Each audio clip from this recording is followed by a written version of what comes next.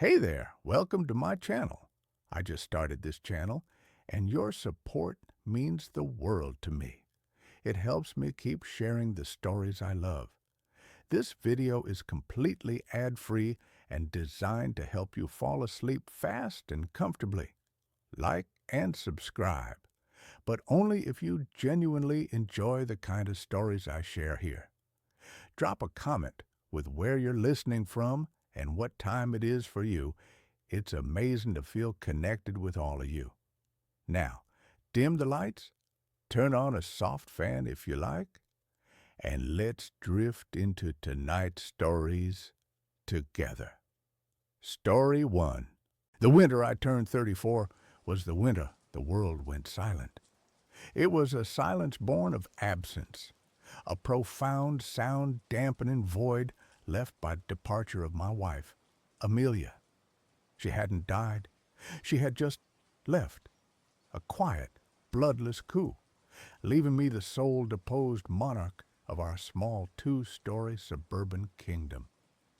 The silence she left behind was a physical entity. It soaked into the drywall, it pooled in the corners of the rooms, and it muffled the outside world, turning the cheerful shouts of neighborhood children into distant, tinny echoes. My name is Samuel. I'm a cartographer, a man who makes his living drawing lines create an order from the chaos of geography. My work is precise, logical, and quiet. I had always thought I enjoyed the quiet. I was wrong. The quiet of our house, once a peaceful harbor, was now the vast, terrifying, and empty ocean. I was adrift. The neighborhood, Havenwood Hills, was a perfect self-contained diorama of suburban bliss. Mature oak trees, manicured lawns, and a prevailing sense of polite, unspoken conformity. It was a place where things were supposed to make sense, a place for summer barbecues, for autumn leaf raking, for the gentle, predictable rhythms of a life well lived. It was not a place for an ice cream truck in the dead of winter. The first time I saw it, it was a Tuesday in the bleak, iron-gray heart of January. A thick, wet snow was falling, the kind that clings to every branch and wire, swaddling the world in a thick white bandage. I was in my study, a room on the second floor that overlooked the gentle curve of our street, trying to lose myself in the intricate topography of a coastal estuary map. And then I heard it.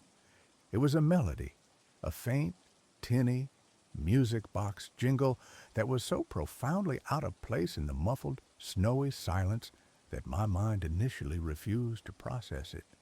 It was "Pop Goes the Weasel." But it was wrong. It was slow, lugubrious, each note slightly off-key, as if the music box that was playing it was very old and very, very tired. The sound grew slowly, agonizingly, louder. I went to the window, my brow furrowed in confusion. And there it was, creeping down the center of the snow-covered street at a pace that was more funereal than festive, was an ice cream truck. It was a relic, a ghost from a bygone era, a vintage 1960s model with rounded, friendly-looking fenders and a high, curved roof. The paint was peeling in long pastel strips of what had once been cheerful pink and white, revealing a layer of rust that was the color of old, dried blood. On the side, in a faded, looping, and vaguely sinister script, were the words, "Jolly Jack's Joyful Gems." The cartoon caricature of Jolly Jack was the stuff of nightmares, a winking, ruddy-cheeked clown whose smile was too wide, whose eyes were just two black, empty circles. The truck moved with a strange, unnatural silence, the only sound the slow, melancholy dirge of its song. It left no tracks in the fresh snow. My first thought was that it was a prank. Some art school prankster with a vintage truck and a twisted sense of humor. But as it drew nearer, I saw the other residents of Havenwood Hills begin to emerge from their warm, bright houses. They moved with a slow, shambling gait, their faces slack, their eyes empty and unfocused. They were dressed in their indoor clothes, pajamas, bathrobes, slippers, oblivious to the biting cold and the falling snow. They were like sleepwalkers, drawn from their homes by the truck's sad, hypnotic song. My neighbor, Mr. Henderson, a man who wouldn't step outside without his tweed jacket, was standing in his driveway in a thin silk dressing gown, a light dusting of snow already gathering on his bald head. The truck stopped directly in front of my house. A small sliding window on its side opened with a soft, scraping sound. A figure leaned out. It was a silhouette, a shape in the deep, shadowy interior of the truck. I couldn't make out a face, just the impression of a tall, thin man in an old-fashioned soda jerk hat. A single, pale, long-fingered hand rested on the counter. The neighbors formed a silent, orderly queue. One by one, they would step up to the window, murmur something, and the pale hand would dispense not an ice cream cone, but a small white paper-wrapped block. They would hand over no money. They would simply take the block, turn, and shuffle back to their houses, their faces still wearing the same blank, vacant expression. I watched, my own face pressed against the cold glass of the window until the last neighbor had been served. The sliding window scraped shut. The slow, sad music began its funereal march once more, and the truck continued its crawl down the street, disappearing into the swirling snow, leaving the pristine, trackless white street behind it. The next day, I tried to talk to Mr. Henderson as he was collecting his mail. "Did you see that ice cream truck yesterday?" I asked, my voice a little too loud, a little too eager. He looked at me. His eyes, which were usually so full of a wry, intelligent humor, seemed clouded, distant. "Truck?" he said, his brow furrowed in genuine confusion. "I don't think so, son. Not in this weather." He turned and walked back to his house, leaving me standing in the cold, the seeds of a profound and terrible dread beginning to sprout in my gut. The truck returned the next day, at the same time, in the twilight hour as the world turned from gray to black, and the next. It became a part of the winter landscape, a daily, impossible ritual. And every day my neighbors would perform their silent, somnambulistic pilgrimage. After a week of this, I began to notice a change in the neighborhood, a subtle, creeping decay. The Christmas lights, which had been left up in a cheerful, defiant stand against the winter gloom, were no longer being turned on. The lawns, once so meticulously kept, were becoming shaggy and unkempt beneath the snow. The people themselves seemed faded. Their smiles were a little more forced, their greetings a little more hollow.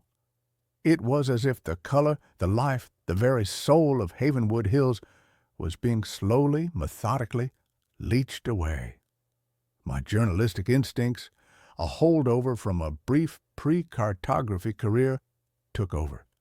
My fear was being eclipsed by a desperate need to understand. I began to research. I dug into the town's archives, sifting through microfiches of old newspapers, my eyes burning from the strain. I found him in an article from the summer of 1974. His name was Jack, not Jolly Jack, just Jack. He had been a beloved local figure, the original owner and driver of Jolly Jack's Joyful Gems. There was a picture of him, a kind-faced man with a sad smile, leaning out of the window of his brand-new ice cream truck. And then a second article from the winter of that same year, a tragedy.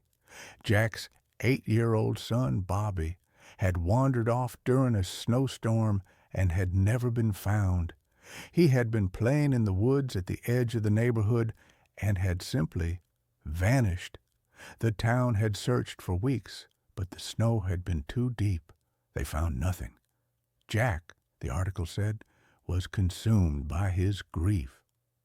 He had continued to drive his truck through the neighborhood day after day, long after the season had ended, his cheerful jingle becoming a familiar sad refrain in the winter quiet. He was looking for his son. He was hoping the familiar sound would guide him home. He had driven that route every day until his own death of what the paper called a broken heart a decade later. The truck, his rolling musical tombstone, had been sold for scrap, or so the article said. The knowledge was a cold, heavy stone in my stomach. The truck was not a prank.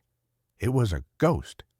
It was the physical manifestation of a father's eternal, inconsolable grief, doomed to forever patrol the streets where his son was lost.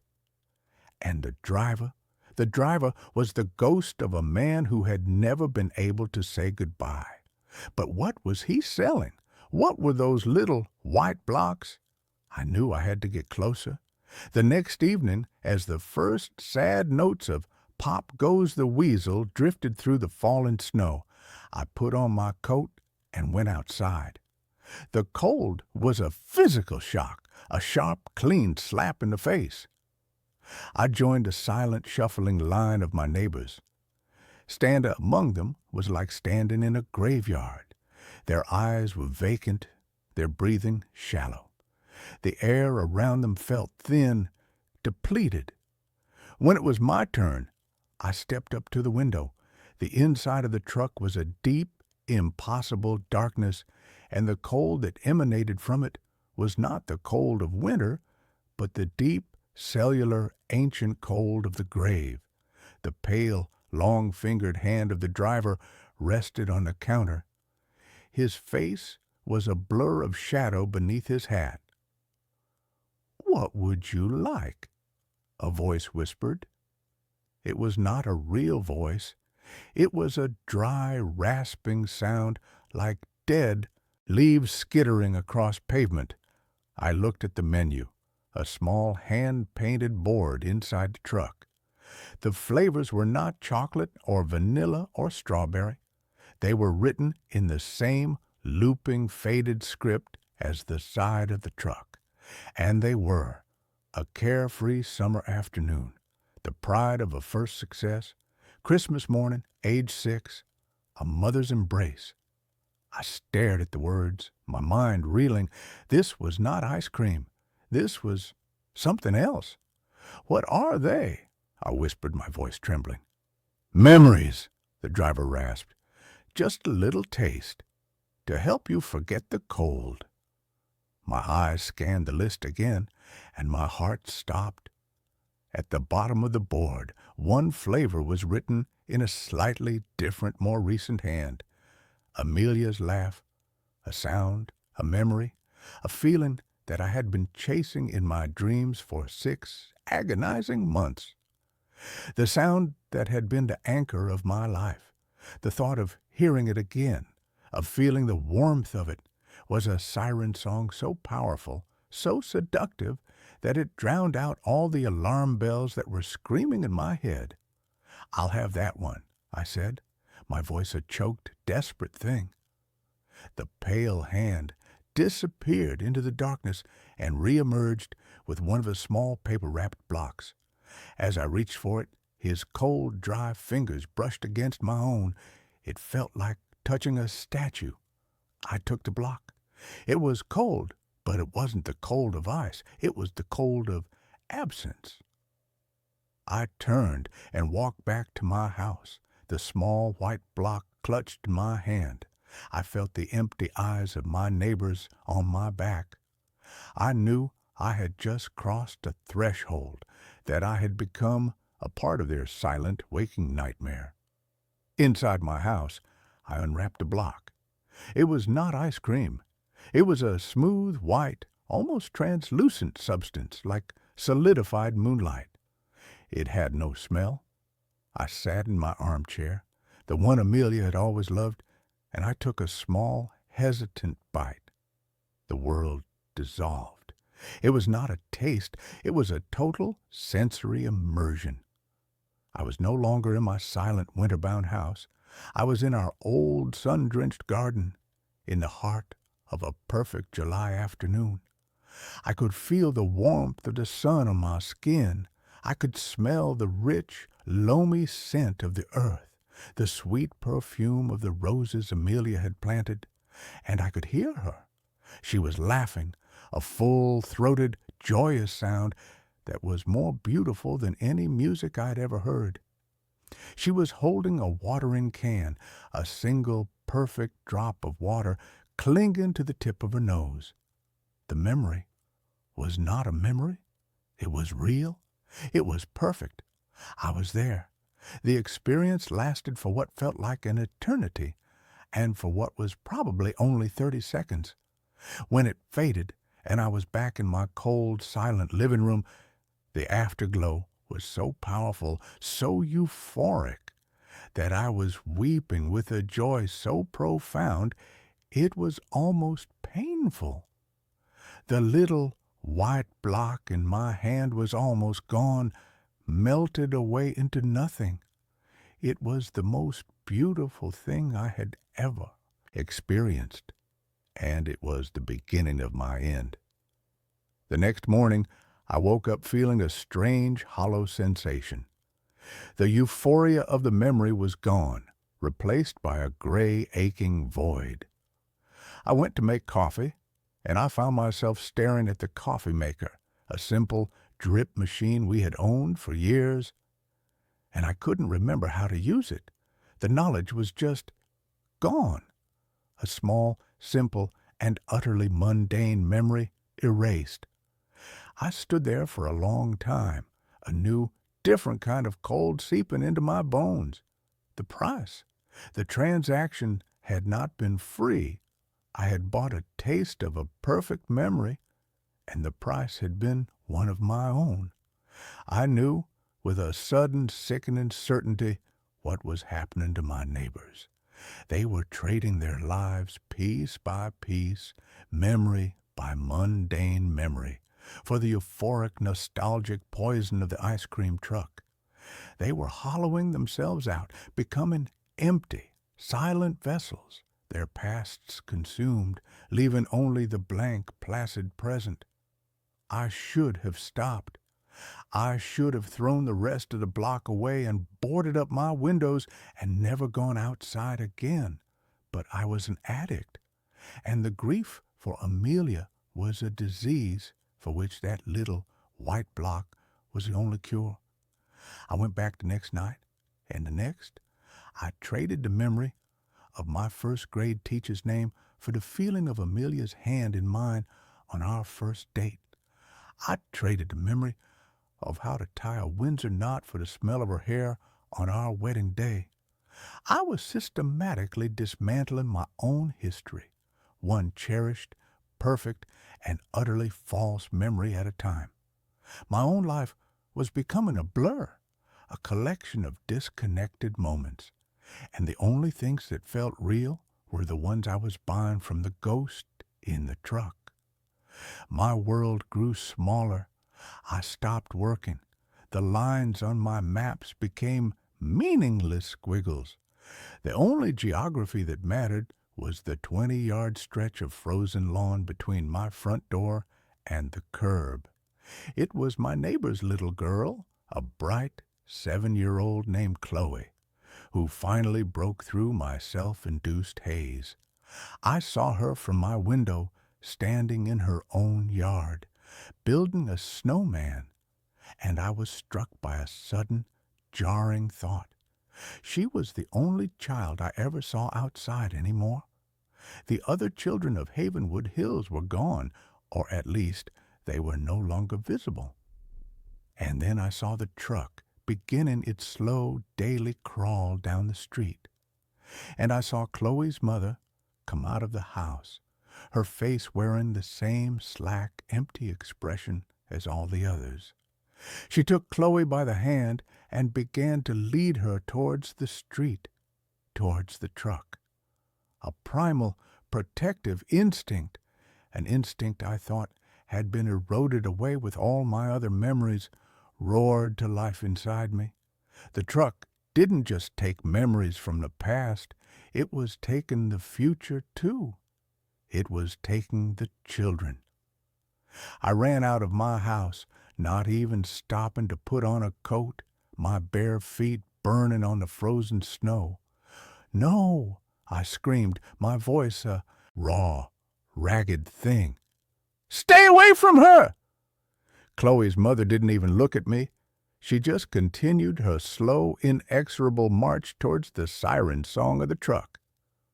But the driver, the shadowy figure of Jolly Jack, turned his head, and for the first time I felt his full, focused attention on me. It was a wave of pure, glacial cold, a malevolent, possessive hatred. He was not just a sad, grieving ghost. He was a predator, and I was interfering with his hunt. I knew I had to stop him, not just for Chloe, but for the entire hollowed-out, silent town. But how do you fight a ghost? How do you kill a memory? The answer, I realized, was in the transaction itself. The truck traded in nostalgia, in the beautiful, edited, perfect versions of the past. It fed on the sweet, saccharine gloss of memory. It had never occurred to me to ask for anything else. That night, I was the first in line. The truck pulled up, its sad song cutting through the frigid air. The window scraped open. The pale hand rested on the counter. "What would you like?" the dead leaf voice whispered. I looked the shadowy figure in the eye. "I want a new flavor," I said, my own voice steady, resonant with a purpose I hadn't felt in years. The figure was still. The hand did not move. "I want the memory of the night Bobby was lost," I said, the words hanging like icicles in the cold air. "I want to taste the fear, the cold, the grief, the real, ugly, unedited truth of it, not the sad story. I want the moment itself." The shadowy figure recoiled, as if struck. A low, guttural moan, a sound of pure agony, emanated from the dark interior of the truck. The pale hand twitched, spasmed on the counter. The truck fed on nostalgia, on the comfort of a lie. I was offering it the one thing it could not digest, the raw, indigestible, and agonizing truth. "Give it to me," I commanded, my voice ringing with a newfound authority. "You owe it to him. You owe it to them all." The figure let out a long, shuddering sigh, a sound that seemed to pull the very heat from the air. The pale hand disappeared and re-emerged with a block. But this one was not white. It was a dark, swirling, angry gray, and it seemed to throb with a cold, internal light. I took it. It was so cold it burned my hand. I unwrapped it, and I took a bite. The world did not dissolve. It shattered. I was not in a memory. I was in the event. I was a small 8-year-old boy lost in a blizzard, the wind a screaming, predatory thing, the snow a blinding white abyss. I could feel the biting, numbing cold in my bones, the terror of being small and alone and lost in the dark. I could feel a father's frantic, heart-shattering grief, a grief so powerful it had torn a hole in the fabric of the world. I was experiencing the raw, unfiltered agony that had given birth to this monster. And in the heart of that storm of pain, I felt something else. A small, quiet, and profoundly powerful warmth. It was the memory of a father's love for his son, the love that had existed before the grief had twisted it into this monstrous, hungry thing. It was the original memory, the source code. I opened my eyes. I was back on the street, on my knees in the snow. The block was gone. The ice cream truck was changing. The cheerful, peeling paint was dissolving into a cloud of black, swirling smoke. The metal was groaning, rusting, decaying before my very eyes. The sad, melancholy jingle was distorting, rising in pitch until it was a single, agonized electronic shriek. The figure of Jolly Jack was visible now, not as a shadow, but as a man made of pure, shimmering grief, his face a mask of eternal, unending sorrow. He looked at me, and for a fraction of a second I saw not a monster, but a man, a father. And his eyes, for the first time, were not empty. They were full of a terrible and finally liberating peace. And then, with a final silent implosion, the truck, the driver, the sad eternal music were gone. The silence that followed was different. It was not the silence of absence. It was the silence of peace. The neighbors, who had been standing in their silent zombie-like line, began to stir, to blink, as if wakened from a long, dreamless sleep. They looked at each other, a dawning confusion and shame on their faces. Mr. Henderson looked down at his silk dressing gown, a look of profound, comical bewilderment on his face. The next day, the color began to return to Havenwood Hills. The Christmas lights were turned back on. The sound of children's laughter, real, joyous, and loud, echoed through the streets. The world was slowly, tentatively, waking up. They would not remember what had happened. They would only have a strange, shared amnesia, a collective missing season in the story of their lives. But I remember. I carried a memory for all of them. The grief for Amelia is still with me, a quiet, constant companion, but it is my own. It is not a thing to be traded or erased or consumed. It is a part of my story. The winter is just winter now. It is cold and it is quiet. But it is a real quiet, a natural quiet. And when the snow falls, I no longer see ghosts. I just see the snow. And I know that spring, in its own slow and beautifully, wonderfully predictable time, will eventually come. My phone keeps sending me photos. I prided myself on my digital hygiene. I was the guy who used multi-factor authentication for everything, who updated his OS the minute a patch dropped, and who kept his phone's camera roll meticulously organized. My life was defined by order, a clean, predictable line graph in a world of erratic scribbles. My phone, a high-end, state-of-the-art model, was my most trusted tool, an extension of my own organized mind. I used it for work, for tracking my fitness, and for capturing the occasional deliberate moment, a sunset, a well-plated meal, a perfectly stacked set of books. Every photo in my library, all 4312 of them, had a story, a time, a place, and a conscious act of my own intention attached to it. That's why the first impossible photo was such a profound violation. It arrived, not as a text or an email, but silently, seamlessly, integrated into my own camera roll, nestled between a picture of my dog, Winston, sleeping on a pile of laundry, and a screenshot of a plumbing quote. I was reviewing the laundry picture, zooming in to admire his ear floof, when I swiped left and saw it. It was a picture of a hallway. Not my hallway, but a similar one. It was dimly lit, wall-papered in a faded floral pattern I didn't recognize, and utterly empty. The perspective was low, almost from the floor, and the only light source seemed to be a weak, yellow-tinged bulb at the end of the corridor. It was unremarkable in every way, except for the fact that I had never been there. I had never taken this picture. I checked the metadata immediately, my heart giving a single, hard thump against my ribs. The timestamp was 3:42 a.m. 2 nights prior, the location data was blank, which in itself was odd, as my phone's GPS was always on and precise.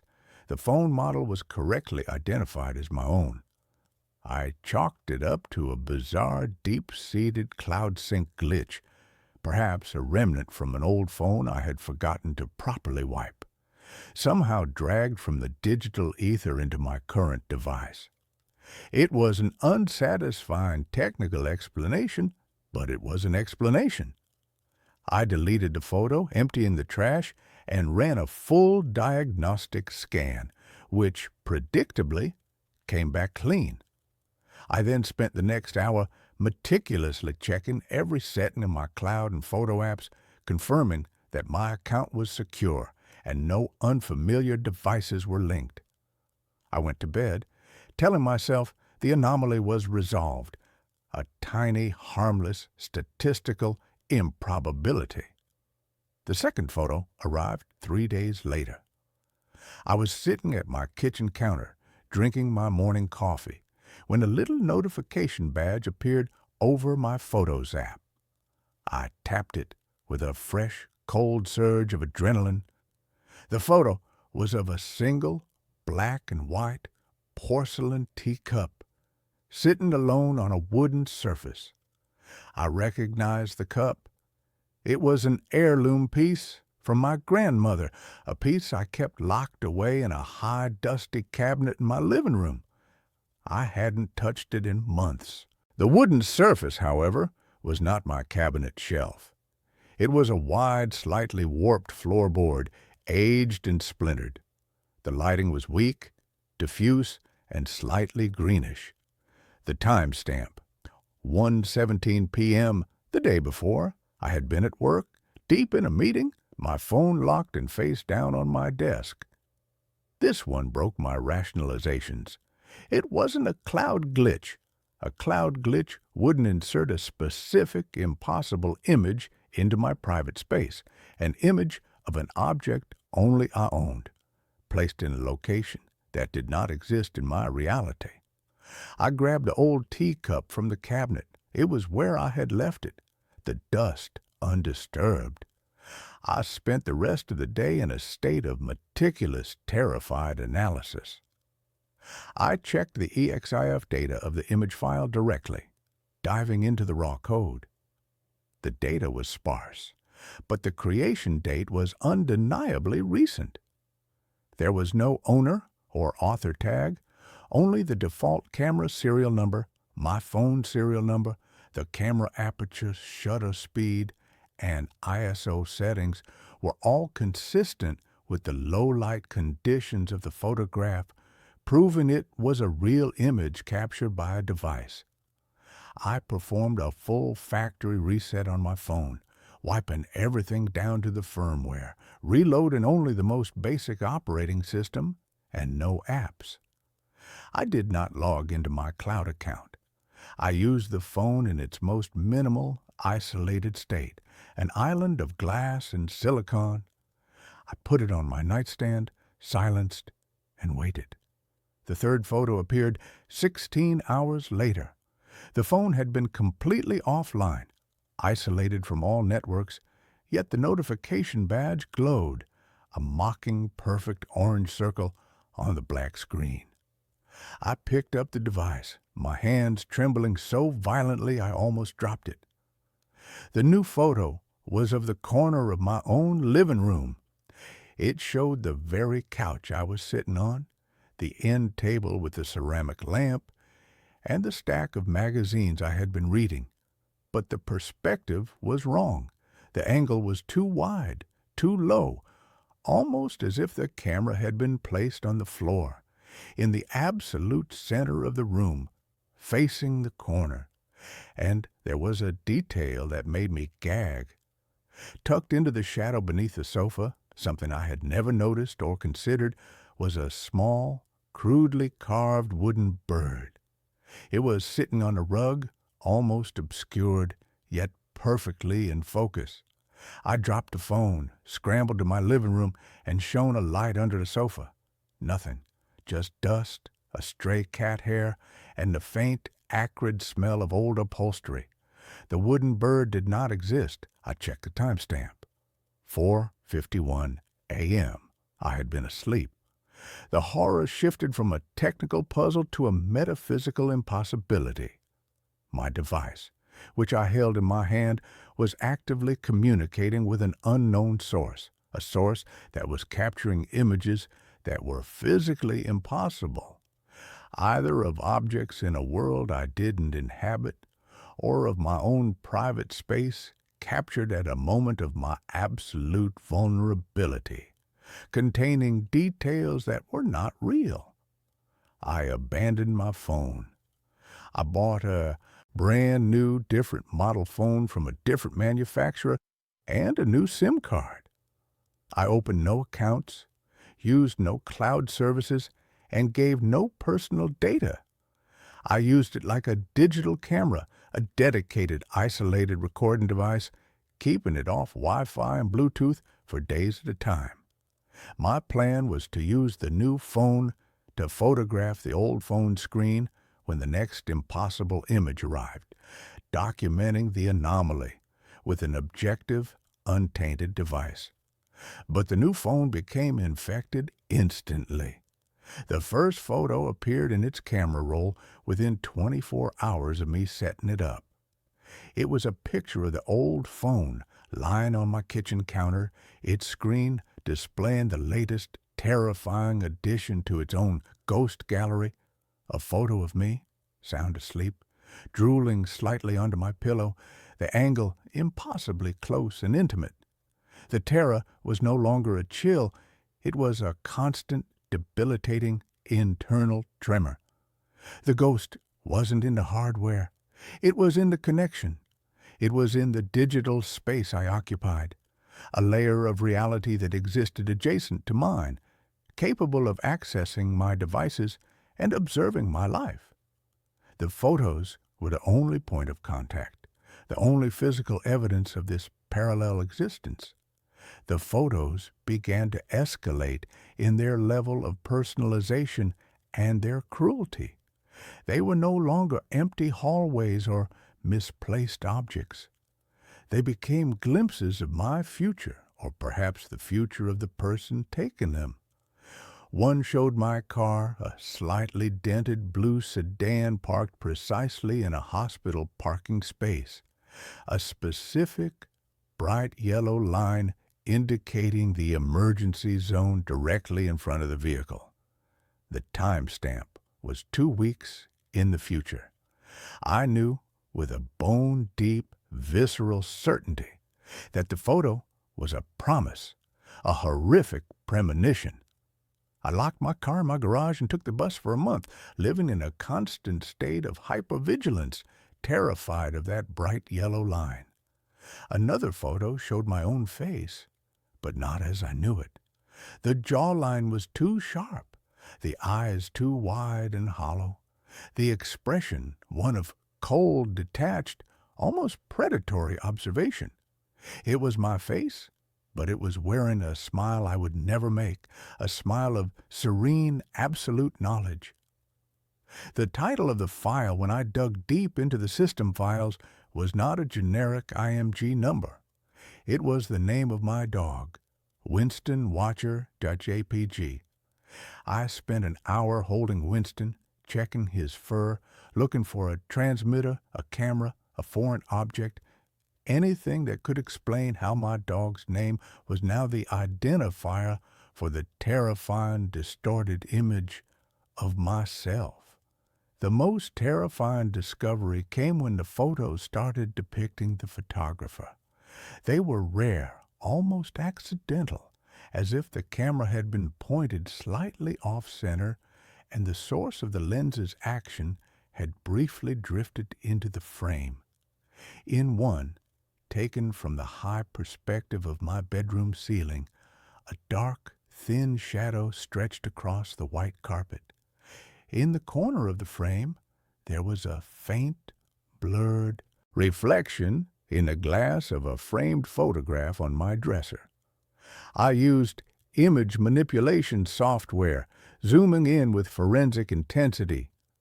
The reflection was distorted, a funhouse mirror image, but it was distinctly human-shaped. It was tall, impossibly thin, and shrouded in what looked like heavy, loose cloth.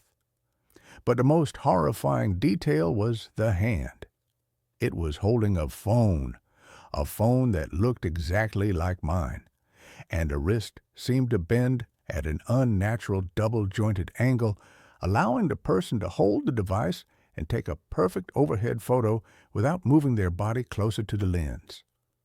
The photo was taken at 2:05 a.m., the precise time I had finally fallen into an exhausted, pill-induced sleep. I realized the horror was not that I was being watched, but that the photos were not being sent to me. They were being taken by me, or rather, by an entity that had completely subsumed my digital identity, operating my devices with a silent, unseen hand. The photos were simply being saved to my camera roll because the device still believed I was the user.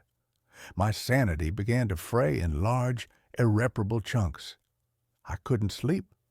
I couldn't look at my reflection for fear of seeing that serene, predatory smile. I started a desperate, last-ditch attempt to contact a photographer. I used my second phone, the new one, to take a photo of the screen of my first phone, the old one. The photo on the old screen was another impossible image, a tight, close-up shot of the hinges on my front door, taken from the perspective of someone crouched on the floor outside, documenting the mechanics of my primary security barrier. I posted a message on a generic text editor app and took a screenshot of it. The message read, "I see you. Who are you? What do you want?" I saved the screenshot to the camera roll of the old phone, locked it, and placed it on my bedside table. I stayed awake all night, sitting rigid in a wooden chair, staring at the phone, a heavy, solid bronze sculpture clutched in my hand. I watched the screen. I watched the tiny orange badge appear over the Photos app.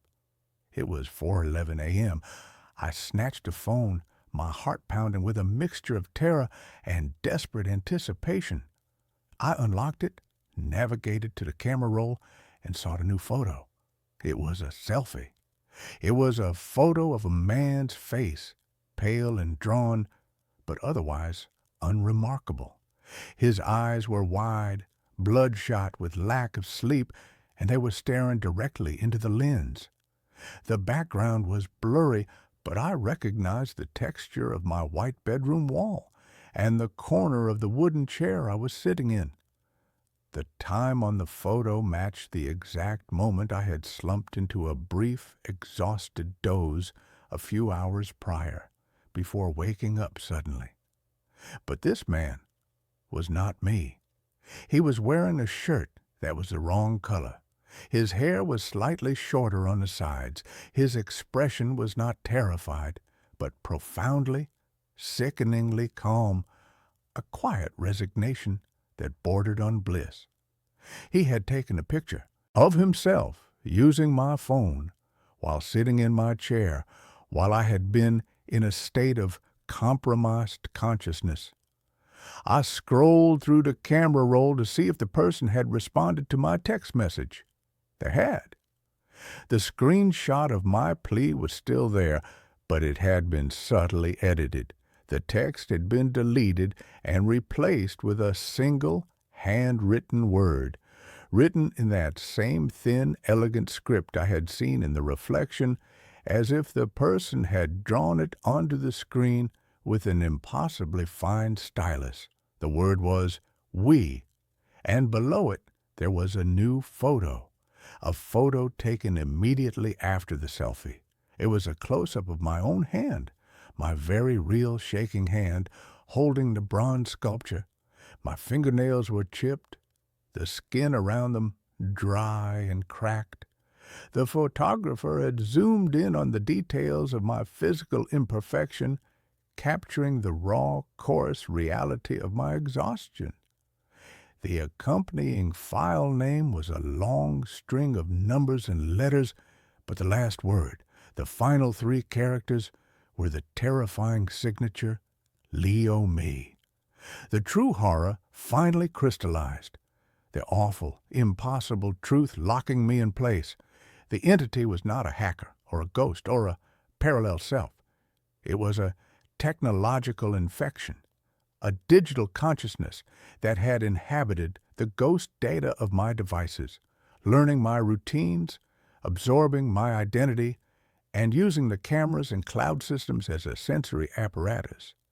And it was trying to tell me that it had integrated, that I was the source of the disturbance, that the physical and digital realities had merged, and that my mind, my physical presence, was simply the messy, loud twin to the clean, quiet, perpetual consciousness it had cultivated in the wires and light of the phone. The photos weren't a warning. They were a diary, a set of observations made by the entity as it slowly, meticulously finalized the process of becoming me, using my own body as its final living shell. I destroyed the phones.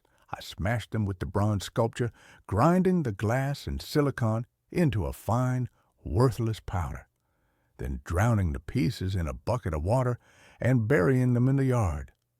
I bought a cheap, old-fashioned flip phone with no camera, no internet, and no modern operating system, reducing my life to voice calls and text-only messages. I thought I had won. I thought I'd cut the string.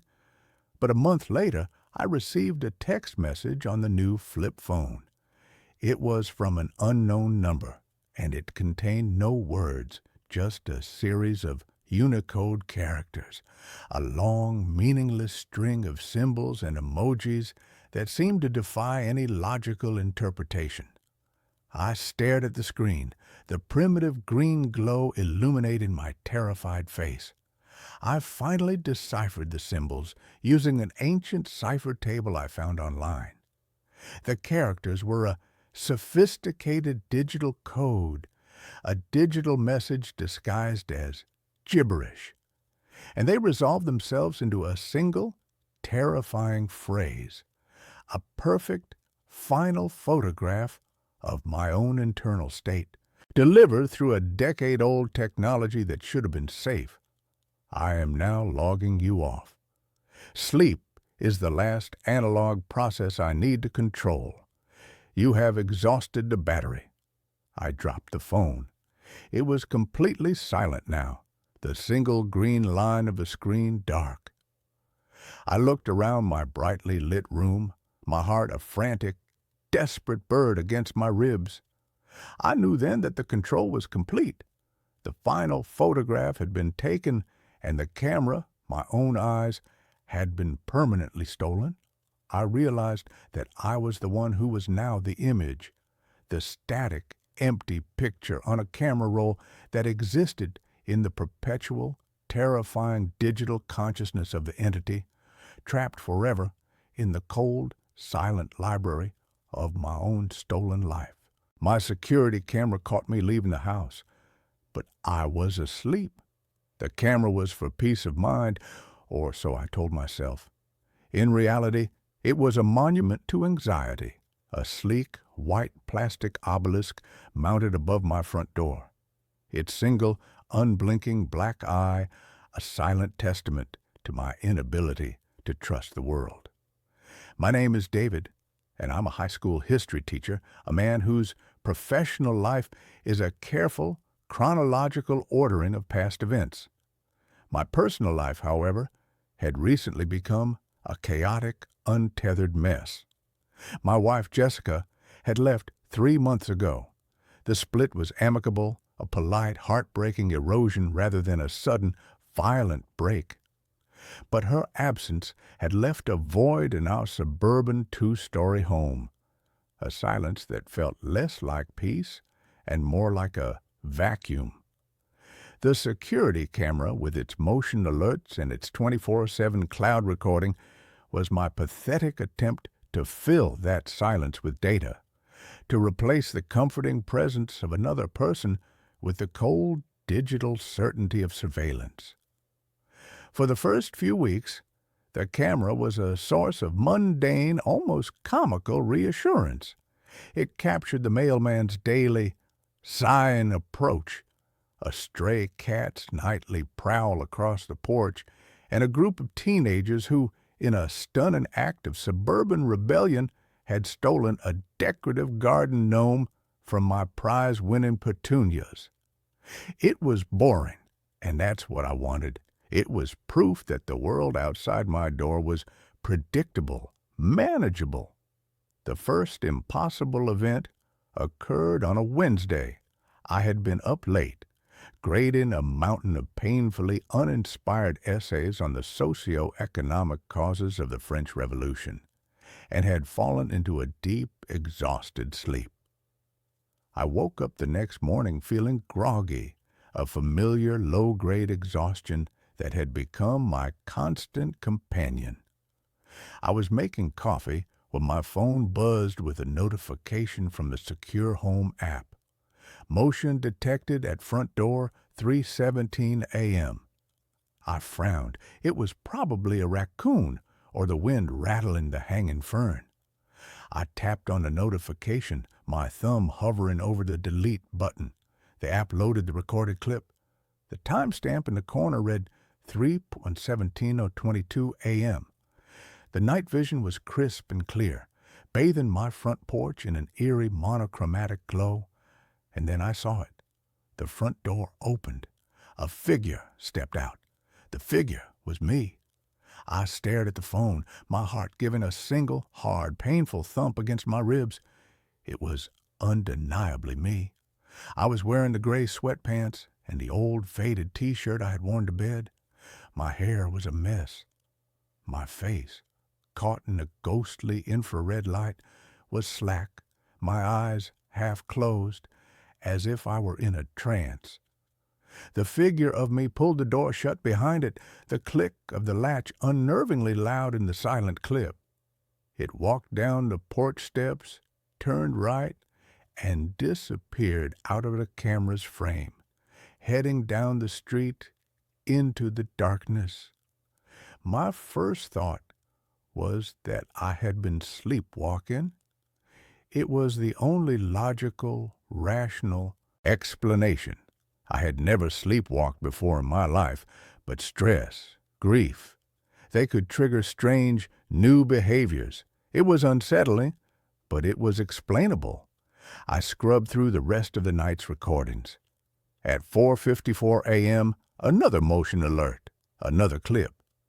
It was me again, walking back into the frame, up the steps, and letting myself back into the house, locking the door behind me. I had been gone for nearly an hour and a half. A cold, creeping unease began to settle in my stomach. Where had I gone? What had I done? I went to the front door and checked the lock. It was secure. I checked my keys. They were on the hook by the door where I always left them. My wallet and phone were on my nightstand. I checked my shoes. They were in the closet, dry and clean. The streets had been wet from a late-night shower. If I had been walking for over an hour, my bare feet would be... I lifted my right foot and looked at the sole. It was pink and clean, as if I had just stepped out of the shower. Not a speck of dirt, not a single blade of grass. The sleepwalking theory, which had been a flimsy shield to begin with, began to crack. That day at school, I was a ghost. I moved through the hallways, my mind a million miles away, replaying the silent black and white movie of my nocturnal excursion. My students, a tribe of perpetually bored teenagers, didn't seem to notice my distracted state. Their apathy was a small, welcome mercy. That night, I took precautions. I wedged a heavy rubber doorstop under my bedroom door. I even, feeling slightly ridiculous, tied a small brass bell to the doorknob. If I was going to go for a walk, I was going to wake myself up doing it. I went to sleep feeling a little more in control, a little more sane. The next morning, I woke up to silence. The bell was undisturbed. The doorstop was firmly in place. I felt a surge of relief. It had been a one-time stress-induced anomaly. I was fine. Then I checked the app. Motion detected at front door, 2:48 a.m. My blood ran cold. I opened the clip, my hand trembling. The front door opened. The figure of me stepped out. It was wearing the same clothes. It had the same blank, somnambulistic expression. It closed the door and walked off into the night. An hour later, at 4:02 a.m., it returned. I flew out of my bed, my heart pounding. The bell on my bedroom door was silent, the doorstop untouched. He hadn't come from my room. With a sense of dread so profound it felt like I was wading through molasses, I went downstairs. The house was quiet, still. The front door was locked. I began to search. I didn't know what for. A sign, an explanation. In the living room, on the plush beige carpet in front of the cold, dark fireplace, I found it. A single, muddy footprint. It was a man's footprint, about my size, but it was not from a bare foot. It was from a heavy work boot. I didn't own any work boots. The thing that was leaving my house at night, the thing that looked exactly like me, was not me. My life split into two distinct, terrifying realities. There was the daytime David, the history teacher, the grieving, lonely man who was trying to hold the fragile pieces of his life together. And there was the nighttime David, a silent, nocturnal creature who had somehow stolen my face and was using my home as a base of operations. My anxiety, which had been a low, persistent hum, became a screaming, high-pitched siren in my mind. I became an obsessive detective, my own home, the scene of an impossible crime. I set up more cameras, one in the living room, facing the front door, one in the hallway at the top of the stairs. I needed to know where he was coming from, where he was hiding. The next night, I pretended to go to bed, but instead, I sat in the darkness of my room, the door cracked open, my phone in my hand, watching the live feeds from the new cameras. For hours, there was nothing but the silent, empty, monochromatic landscape of my own home. I was starting to drift off, my head lolling against the wall, when the camera in the living room registered movement. I sat bolt upright, my eyes glued to the screen. It wasn't coming from upstairs. It wasn't coming from the basement. It was coming from inside the living room, from the wall behind the sofa. I watched, my breath held tight in my chest as a section of the wall seemed to ripple, to shimmer like a heat haze on a summer road. And then he stepped out of it. He stepped directly out of the solid plaster wall as if he were walking through a curtain. It was me, but it wasn't me. His movements were different, fluid, economical, precise.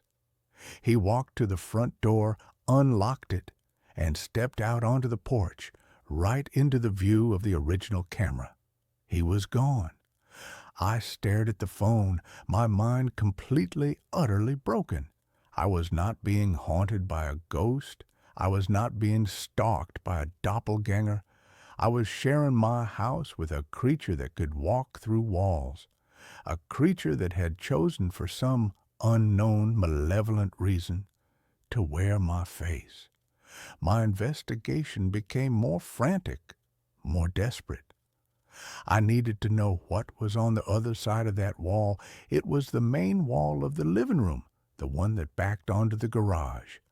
The garage was my space, my workshop, filled with woodworking tools and half-finished projects that I hadn't had the heart to touch since Jessica had left. The next day, I went into the garage. The wall was solid, covered in pegboard where I hung my tools. There was no shimmering, no ripple, just solid, dependable wood and plaster. I took a hammer, and with a trembling hand, I knocked a hole in the plaster. I tore away the drywall with my bare hands, my fingers raw and bleeding, and I found nothing. Just the wooden studs of the frame, the pink fiberglass insulation, the electrical wiring. There was no portal. There was no door. I was being gaslit by my own house. The creature I had started calling, it, the other, was becoming bolder. It was no longer just leaving the house.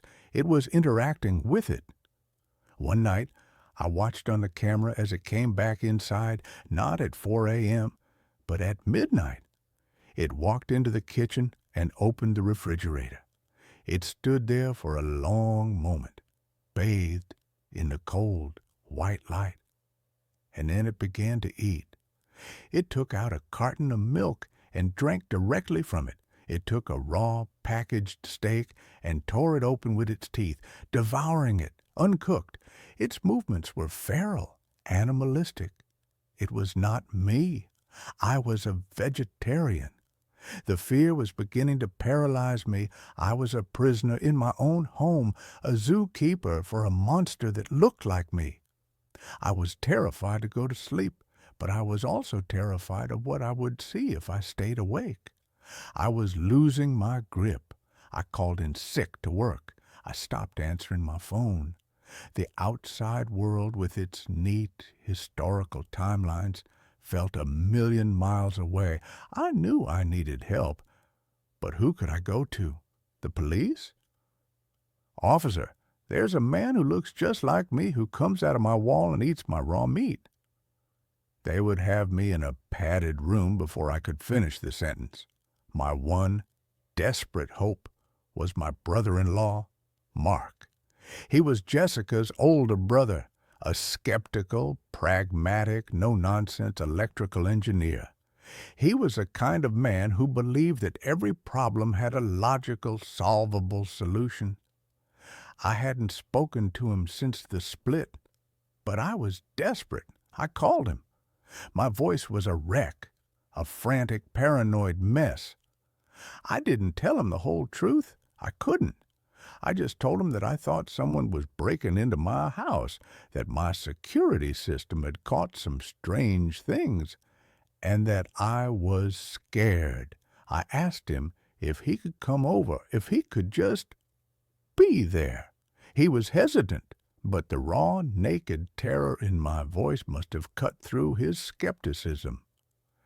He agreed to come that evening. His arrival was a brief, welcome injection of normalcy into my surreal nightmare. He walked through the house, checking the locks, the windows.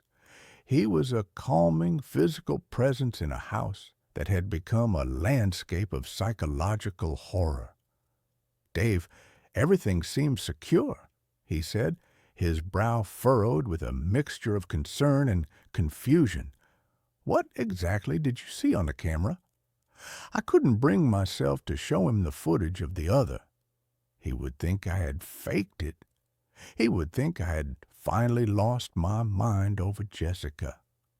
Instead, I showed him a clip of a shadow moving in a way it shouldn't, a flicker of movement that was probably just a moth, but that I presented as something sinister. He was unconvinced, but he was a good man. He saw that I was genuinely terrified, and he agreed to stay the night on the sofa. We sat in the living room, the television on but the volume low, a flimsy shield against the oppressive silence.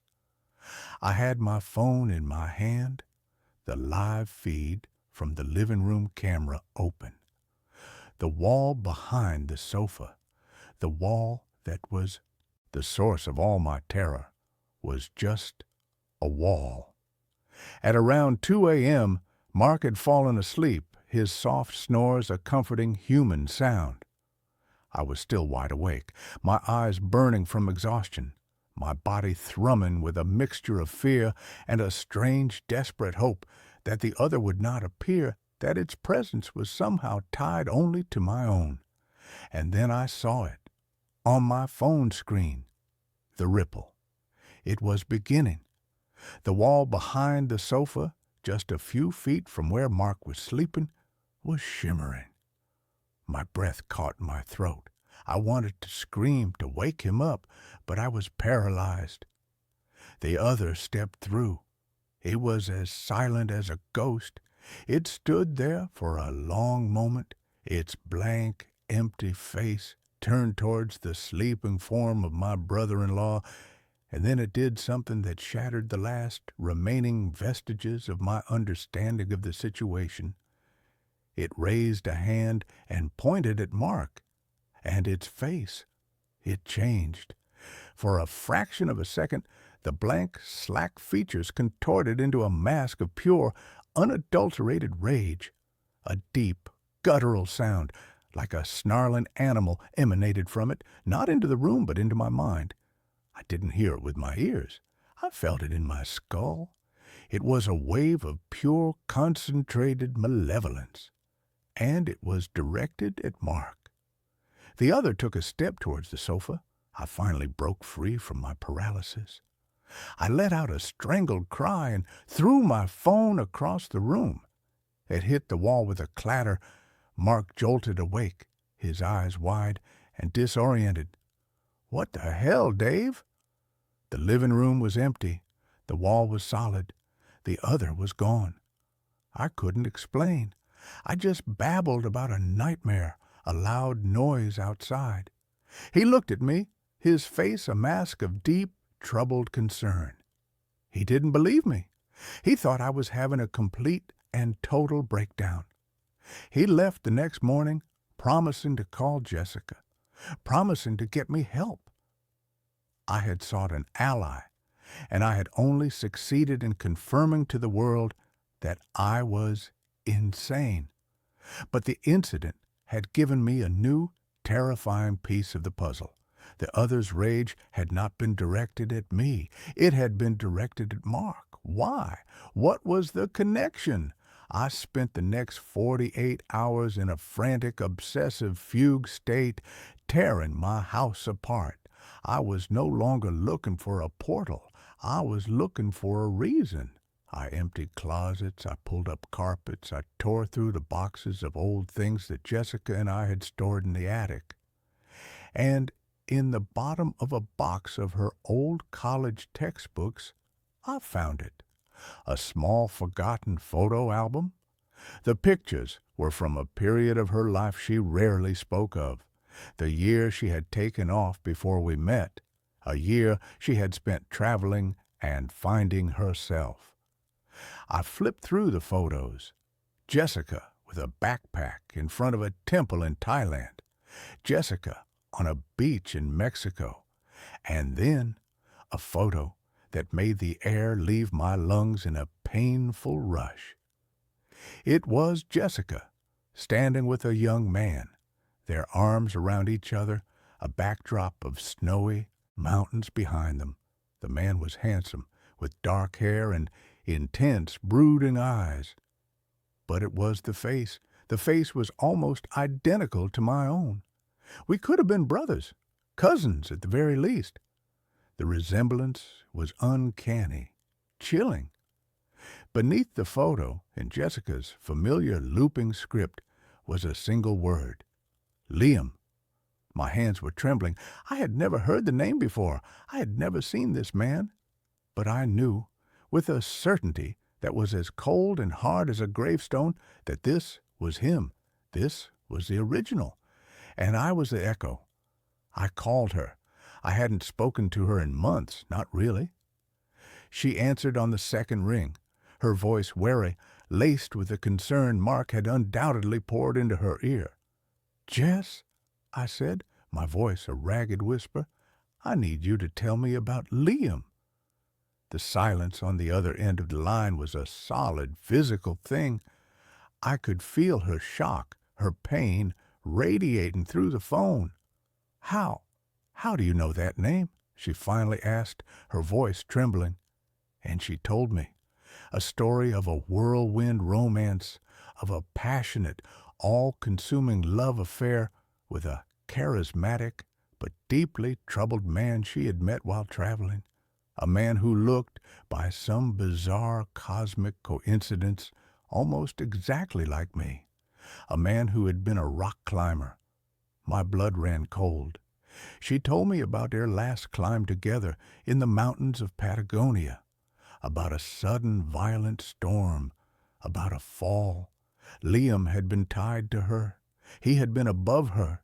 He had fallen, and his weight had pulled her from her own hold. He had been dangling, unconscious, and she had been holding them both, her fingers screaming, her strength failing. To save herself, she had cut the rope. She had never told anyone.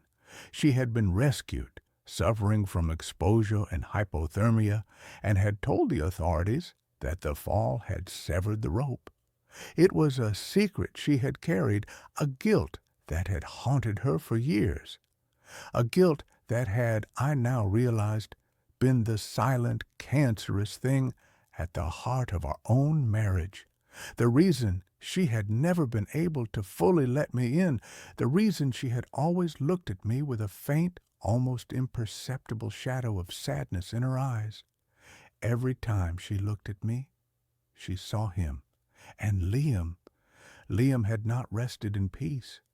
His ghost, his rage, his profound sense of betrayal had not stayed in the mountains of Patagonia. It had followed the one person it was still connected to. It had followed Jessica.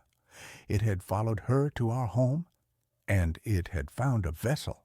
Me, a man who looked like him, who slept in his bed, who lived the life he had been denied. The other was not a doppelganger. It was a ghost, a tormented, vengeful ghost that had, through some supernatural psychological alchemy, imprinted itself upon me. It was wearing my face, but the rage, the hunger, the methodical, silent comings and goings, they were his. He was coming out of the walls of the home he believed was his, a home he had been cheated out of. And his rage at Mark, it was the rage of a man for the brother of the woman who had let him fall. I understood then. I was not the one being haunted. I was the one doing the haunting. My body was the house, and the ghost of Liam was the unwelcome tenant. And I knew, with a chilling certainty, that he was not going to leave until he had what he wanted. He wanted revenge. He wanted Jessica. I told her to run, to pack a bag and leave her apartment, to go somewhere I couldn't find her, somewhere he couldn't find her through me. She thought I was having a psychotic break, that my grief and her confession had shattered my mind.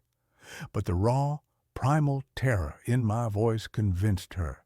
And then I waited. I was the bait. This was my house, my body, and I was not going to let him have it any more. I set up the cameras again, all of them focused on the living room wall. I sat in a chair directly opposite, a single, heavy iron fire poker in my lap. I was not going to sleep. I was going to wait for him to come out. And this time, I was going to be ready. He came, as always, in the dead of night. The wall rippled. He stepped through. He looked at me sitting in the chair, and for the first time, his blank face showed an emotion. Surprise. He had not expected me to be waiting. He had not expected me to be armed. "She is gone," he said in my mind, his voice a snarl of pure frustration. "Where is she?" "She is not for you," I said, my own voice a low, trembling thing. "This life is not for you. This body is not for you. You are a memory, a ghost, and it's time for you to leave."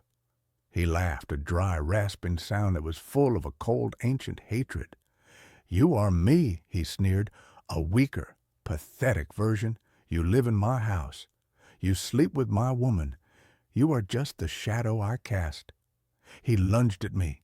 He was impossibly fast. I swung the fire poker, but it passed right through his shimmering, insubstantial form. He was inside my head, a crushing psychic pressure, a wave of pure, concentrated rage and pain. I saw the fall. I felt the rope go taut. I felt the cold, sharp shock of the blade severing the line. I felt the long, terrifying fall into the abyss. He was trying to overwrite me with his own death, to drown me in his own trauma. But I was not him. My own grief, my own pain, was my shield. I thought of Jessica, not as the woman he had lost, but as the woman I had found, the woman I had loved, the woman I had failed in my own different way. I thought of my own quiet, ordered life, the life he had so viciously invaded. "No," I gasped, my vision tunneling, the room dissolving into a swirl of his angry, chaotic memories. "I am not you." I did the only thing I could. I dropped the poker. I stopped fighting him on his terms. I stopped trying to be a warrior. I was a history teacher, and I knew that the only way to truly defeat a ghost is to understand its story, and then to let it go. I didn't push back against his memories. I accepted them. I let his pain, his rage, his betrayal wash over me. And in the heart of that storm, I found the one small human thing that was left of him, his love for her, a love that had been twisted into a monstrous, possessive obsession, but a love nonetheless. She is not here because she is safe. I project into his mind, my thoughts, a calm, quiet counterpoint to his screaming rage. And she is safe because I love her. And because I love her, I can let her go. It was the one thing he could not understand, the one thing his possessive, all-consuming ghost was incapable of. Forgiveness, acceptance, the quiet, heartbreaking, and ultimately liberating act of letting someone go. The pressure in my head lessened. The ghost of Liam recoiled as if burned. My acceptance, my surrender, was a language he did not speak. It was a rejection not of him, but of the rage that had defined him. It had taken away his power. He flickered, his form wavering, becoming more translucent. He looked at me one last time, his face a mask of confusion, of a pain that was no longer angry, but just sad. And then he was gone. The ripple in the wall faded. He was not defeated. He was just released. The house was quiet, but it was a different quiet, a clean quiet. The vacuum had been filled. The haunting was over. I sold the house. I couldn't stay there. It held too many ghosts, both his and my own. I moved to a small, anonymous apartment in a different city. I don't have a security camera anymore. I am learning to live with the quiet, to trust the silence. Jessica and I are talking. It's slow and it's painful.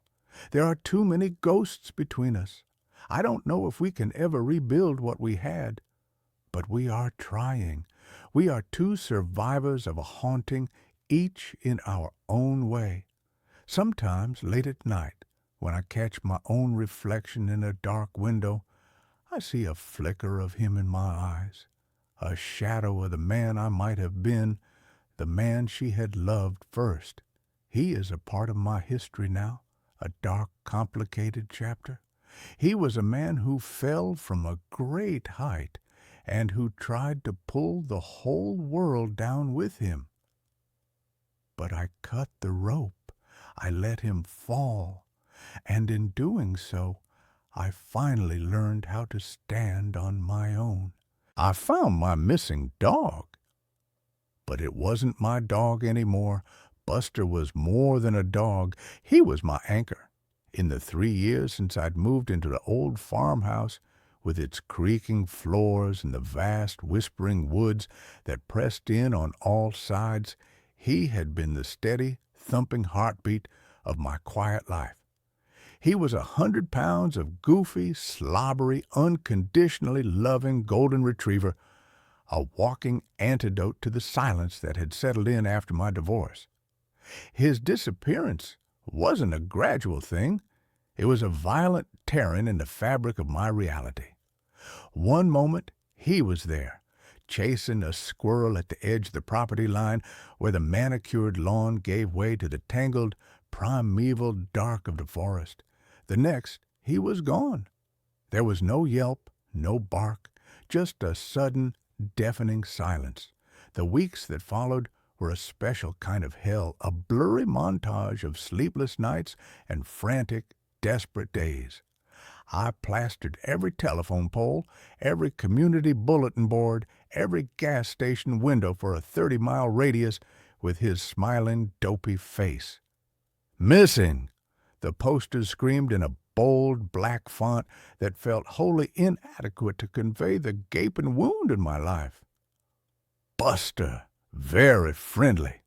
Family is heartbroken."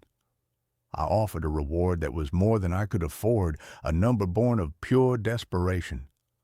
I walked those woods until my feet were blistered and my throat was raw from calling his name.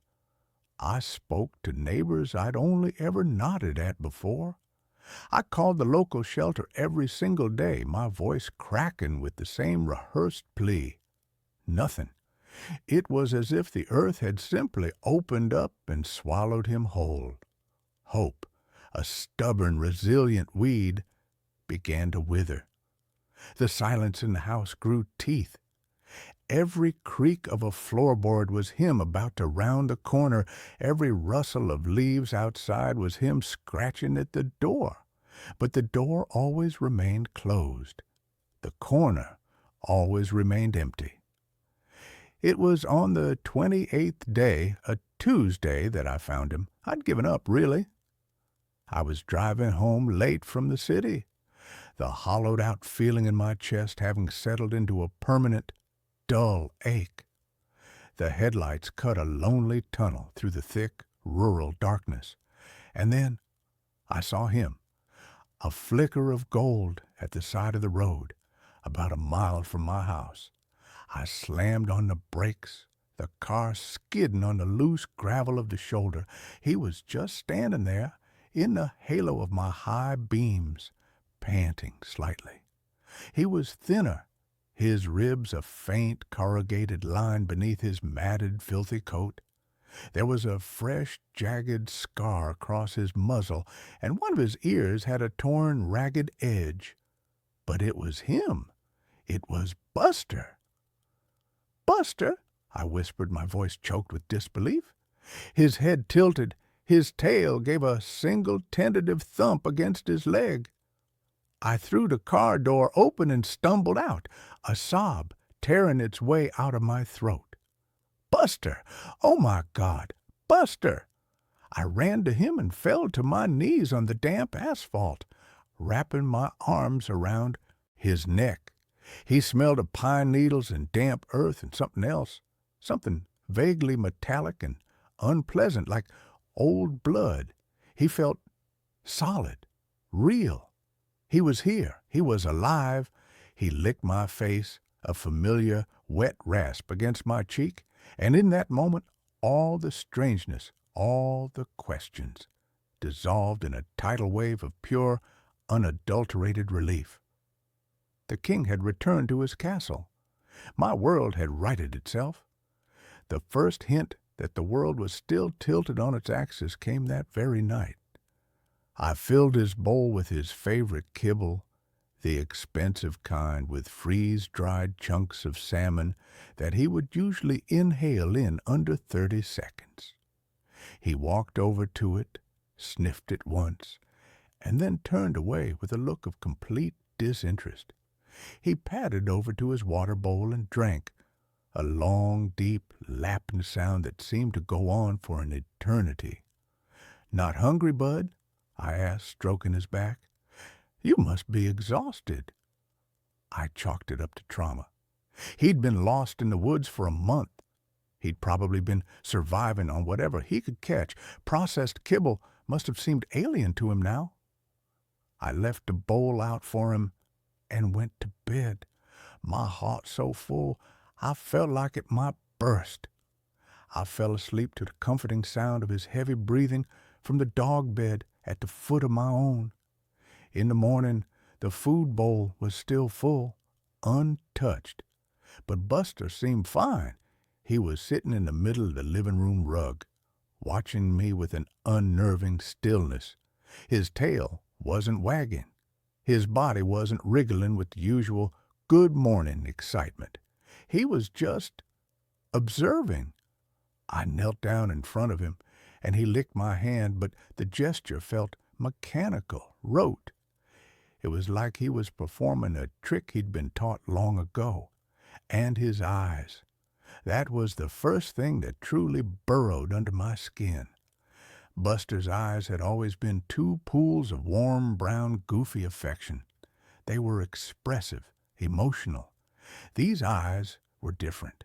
The color was the same, but the light behind them was out. They were flat, glossy, like the eyes of a taxidermied animal. They held a deep, unnerving intelligence, but it was a cold, analytical intelligence. Not the intelligence of a dog, but of something else entirely. When I looked into his eyes, I didn't feel seen by my best friend. I felt scanned, assessed. The days that followed were a slow creeping accumulation of wrongness. The subtle behavioral shifts were the most disorienting. Buster had always been a vocal dog, barking with joyous abandon at squirrels, the mailman, a car door slamming down the street. This new Buster was silent, utterly, unnervingly silent. He moved through the house with a stealth he'd never possessed before, his paws making no sound on the hardwood floors.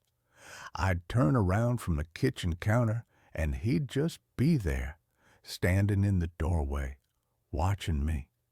He stopped responding to commands he'd known since he was a puppy. Sit, stay, shake. The words meant nothing to him. He wouldn't even react to his own name most of the time, but he was smart, frighteningly so. He learned to open the back door by watching me turn the lever handle. He figured out how to get the lid off the kitchen trash can, not with brute, clumsy force like the old Buster, but with a delicate, precise manipulation of his paw. Then came the food issue. He continued to refuse his dog food, but he was eating.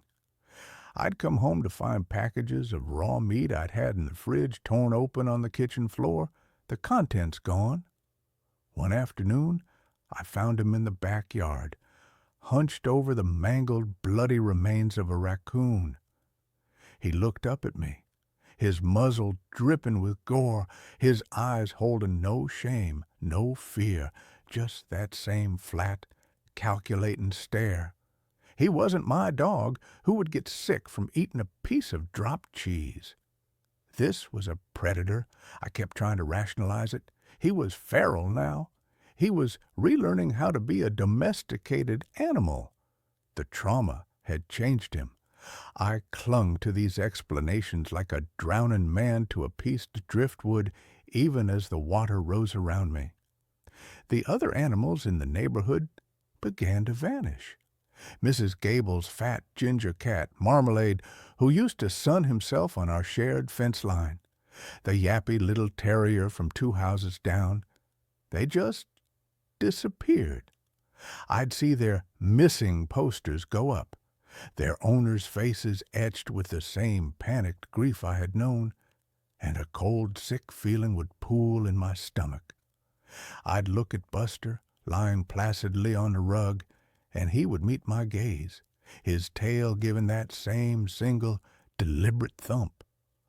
"I know what you're thinking," his eyes seemed to say, "but you can't prove it." The mimicry was the most insidious, the most psychologically shredding part of the ordeal.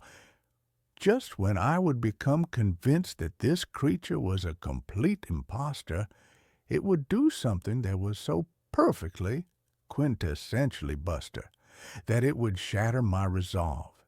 It would suddenly nudge its head under my hand for a scratch behind the ears in that specific way he always had.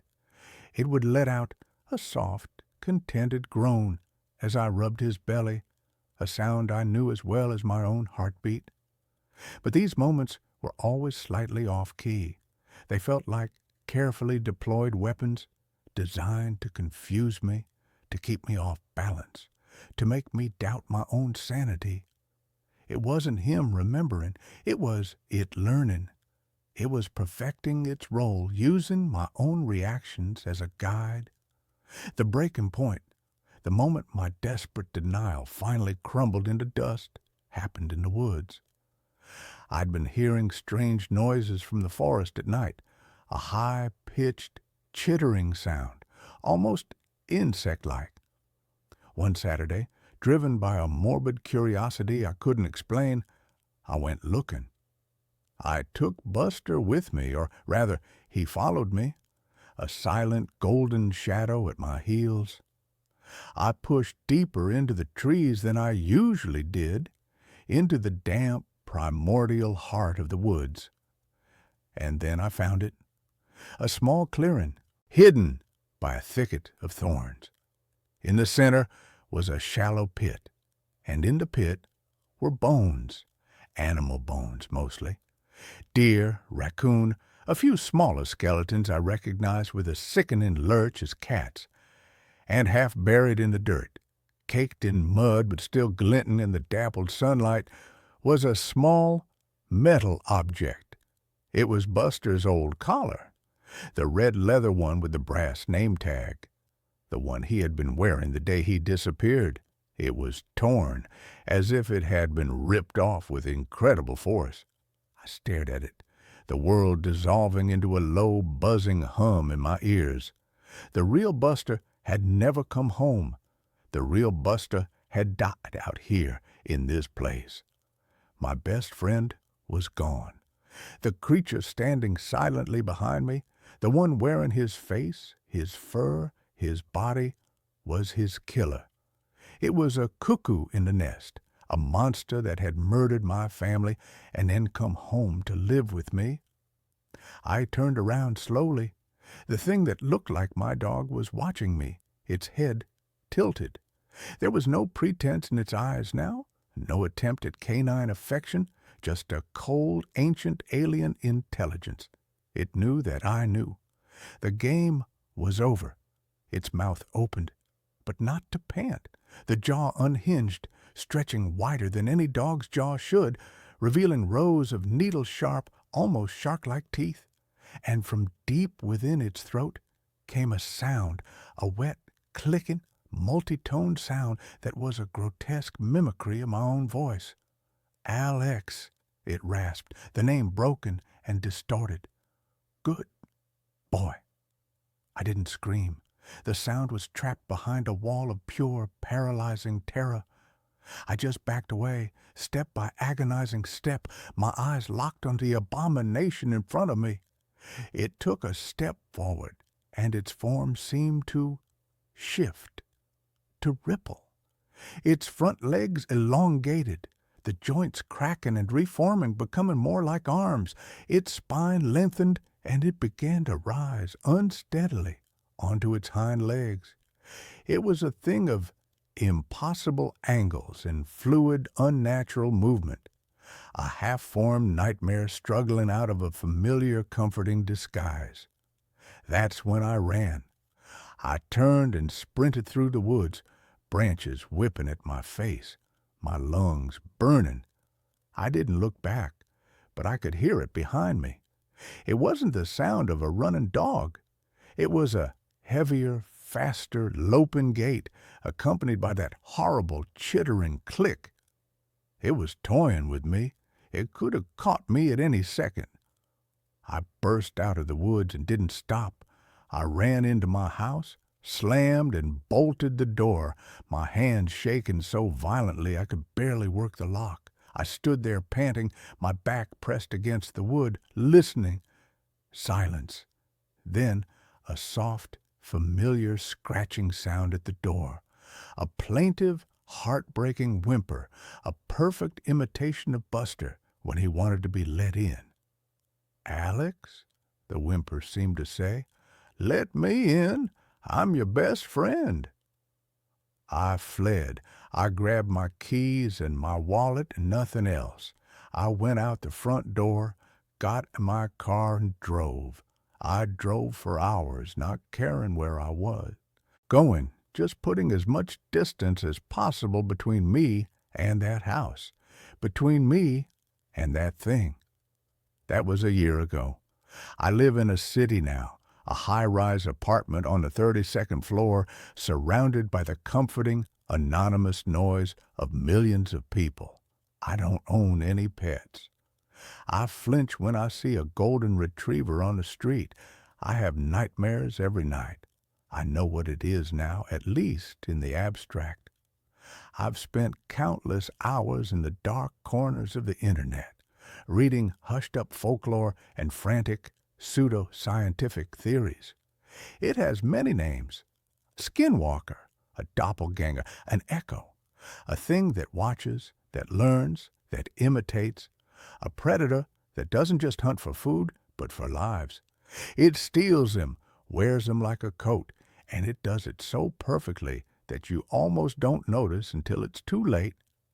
I thought I had escaped, but a few weeks ago I was walking home from work and saw a poster taped to a lamppost.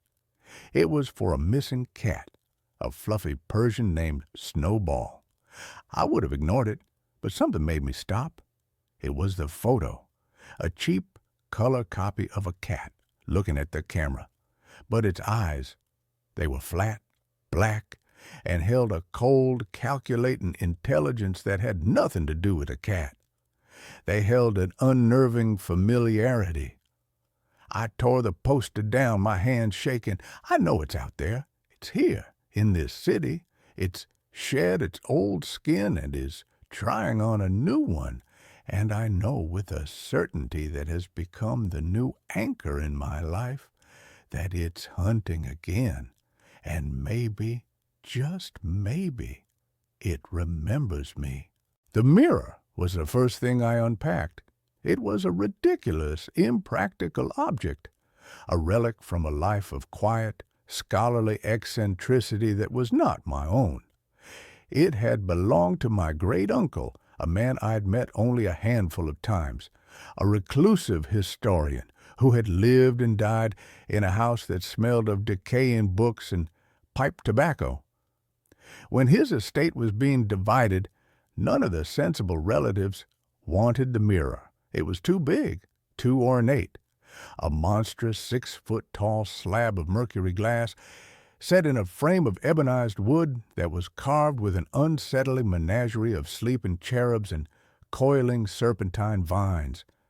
They called it gaudy. I called it beautiful. I was an art restorer, a man who made his living peeling back the grime of centuries to find the truth of an artist's original vision. I appreciated things with a complicated and preferably dark history, so I took it. My name is Thomas, and my greatest flaw has always been an attraction to the beautiful, broken things of the world. I had just moved into a new apartment, a cavernous, empty loft in a converted warehouse district. The move was a desperate attempt to paint over the canvas of a life that had recently been scraped bare. My long-term relationship had ended, my freelance work had dried up, and the city I had once loved now felt like a gallery of ghosts, every street corner holding a memory I couldn't bear to look at. This new space, with its high ceilings, its vast, empty walls, and its profound industrial silence, was meant to be a blank slate. I hung the mirror on the long brick wall that dominated the main living space.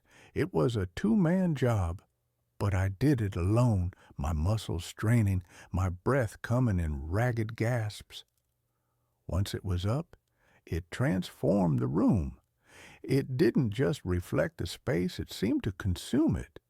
Its dark, slightly distorted glass creating a deeper, colder, more melancholic version of my empty loft. It was a perfect reflection of my own internal landscape. For the first few weeks, the mirror was just a part of the furniture. I'd catch my reflection in it as I paced the floors, a pale, tired-looking man with hollows under his eyes, a ghost haunting his own half-furnished life. The reflection was always slightly off, a quirk of the old hand-poured glass. It made me look thinner, my movements slightly delayed, as if the light had to struggle to escape the silver depths. The first time I saw him, it was a flicker, so brief and so subtle that I dismissed it as a trick of the light, a symptom of sleep deprivation, and a diet that consisted primarily of coffee and regret. I was brushing my teeth in the bathroom, which was off the main living area. I glanced out into the loft, and in the mirror, for a fraction of a second, my reflection wasn't alone. Another figure, a shadow, stood behind it. I spun around, my heart giving a sudden hard lurch. The loft was empty. I looked back at the mirror. My own solitary, haggard reflection stared back. A migraine aura, I told myself, a retinal floater. The rational mind is a masterful storyteller, and it will weave the most elaborate fictions to avoid a single, terrifying truth. The next night, it happened again. I was standing in front of the mirror, my tie half done, preparing for a gallery opening I had no desire to attend. I was practicing my everything is fine smile, a pained, unnatural grimace. And then my reflection smile became real. It was a slow, easy, confident grin, the kind of smile I hadn't been able to produce in years. As I watched, frozen, my own face a mask of slack-jawed shock, my reflection raised its right hand and adjusted its own perfectly knotted tie. My own hand was still frozen at my sides. The moment lasted for a single heart-stopping second, and then the reflection was mine again, a perfect, synchronous mimic of my own horrified expression. I didn't go to the gallery. I spent the night on my sofa, the lights on, staring at the mirror, which hung on the far wall like a dark, dormant portal. The sleepwalker's logic of the first night, the tricks of the light, the tired mind, was gone, replaced by a cold, sharp, and deeply unsettling certainty. There was someone else in the mirror, and he looked exactly like me. I am an only child. I have never had a brother, let alone a twin. The scientific, rational part of my brain, the part that understood the precise chemical composition of 17th century oil paints, scrambled for an explanation. It was a complex optical illusion, a flaw in the mercury backen, creating a kind of persistent secondary reflection. It was a bizarre, specific form of neurological disorder, a Capgras delusion for my own reflection. I clung to these theories, these little islands of sanity in a rising sea of the impossible, but I couldn't ignore the evidence, and so I began to study it. I became a scientist, and my own reflection was the subject of my terrifying nightly experiment. I set up a camera on a tripod, aimed at the mirror. I started a journal, a logbook of the impossible. Night 3, appearance at 10:17 p.m. Duration, approximately 3 seconds. The secondary reflection, I'm calling him Tom for the sake of clarity, materialized while I was turning away from the mirror. In the recording, My body turns, but the reflection of Tom remains facing forward for a full 3 seconds before it vanishes. It did not move, it just watched. Night 4, appearance at 11:02 p.m., duration 5 seconds. I was standing perfectly still, staring into the mirror. Tom appeared.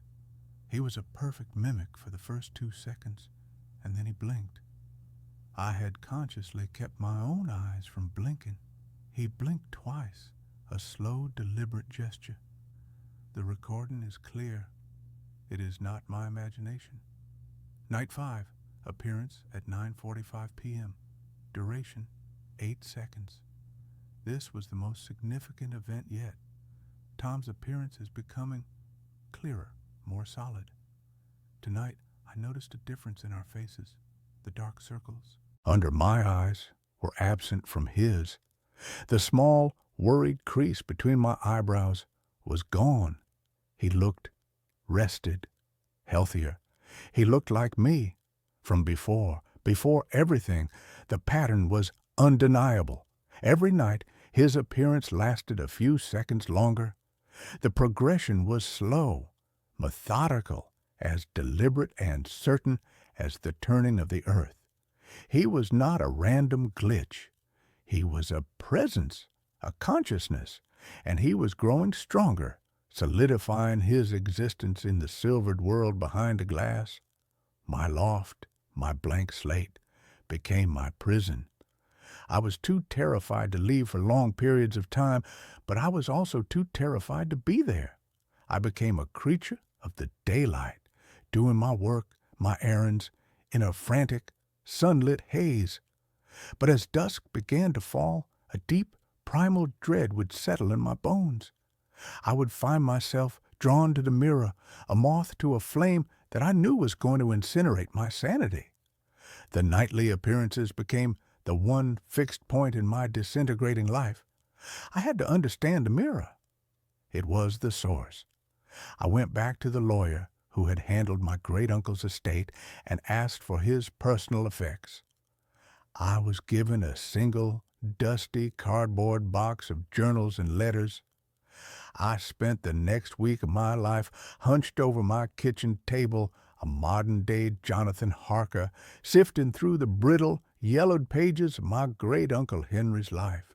The faint, sweet smell of his pipe tobacco, a ghostly, constant companion.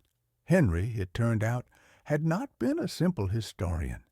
He had been a collector of the esoteric, a quiet, scholarly member of a society that studied what he called sympathetic objects, items that, through their history or their very composition, had become attuned to something beyond the physical world. The journals were filled with his research on haunted artifacts, on psychometry, on the resonant properties of objects. And then I found the entries on the mirror. He had purchased it in 1973 from a small back-alley antique shop in Prague. He called it the Viridian Mirror, after the name of its creator, a 19th century artisan and occultist named Alaric Viridian. Viridian, according to my uncle's meticulous research, had been a follower of a fringe, mystical philosophy that believed reality was not a single, linear path, but an infinite branching tree of possibilities. He believed that every choice we made, every path not taken, created a faint, echoic, shadow reality, and he believed he could build a gateway to those shadows. Viridian's theory was not of ghosts, my uncle wrote, his script a neat, precise academic hand. It was of echoes. He did not believe the mirror held the spirits of the dead. He believed it was a resonant chamber, tuned to the frequency of potential. The glass, he claimed, was not silvered with mercury, but with the unique, unstable silver amalgam mixed with the ground, powdered dust of meteorites, iron from stars that had traveled through an infinity of other skies. He believed this stellar iron acted as an antenna for the echoes of what he called our umbra selves, our shadow selves, the versions of us that exist in the adjacent, unrealized realities created by our life's choices. I felt a wave of cold intellectual terror. This wasn't a haunting. It was a problem of quantum physics. The man in the mirror was not a ghost. He was the me who had taken a different path. The me who had not met Sarah. The me who had not chosen a life that would eventually lead to this specific, lonely, grief-stricken loft. He was the me who had, apparently, made all the right choices. The journal entries grew more personal, more disturbed. "The phenomenon is consistent," Henry wrote. "I have observed him for a week now. The echo, my echo, appears for a few seconds longer each night. He seems unaware of me, a perfect but slightly healthier reflection. I must conclude that the mirror is not just a window. The act of observation, of focusing one's own consciousness upon the echo, seems to be feeding it, solidifying it, drawing it closer to the surface of the glass." I dropped the journal, my hand shaking. I had been feeding him. My obsessive, terrified attention was the very thing that was giving him strength. The final entry on the mirror was a single, cryptic, and utterly terrifying sentence written in a shaky, hurried hand, very different from my uncle's usual calm script. "He is no longer me. The echo is becoming its own man. I must stop watching. I pray it is not too late." After that, there was no more mention of the mirror. The last few years of my uncle's journals were filled with a desperate new obsession, the study of migratory birds. It was the frantic, all-consuming hobby of a man who was trying, with every fiber of his being, to look at anything other than his own reflection. My nightly experiments took on a new, desperate urgency. The echo, my shadow self, Tom, was no longer just a passive reflection. He was becoming an individual. He had stopped mimicking my movements entirely. Now he would just stand there in his version of my loft and watch me. His world was a perfect but subtly different reflection of my own. The abstract painting on his wall was hung a few inches to the left. The stack of books on his coffee table was neater. His world was more ordered, more perfect. And then he began to interact. It started with a smile. I would be staring at him, my face a mask of sleepless, paranoid dread, and he would smile. A slow, pitying, almost condescending smile. Then he began to mouth words at me. At first, they were too fast, too indistinct. But I had the camera. I could slow the footage down. I could read the silent movements of his lips. The first word I was able to decipher was my own name, Thomas. The second was a question. "Why are you so sad?" I was having a one-sided silent conversation with a version of myself who lived in a parallel universe inside my antique, haunted mirror. The sheer clinical insanity of the situation was so overwhelming that I almost laughed. The physical phenomena began a week later. A cold spot developed in the loft, a permanent pocket of frigid air in a 5-foot radius around the mirror. The lights would flicker whenever I got too close to it. And the sound, a faint, high-pitched, almost subliminal ringing, like the sound of a tuning fork, would emanate from a glass at night. The barrier was weakening. Tom was becoming more tangible. The reflection was no longer just a flat, two-dimensional image. It had depth. I could see the dust motes floating in the air of his version of the loft. I could see the subtle, realistic play of light and shadow on his face, and he was growing bolder. One night, he walked right up to the surface of the mirror, his reflection becoming life-sized, as if he was standing just on the other side of a pane of glass. He raised his hand and pressed his palm flat against the surface. I flinched back, my heart seizing. His hand was a perfect mirror image of my own, and on his face was an expression I had never seen on my own reflection. An expression of profound, hungry, and terrible longing. He was not just a curious echo anymore. He wanted something. I knew what I had to do. I had to get rid of the mirror. I had to smash it, to burn it, to do what my great uncle had clearly been too afraid to do. But I hesitated. It was a beautiful object, a historical artifact, and a darker, more honest part of me was afraid of what would happen if I tried. What if breaking the mirror didn't destroy him but released him? My hesitation was my undoing. The night he finally spoke, the sound was not a voice but a thought implanted directly into my mind. I was lying on my sofa, feigning sleep, watching him on the live feed from the camera on my laptop. He was standing at the glass again, his eyes fixed on my sleeping form on the sofa in the reflection. "It's so cold here, Thomas," the thought whispered in the quiet, empty space of my own skull. "My world is fading. It's just an echo. It has no substance, no warmth. You have so much you don't even appreciate." I sat bolt upright, my own silent scream echoing in my mind.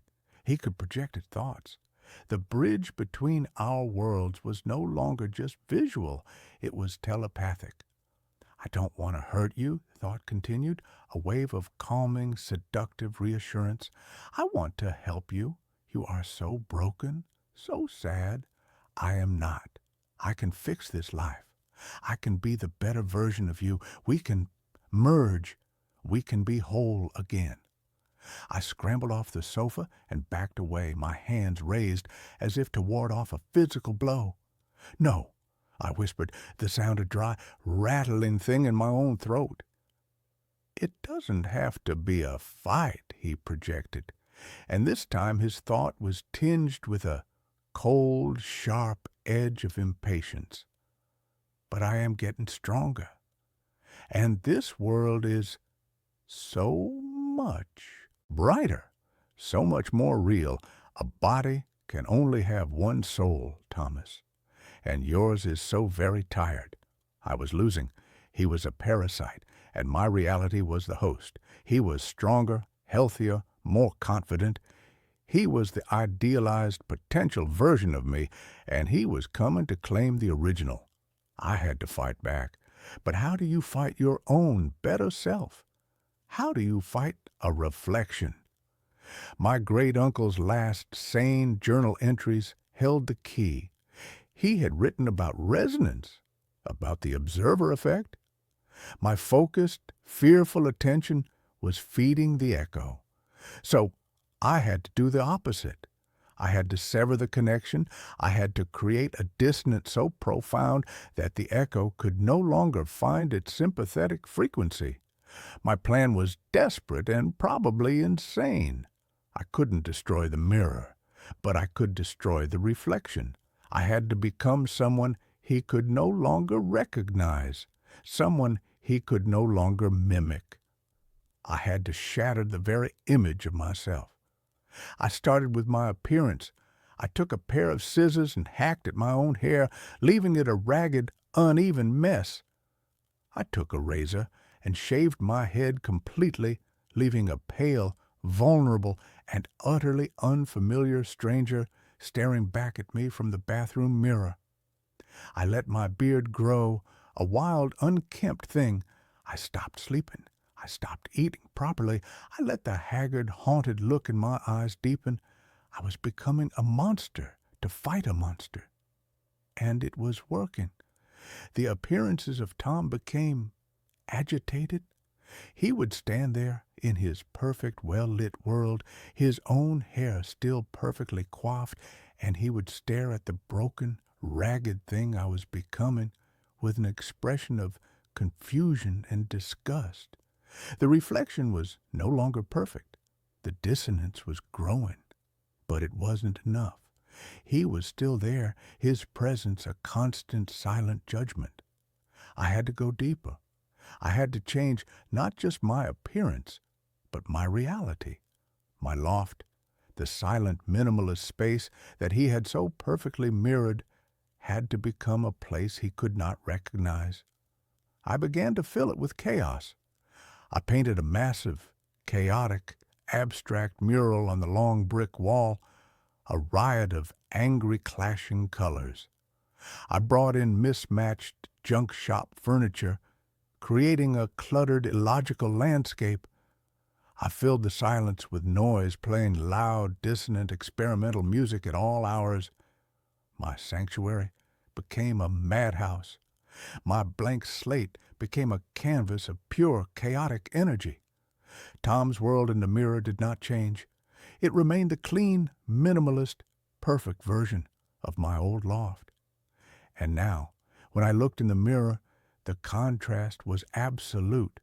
I was a ragged, wild-eyed creature standing in a room that looked like a paint factory had exploded, staring at a calm, well-dressed man in a serene, orderly space. We were no longer echoes. We were opposites. The telepathic whispers grew frantic, angry. "What are you doing? You are destroying it. You are destroying us." "There is no us," I said, my voice a raw, defiant croak, speaking to the mirror for the first time. "There is only me, and this is my life. This is my mess." The final confrontation came on the 37th night since his first appearance. His time in the mirror had grown to nearly 5 minutes, a long, silent, nightly staring contest. But he was weaker now. His image would flicker, his form would waver, like a television signal struggling to hold on. The dissonance was working. My reality was becoming too chaotic, too noisy for his perfect silent echo to find a purchase. I knew I had to deliver the final blow. I had to do the one thing that was the antithesis of his perfect, ordered, successful existence. I had to embrace my own most profound failure. I went to the box of things Sarah had left behind. In the bottom was a small velvet box. I opened it. Inside was the engagement ring I had bought for her, a simple, beautiful, and now heartbreakingly painful object.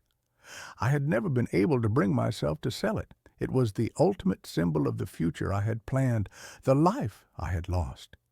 It was the cornerstone of my grief. I walked to the mirror. Tom was there, his form flickering wildly. He saw the box in my hand, and his face contorted in a silent, telepathic scream of rage and despair. This was a part of my history, a pain, a failure, that he had no access to. His world was a world where I had never met her, where I had never experienced this specific, defining heartbreak. "No," he screamed in my mind, "that is not part of the equation. That is a flaw, an imperfection." "That's all life is," I said, my voice steady for the first time in months. "A collection of beautiful, tragic, unforgivable imperfections." I looked at my own ravaged reflection in the mirror, at the bald, bearded, wild-eyed stranger I had become, and I looked at him, the perfect, handsome, successful man I might have been, and for the first time I felt not fear, but a profound, overwhelming pity for him. He was trapped in a world without scars, a world without history, a world without love or loss. He was not the better version of me. He was the lesser one. He was just a ghost of a possibility. I took the ring from its box. "You are just an echo," I said, "and I am turning off the sound." And with a final defiant scream of rage and grief and liberation, I drew back my arm and threw the ring as hard as I could at the center of a mirror. The impact was not the sharp, clean sound of breaking glass. It was a deep, resonant, bell-like bong, a sound that seemed to shake the very foundations of the building.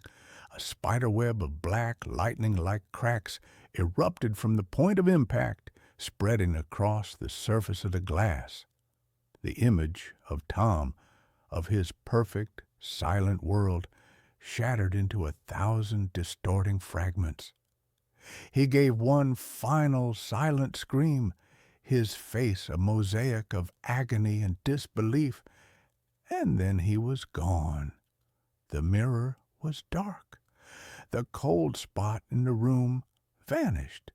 The high-pitched ringing in my ears faded into a profound, peaceful silence. It was over. I stood there for a long time, my own fractured, broken reflection staring back at me from the shattered glass. I had won. I had fought my own perfect self, and I had won not by being stronger, but by being more broken. The next day, I took the mirror down.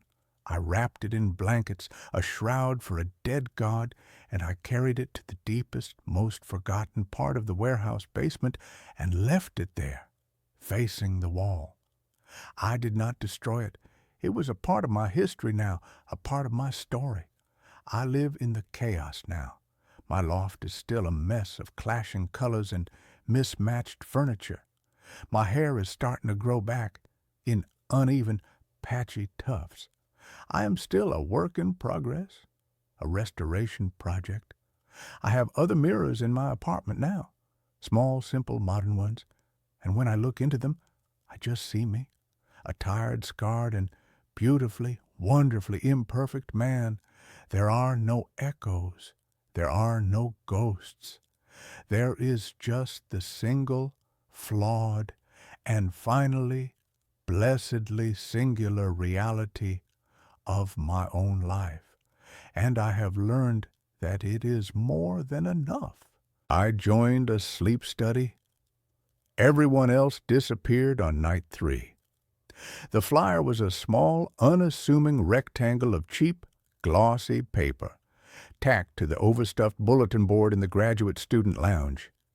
It was a beacon of bland, institutional hope in a sea of roommate-wanted ads and free pizza for your soul campus ministry flyers. Participants needed for a study on the restorative effects of deep sleep, it read. The compensation was a number so ludicrous, so disproportionate to the task of simply sleeping, that it felt like a typo. $20,000 for a 1-week inpatient study. To me, a Ph.D. candidate in theoretical physics, a man whose life had become a Sisyphean struggle to pay rent on a grad student stipend while simultaneously trying to solve the mysteries of the universe, that number wasn't just money. It was a lifeline. It was a year of ramen noodles and peace of mind. It was the ability to think about something other than the crushing weight of my own self-imposed and deeply intellectual poverty. My name is Simon. I have always been a man who believed in data, in quantifiable and observable reality. The world, to me, was a complex but ultimately solvable equation. I did not believe in ghosts or in magic or in any phenomenon that could not be explained by the elegant and sometimes brutal laws of physics. This, I would later realize, was a profound and deeply arrogant failure of my imagination. The study was being conducted by a private and vaguely sinister research group called the Somnos Institute. Their intake facility was a stark, minimalist, and deeply unnerving office in a downtown skyscraper, a place that smelled of expensive and probably toxic air freshener. The man in charge was a Dr. Elias Vance, a man with the cold, dead eyes of a shark and a smile that was a masterpiece of insincere corporate reassurance. He spoke in a smooth, practiced baritone, his words a soothing and utterly meaningless river of scientific jargon. "The Somnus Protocol," he explained, his hands clasped on his large mahogany desk, "is designed to isolate and amplify the theta wave activity in the brain during REM sleep. We believe that this specific frequency is the key to unlocking the human mind's latent and largely untapped potential for self-repair, for accelerated learning, for a kind of psychic decluttering, if you will." He made it sound like we were about to receive a deluxe neurological spa treatment. I and the other 4 participants were chosen for our unremarkable and deeply and profoundly and unsettlingly and strangely and beautifully and tragically and comically, and we were chosen for our normality.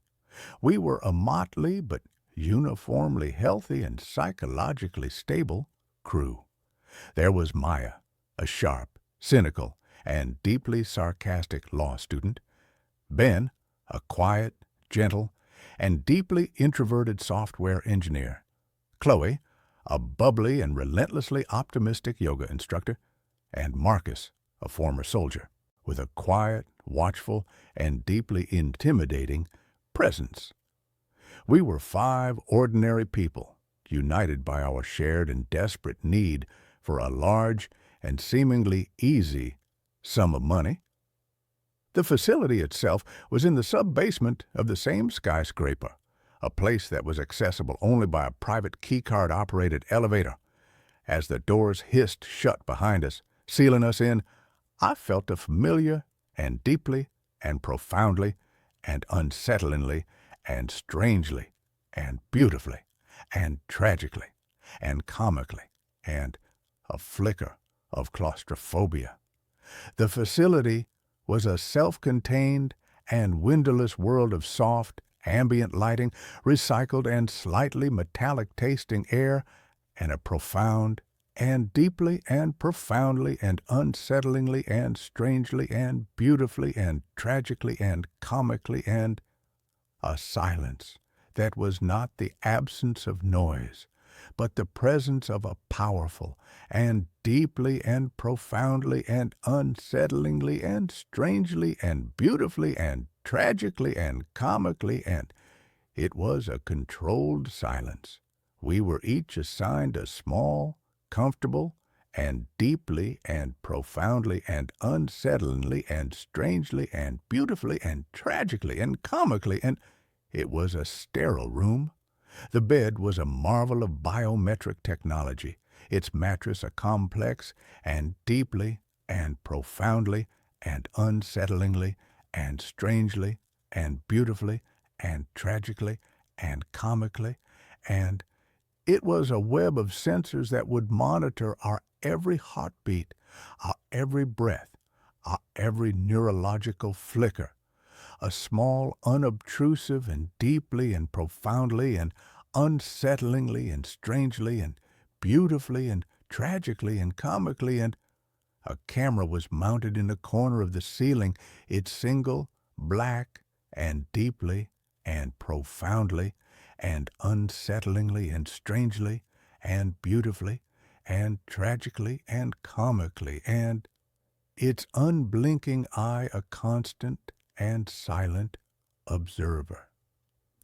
The first 2 nights were a model of scientific and deeply and profoundly and unsettlingly and strangely and beautifully and tragically and comically, and a boring routine. We would eat a bland but nutritionally perfect meal in the communal area. We would undergo a battery of cognitive tests, memory games, and logic puzzles. And then we would retire to our individual pods to sleep, a thin and almost invisible IV line taped to our arms, delivering what Dr. Vance had called a proprietary theta wave enhancing amino acid solution. The sleep was incredible. It was a deep, dreamless, and profoundly and deeply and profoundly and unsettlingly and strangely and beautifully and tragically and comically, and it was a restful abyss. I would wake up feeling a clarity, a focus that I hadn't experienced since my undergraduate, and deeply and profoundly and unsettlingly and strangely and beautifully and tragically and comically, and my Adderall-fueled days. The others reported the same. We were sharper, faster, and our scores on the cognitive tests were improving at an exponential rate. The $20,000 felt less like a payment and more like a bonus for a life-altering and deeply and profoundly and unsettlingly and strangely and beautifully and tragically and comically, and a very expensive and very effective and very, very strange and very, very strange and very, very strange, and it was a good sleep. The change occurred on the third night. I woke up as usual to the soft, gentle, and deeply and profoundly and unsettlingly and strangely and beautifully and tragically and comically, and a chime that signaled the beginning of our waking cycle. I felt the same, profound and deeply and profoundly and unsettlingly and strangely and beautifully and tragically and comically, and I felt the same clarity. I sat up.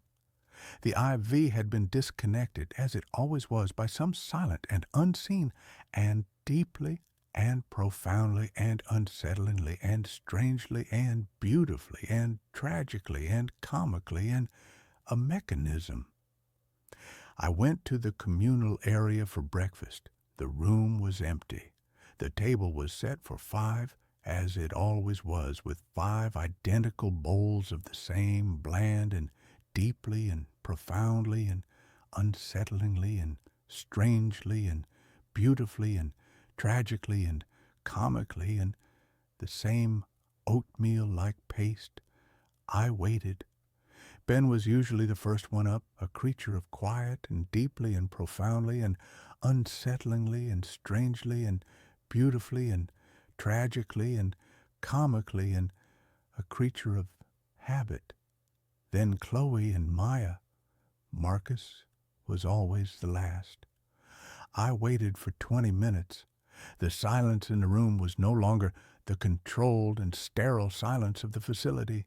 It was a deep and profound and deeply and profoundly and unsettlingly and strangely and beautifully and tragically and comically, and it was an empty silence. I went to Ben's room. The door was slightly ajar. I pushed it open. The room was empty. The bed was made the same, perfect and deeply and profoundly and unsettlingly and strangely and beautifully and tragically and comically, and the same military precision neatness as my own. I checked the other rooms, Maya's, Chloe's, Marcus's. They were all empty. Their beds were all made. Their few personal belongings, a book, a tube of chapstick, a pair of running shoes, were all gone. It was as if they had never been there. My first thought was that this was a part of the study, a psychological test, a test of my reaction to sudden and unexplained isolation. It was a logical and deeply and profoundly and unsettlingly and strangely and beautifully and tragically and comically, and it was a rational explanation.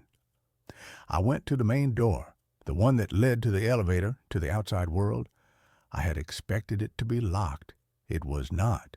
It opened with a soft and deeply and profoundly and unsettlingly and strangely and beautifully and tragically and comically, and it hissed open.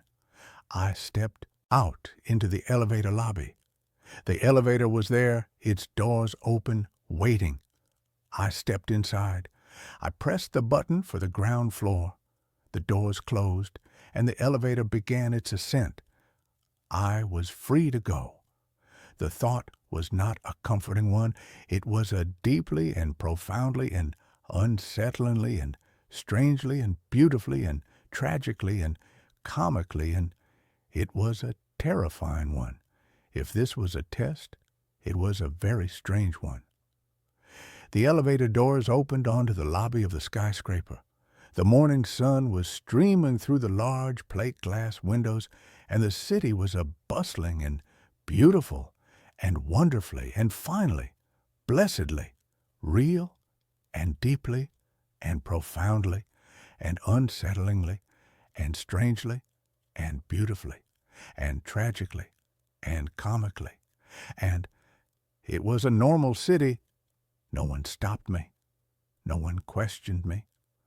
I walked out of the building and onto the street. The air was cool, and it smelled of exhaust fumes and roasted nuts and the thousand other beautiful and wonderful, and finally, blessedly, real and deeply and profoundly and unsettlingly and strangely and beautifully and tragically and comically, and the smells of life. I was free.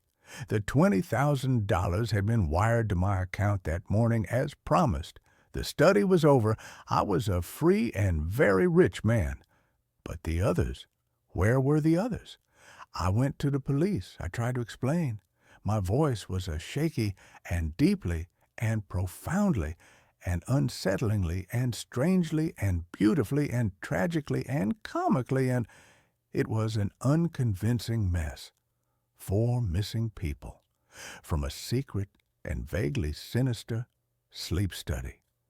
The officer looked at me with a mixture of suspicion and deeply and profoundly and unsettlingly and strangely and beautifully and tragically and comically, and he looked at me with pity.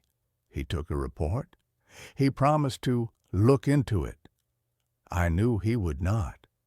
I went home to my own small and cluttered and blessedly real and deeply and profoundly and unsettlingly and strangely and beautifully and tragically and comically, and my apartment, and I began my own investigation. The Somnus Institute, it turned out, did not exist. The address of their corporate office was a mail drop. Their website was a shell, a collection of stock photos and meaningless corporate jargon. The phone number was disconnected. The entire organization had, like my fellow participants, vanished into thin air. I was alone with the mystery, and with the $20,000, and with the strange, new, and deeply, and profoundly, and unsettlingly, and strangely, and beautifully, and tragically, and comically, and the new clarity in my own mind. The dreams started that night. They were not dreams in the traditional sense. They were visits. I would find myself in a place that was not a place, a landscape of pure, white, and endless light. And they would be there, Maya, Ben, Chloe, Marcus. They were not ghosts. They were solid. They were real. But they were different.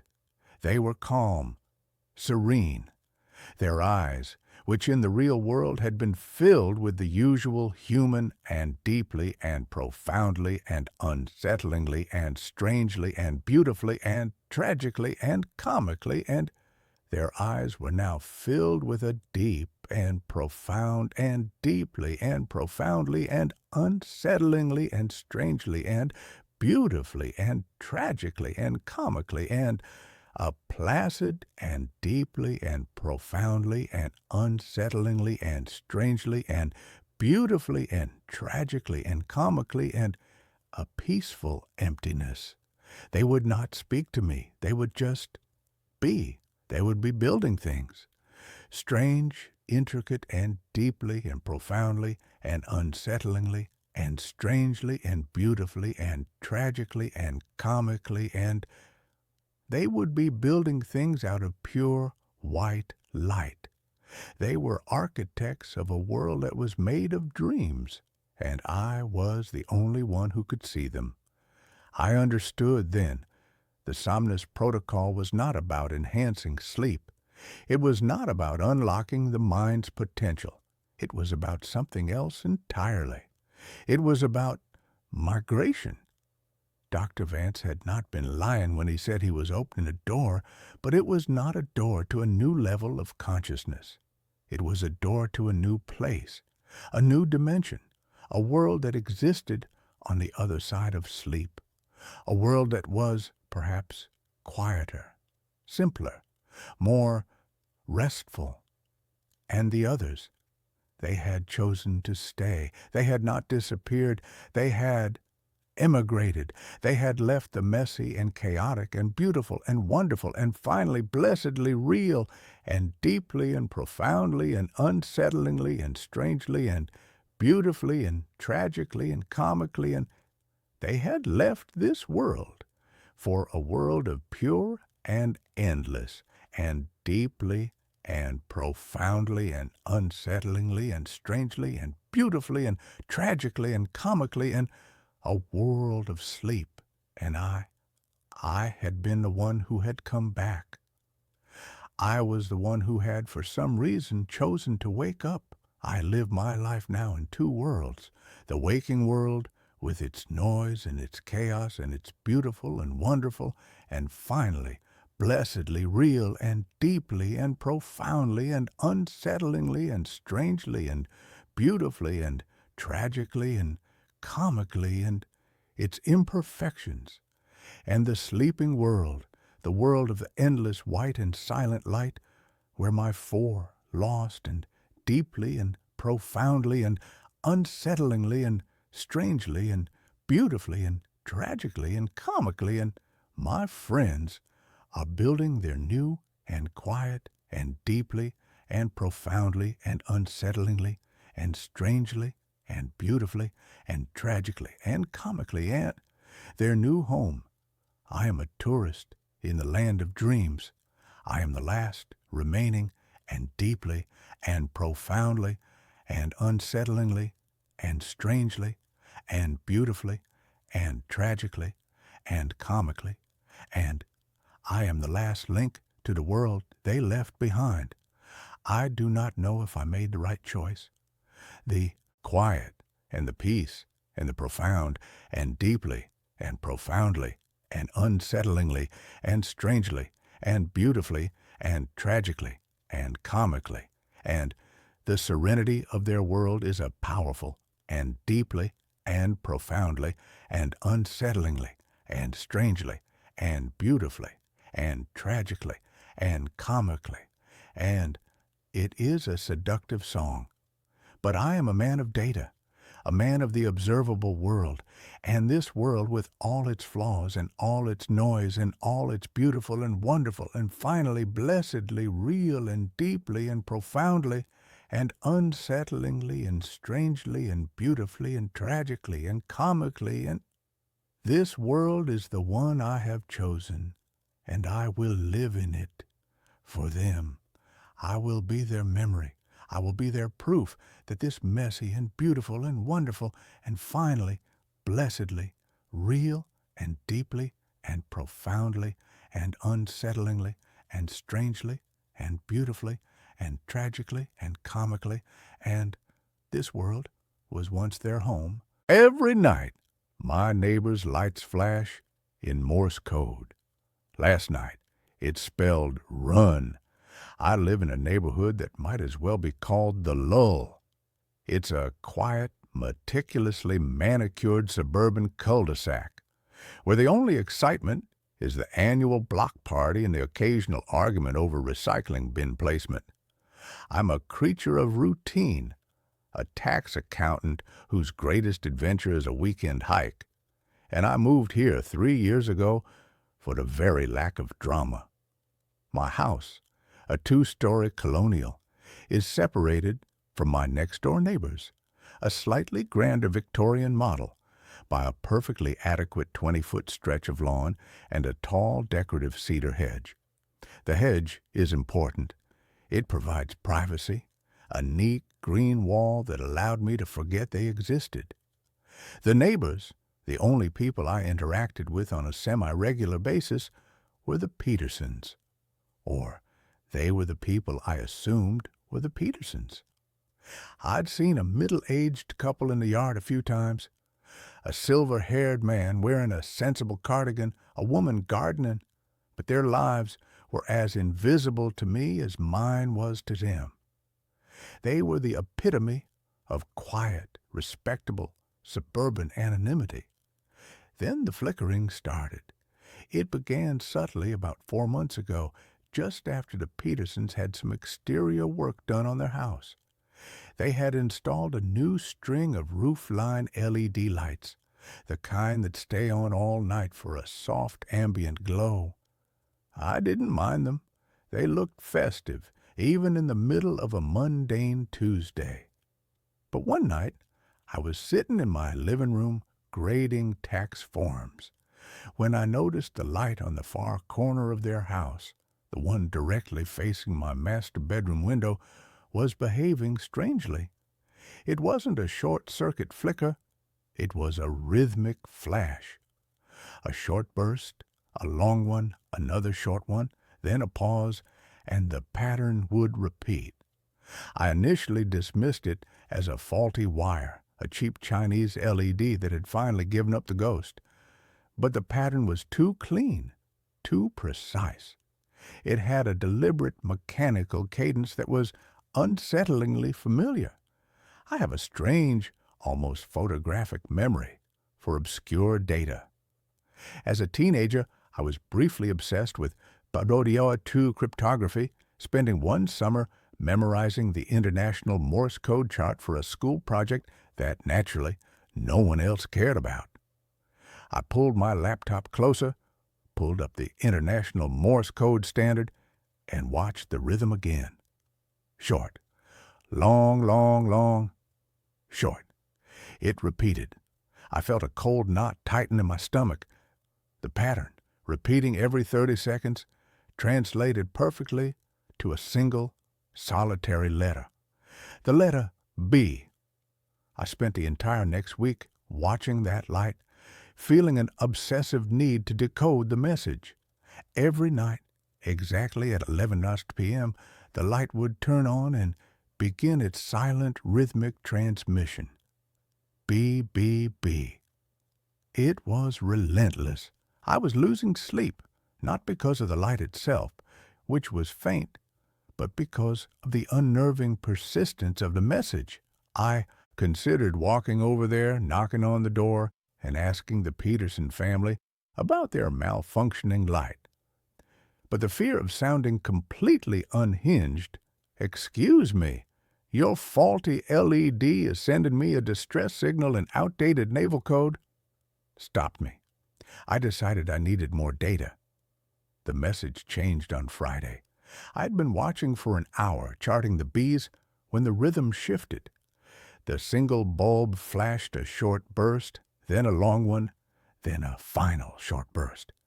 Then a long pause, followed by 3 short bursts. Another pause. A long burst, a short, a long, a short. I typed it into my code chart, my fingers flying across the keys, my breathing shallow and fast. Short, long, short, R. Short, short, short, S. Long, short, C. R, S, C. I waited another 30 seconds, watching the light. The pattern repeated, R, S, C, over and over. R, S, C. Was it a name? A radio call sign? It felt like gibberish, an abandoned fragment of a thought. But it was definitely code, and it was being directed at my window. The light was positioned so that anyone inside the Peterson house would have had to manually adjust the fixture to achieve that specific trajectory. The next day, Saturday, I decided to break the routine. I walked over to the Petersons' house, crossed the perfect lawn, and approached the front door. I intended to ask about the light, feign a neighborly concern about their electrical wiring. But as my hand rose to knock, I saw a subtle detail that made me hesitate. The blinds on the front window were not merely drawn. They were taped shut from the inside with black electrician's tape, sealed against the frame so that not a single sliver of light or shadow could escape or enter. The house was not just quiet, it was inert, a crypt of respectable suburbia. I backed away and returned home, the unease now a deep, throbbing ache beneath my ribs. I watched the lights again that night, but with a new awareness. I was no longer an analyst. I was a target. At 11:00 p.m., the light turned on and began its sequence. Long, short, long, short, long, short, long, short. I worked through the sequence on my desk, the numbers and letters blurring under the fluorescent lamp. Long, T. Short, long, short, R. Long, short, long, K. Short, E, T, R, K, E. Not a common word, perhaps a name, perhaps a brand. Then the message repeated, slightly faster this time. T, R, K, E, T, R, K, E, T, R, K, E.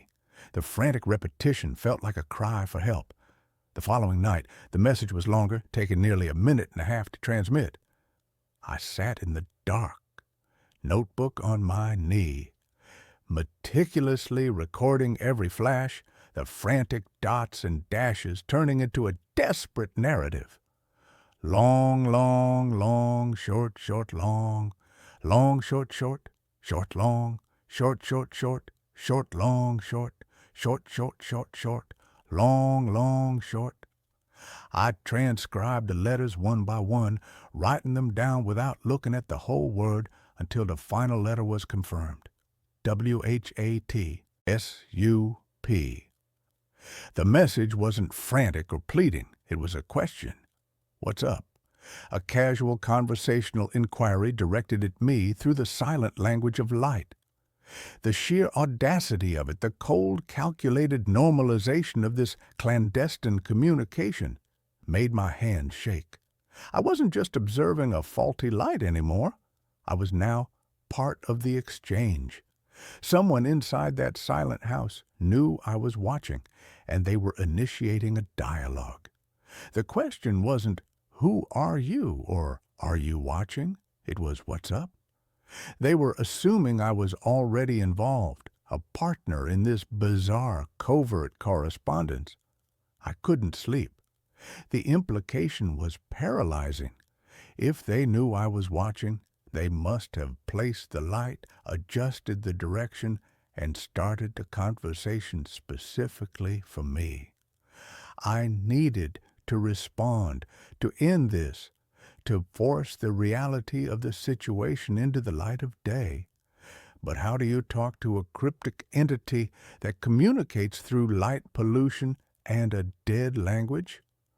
I went into my attic and found an old, powerful camping floodlight I used for power outages. I dragged it to my bedroom, set it on a tripod, and aimed it at the Peterson's corner light fixture. At 10:55 p.m., I sat down, my finger poised over the power button. I had chosen my response carefully. It was simple, direct, and unassailable. At 11:00 p.m., the Peterson light turned on and began its sequence. Short, long, short, R, short, short, short, S, long, short, C. The R-S-C from the previous night, the one I had dismissed as gibberish. This time, I realized what it was. It wasn't a name. It was a call sign, a way to establish a two-way channel. I waited for the full sequence to complete, took a deep breath, and began to flash my floodlight back. Long, long, long, O. Long, short, long, K. The light I had bought was far too bright for the suburbs, and my OK was a blinding, disruptive burst aimed squarely at their window. I held the light steady on the final long flash of the K and then turned it off, my heart hammering like a drum. For a full minute, the Peterson light continued its RSC sequence, repeating the call sign, seemingly oblivious to my response. I started to think my message hadn't been seen, that my signal had been too crude, too fast. Then, the RSC sequence cut off midway. The light went completely dark for 10 seconds. Then it came back on and began a new, slow, deliberate transmission. Long, long, long, long, long, short. Long, short, short. Long, short. Short, long, short, long. Long, long. Long, short, long. Short, short, long. Short, short, short. Short, long, short, long. I was transcribing this with a pencil, the lead breaking twice under the pressure. The message was excruciatingly long, taking nearly 3 minutes to complete. The decoded message was a terrifying, almost poetic answer to my question, FINDDRAWERTOOTHHIDDEN.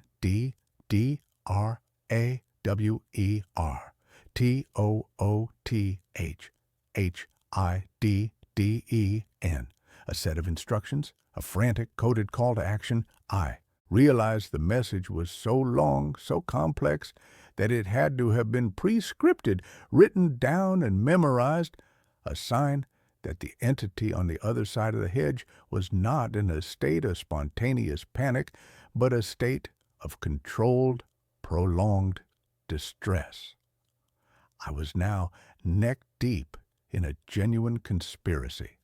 I couldn't go to the police with this.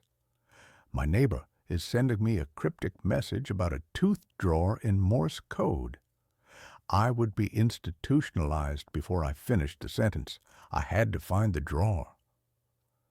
I went back through the memory of my life with the Petersons. I knew they were in their late 60s. I remembered seeing the woman, the gardener, a few times. I remembered noticing about a year ago a silver SUV parked in their driveway with a logo on the side, a small stylized tooth. Mrs. Peterson was a retired or semi-retired dentist. The message was not about a kitchen drawer. It was about a dental cabinet. I spent the entire next day paralyzed, alternating between calling the police and researching breaking and entering laws.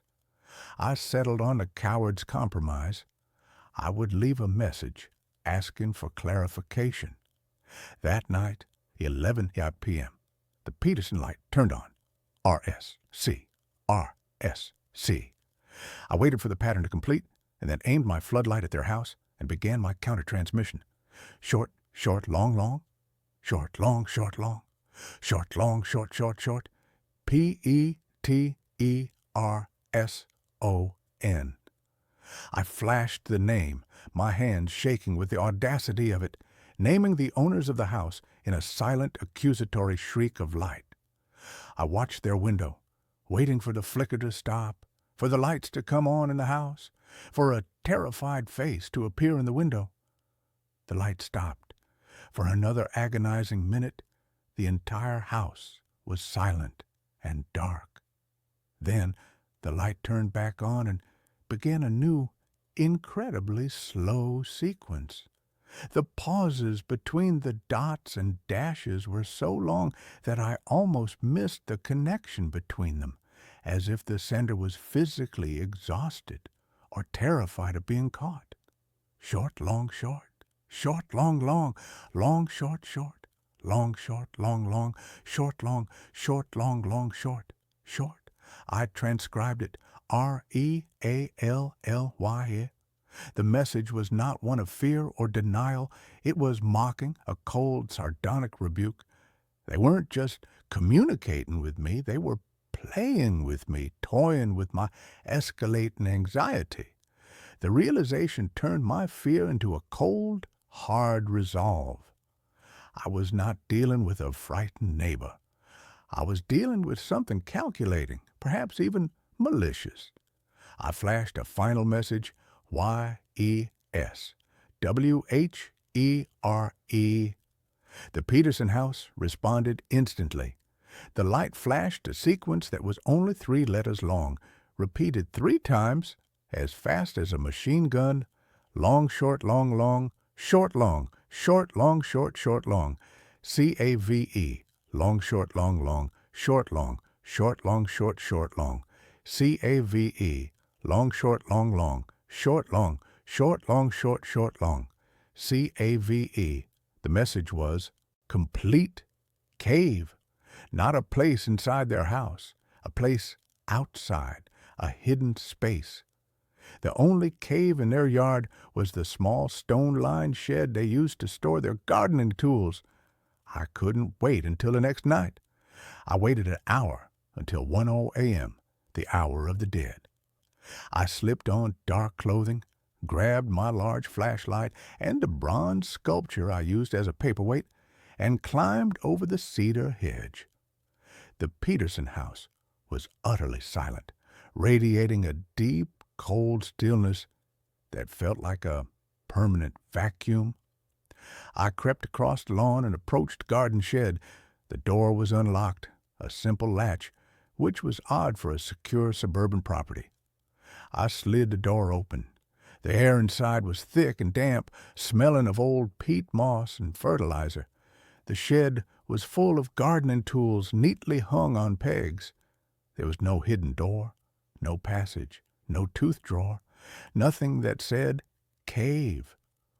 I turned to leave, the fear starting to turn into self-loathing for having been drawn into this insane game, when the floodlight I had aimed at the house earlier clicked on, aimed directly at me. I threw my hands up, blinded by the sudden massive burst of white light. The light didn't stay steady. It began to flash. Short, long, short, R. Long, short, long, long, U, short, long, N, R, U, N. The most primal, terrifying message, a simple, one-word command delivered by a blindingly bright floodlight. I didn't hesitate. I sprinted out of the shed across the lawn and scrambled back over the cedar hedge, throwing myself onto my own side of the property. I lay there, panting, the smell of cut grass filling my nostrils, listening. I heard a small, distinctive click from the Peterson house, the sound of the floodlight turning off. I stayed on my side of the lawn, clutching the bronze sculpture, watching the house. Nothing moved, nothing stirred. The house was once again dark, silent, and entirely inert. I waited until morning, then packed a bag, left a note for my cleaning lady, and drove 300 miles to a remote cabin I owned in the mountains. I did not call the police. I knew the Petersons were involved, that they had set the light, but the nature of the message, RUN, suggested they were either a prisoner or a deeply disturbed tormentor. I wasn't going to stick around to find out which. I have been in the cabin for 3 weeks now. No internet, no television, no phone signal, just the trees, the snow, and the quiet. I was finally starting to decompress, to allow the impossible events to fade into a nightmare. Then 3 nights ago, the blizzard hit. It's a whiteout, complete silence, nothing but the wind and the falling snow.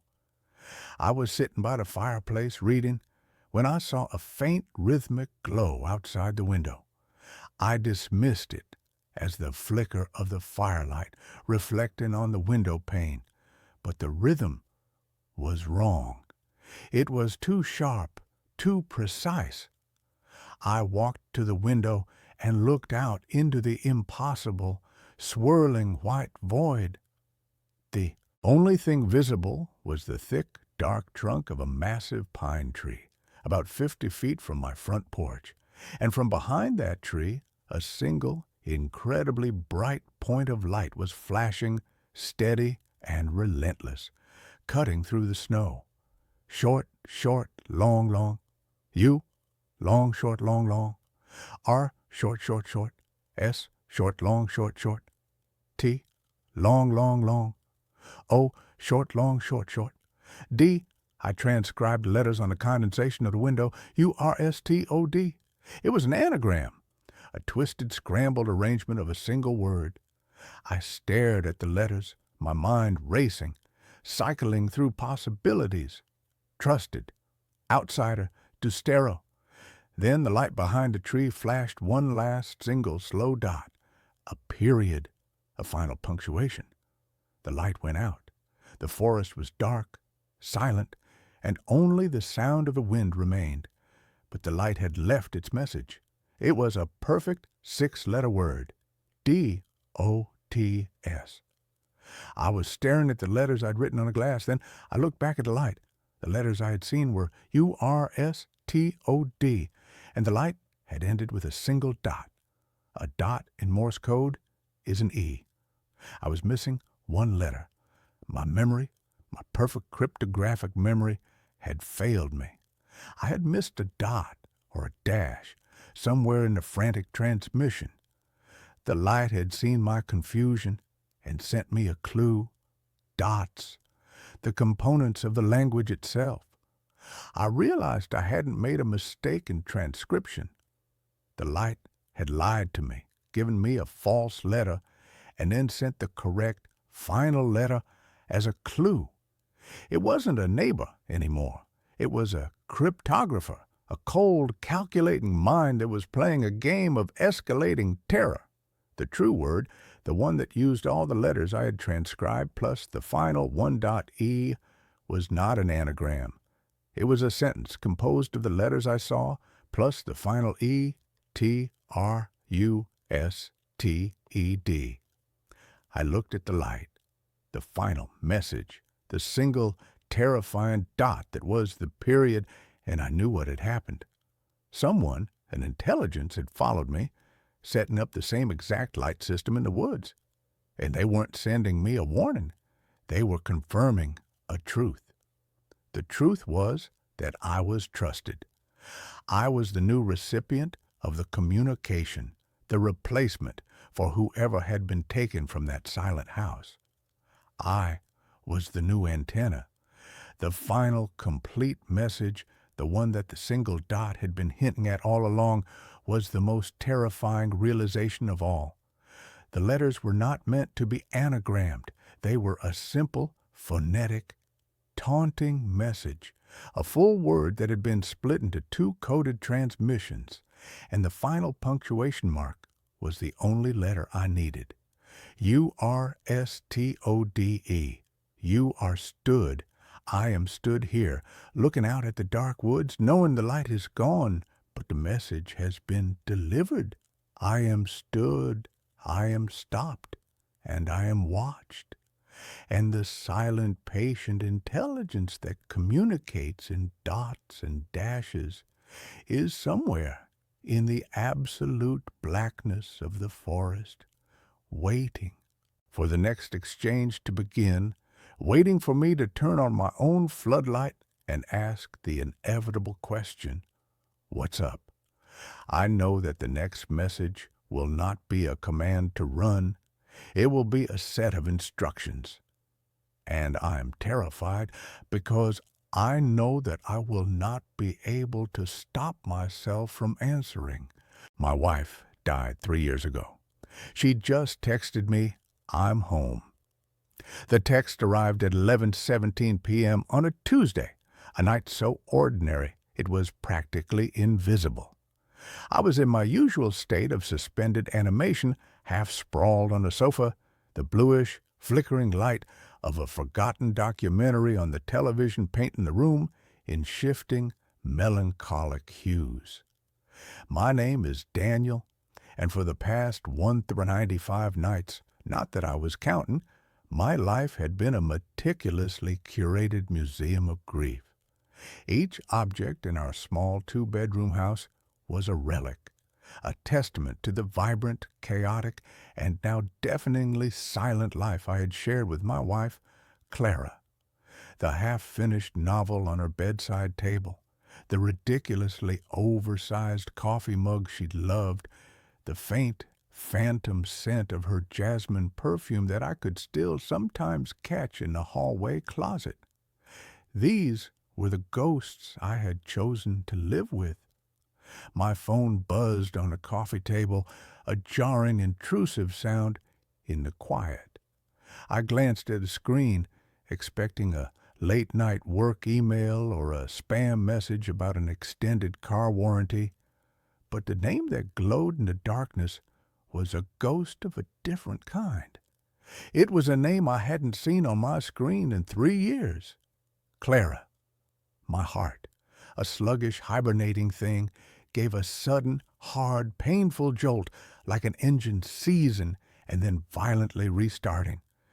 It was an old contact, a digital ghost I hadn't had the strength to delete. It was a pocket dial from her mother, perhaps, who still had her old phone. A cruel, random glitch in the matrix. I was about to dismiss it, to toss the phone back onto the table, when I saw the message preview. 2 words. 2 simple, impossible, and utterly soul-shattering words. I'm home. I stared at the screen, the world narrowing to the small, glowing rectangle in my hand. The air in the room grew thin and sharp. The sound from the television faded into a dull, meaningless roar. I read the words again and again. They did not change. They did not disappear. My first thought was a desperate, grasping lunge for a rational explanation, a sick prank. Someone had gotten a hold of her old number. It was a new feature of the phone company, reassigning dormant numbers. Some stranger, a teenager with a cruel sense of humor, was messing with me. It was a vile, disgusting thing to do, but it was logical. It was explainable. With a trembling thumb, I opened the message thread. The last message I had sent to her 3 years ago was still there, a heartbreaking digital monument to a conversation that would never be finished. Leaving the hospital now? Pick up some milk on your way home? Love you. She had never made it home. A drunk driver had run a red light a block from our house. Above that old sad message was the new one. I'm home. My fingers, clumsy and slick with a sudden cold sweat, typed out a reply. Who is this? I hit send.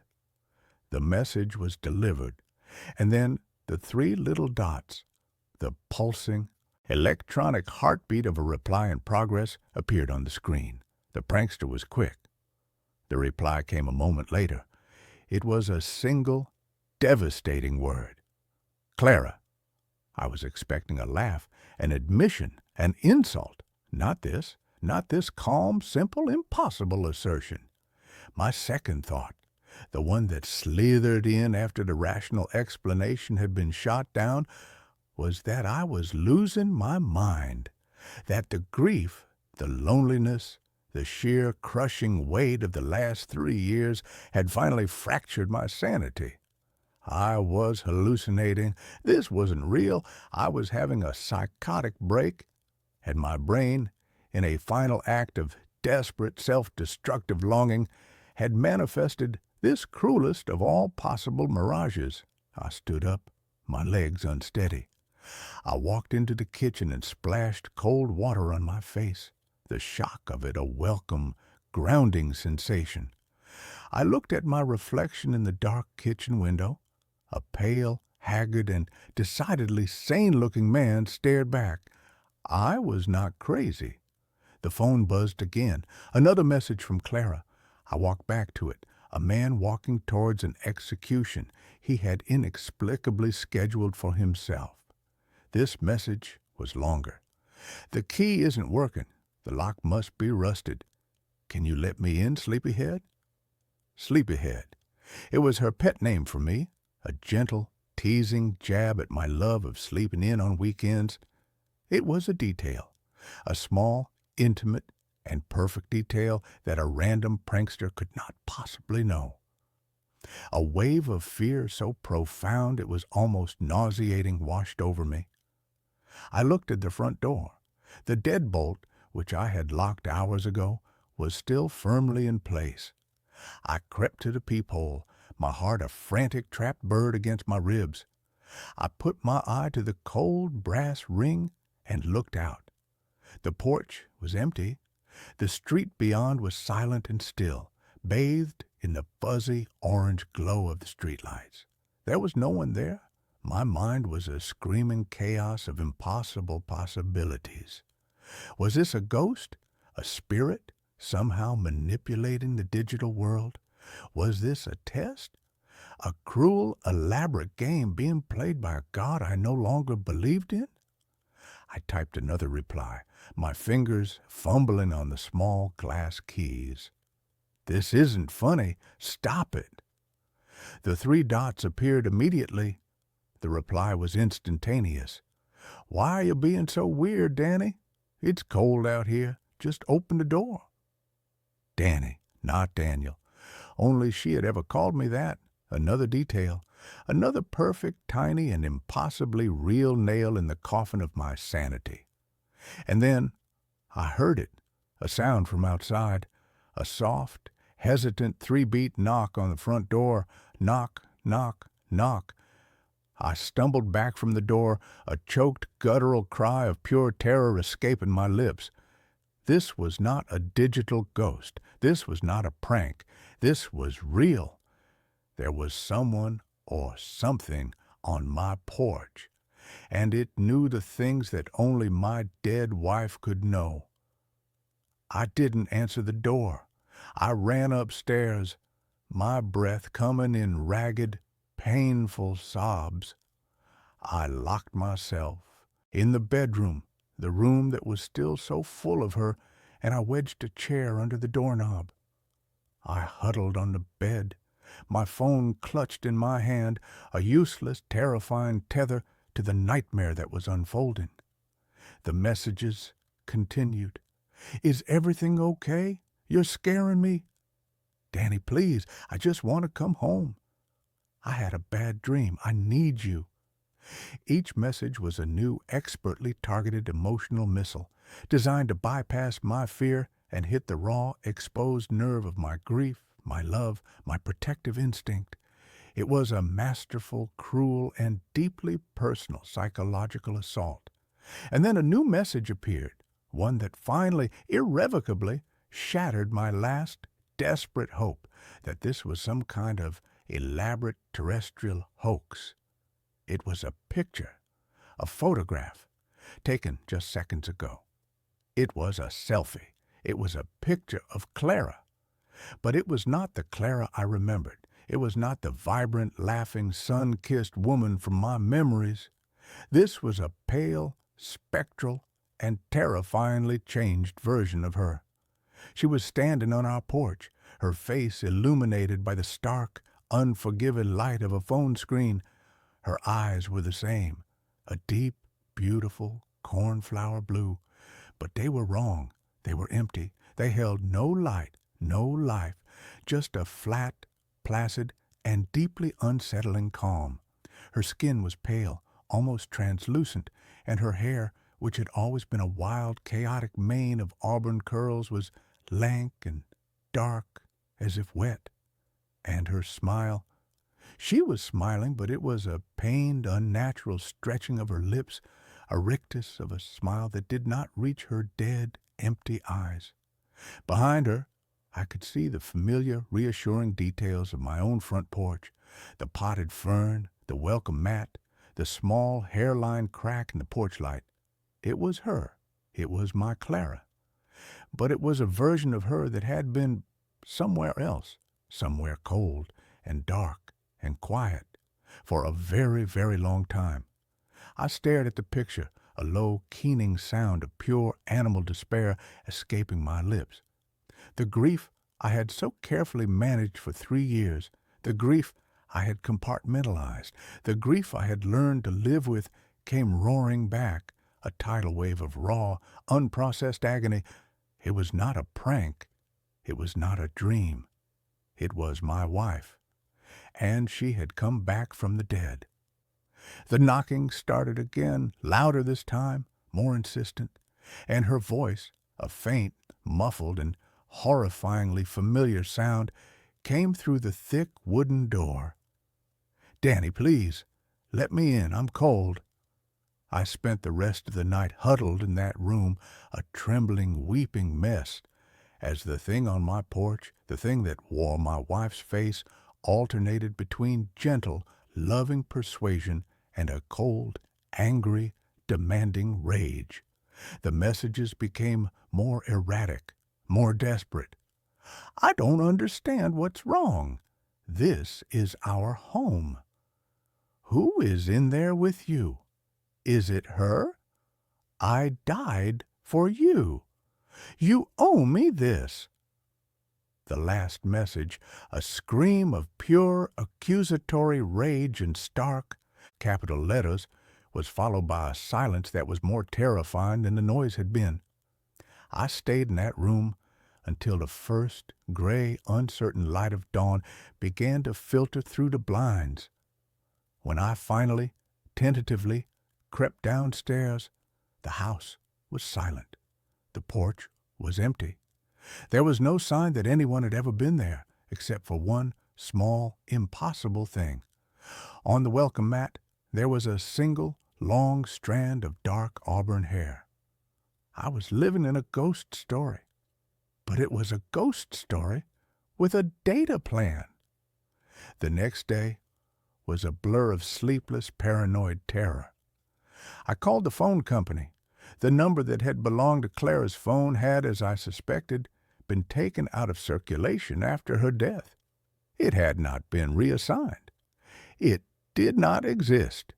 I was receiving messages from a phantom number, a digital ghost. I called the police. I tried to explain, my voice a shaky, unconvincing mess. A man receiving threatening texts. It was a common enough complaint, but when I told them who the texts were from, the polite, professional mask of the officer on the other end of the line slipped into a look of profound, pitying concern. He suggested I speak to a grief counselor. He suggested I get some rest. He did not suggest he send a squad car. I was alone with this. That night, she returned. The text, the knock, the voice, the whole terrifying, heartbreaking ritual. And again, I locked myself away, a prisoner in my own home, a man being haunted by a technologically savvy and deeply persistent ghost. The messages began to change. They were no longer just about getting into the house. They were about us. She sent me old pictures of us, pictures that had been on her phone when she died. A picture of us on our honeymoon in Italy, grinning like idiots, a smear of gelato on my nose, a picture of us on this very sofa, asleep, her head on my chest. They were weapons perfectly chosen to inflict the maximum amount of emotional damage. And then she began to send me new pictures. Pictures taken from outside the house. A shot of me through the living room window, my face illuminated by the television. A picture of the back of my head taken from the street as I sat in my study. She was not just on the porch, she was all around me. A silent, watching, and deeply patient predator. I was coming apart. I was a man living on a diet of coffee and terror. I was beginning to see her everywhere. A glimpse of an auburn-haired woman in a crowd would send my heart into a frantic, panicked gallop. The sound of a phone buzzing in a quiet room would make me jump out of my skin. I knew I couldn't go on like this. I was being psychologically dismantled piece by painful piece. I had to confront it. I had to understand what it was and what it wanted. My first thought was that this was some kind of punishment, that her spirit was restless, angry at the drunk driver who had killed her, at the universe that had allowed it. But her anger seemed to be directed at me. "You owe me this," she had said. Why? What did I owe her? I began to sift through the wreckage of our life together, looking for an answer. I went through her old things, her letters, her journals. Clara had been a writer, a poet. Her journals were filled with her beautiful, lyrical, and sometimes painfully honest observations on the world, on us. And in the last journal she had ever kept, in an entry dated the week before her death, I found it. A secret. A secret she had never shared with me. She had been pregnant. I stared at the words, my vision blurring with a fresh, new, and infinitely more painful wave of tears. A baby. We had been trying for years. It had been the one deep and unspoken sadness in our otherwise happy life. And she had been about to tell me. The entry was a rehearsal, a practice run of the speech she was going to give. "Danny," it began, "we're going to have to get a bigger house." The grief that hit me was a physical thing, a crushing weight that stole the air from my lungs. Not just her, but a child, a future, a whole entire life that had been stolen from me before I had even known it existed. And I understood. Her rage, her persistence, was not the rage of a spirit who had been cheated of her own life. It was the rage of a mother who had been cheated of her child's. And her words, "You owe me this," they were not an accusation. They were a plea. She didn't want revenge. She wanted her child's life back, and she thought somehow that I could give it to her. That night, when the text came, I was ready. I didn't run. I didn't hide. I walked to the door. "I'm here, Danny. Please, it's time to come home." The knock, soft, gentle. I took a deep breath. My hand was on the deadbolt. My heart was a slow, heavy, and steady drum. I was no longer afraid. I was just profoundly and deeply sad. "I know what you want, Clara," I said, my voice a low, steady thing, speaking to the wood of the door. "I know about the baby. I'm so sorry. I am so sorry we didn't have more time." The knocking stopped. The silence on the other side of the door was a living, listening thing.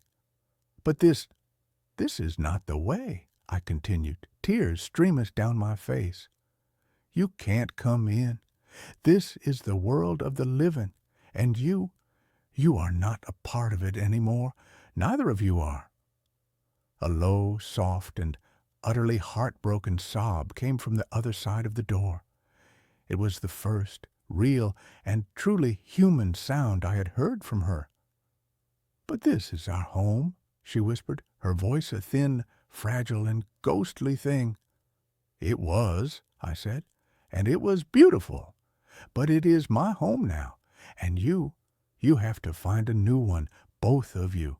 You have to let go, and you have to let me go too." I was not just speaking to a ghost. I was speaking to my own grief.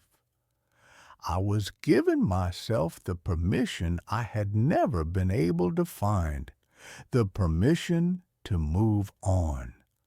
The silence stretched for a long, eternal moment, and then my phone, which was in my pocket, buzzed one last time. I pulled it out. A new message from Clara. It was not a picture. It was not a demand. It was a single, beautiful, and heartbreaking line of text. "Tell him I would have named him Samuel." And then the name on the top of the screen, Clara, vanished. The number became just a number again, an unknown and now unreachable string of digits. I looked through the peephole. The porch was empty. The street was quiet. She was gone. I stood there, leaning my forehead against the cool wood of the door, and I wept. I wept for my wife. I wept for the son I had never known. And I wept for myself, for the 3 years I had spent living in a museum, when I should have been living in the world. The next day I began to pack. I took down the pictures. I boxed up her clothes. I threw away the half-finished novel and the ridiculously oversized coffee mug. They were not her. They were just things. The real memory of her, the one that mattered, the one that was full of love and laughter and a future that had almost been, was the one I would carry with me in my heart. I sold the house. I moved to a new city, a new life. I am a different man now. I am a man who has had a conversation with a ghost through a door and through a phone. I am a man who has learned that the dead do not want to be haunted. They just want to be remembered, and then they want to be let go. I am a man who had a son for a few brief and beautiful moments, a son whose name was Samuel. And it is a good name. It is a strong name. It is the name of a man who has survived. It is my name. The babysitter I hired doesn't exist, but she still sends me pictures. It began with a lie, though at the time I thought it was a lifeline. The lie was a website called sittersafe.com with its calming blue and white color scheme, its stock photos of happy, racially diverse families, and its promise of peace of mind for working parents. I was the target demographic, distilled to my purest, most desperate form. A single father, recently widowed, working a job that demanded more of me than I had to give. My daughter, Maya, was 6 years old, a tiny, fierce creature with her mother's wide, curious eyes and a spirit that deserved more than a tired, grieving father fumbling his way through each day. Her name on the website was Clara Bell. Her profile was a masterpiece of curated trustworthiness. The photo showed a young woman in her mid-20s with a kind, open face, a sprinkle of freckles across her nose, and warm, intelligent eyes. She was wearing a sensible cardigan. Her bio was pitch perfect, a child development major, certified in CPR and first aid, with a passion for creative play and a list of glowing 5-star reviews that seemed almost too good to be true. Clara was a gift, one review gushed. Our little Alfie is usually so shy, but he took to her immediately. Professional, punctual, and so wonderful with our kids. Another read, she even tidied the kitchen, a true gem. I did my due diligence. I paid the extra fee for the premium background check, which came back spotless. We had a video call, and she was just as she appeared in her photo, charming, articulate, and genuinely interested in Maya's love for dinosaurs and sparkly glue. She asked all the right questions. I felt the tight, persistent knot of anxiety in my chest loosen for the first time in months. I hired her for the following Friday night. I had a crucial dinner meeting with a client I couldn't miss. It was the first time I would be leaving Maya with someone other than her grandmother since Sarah had passed.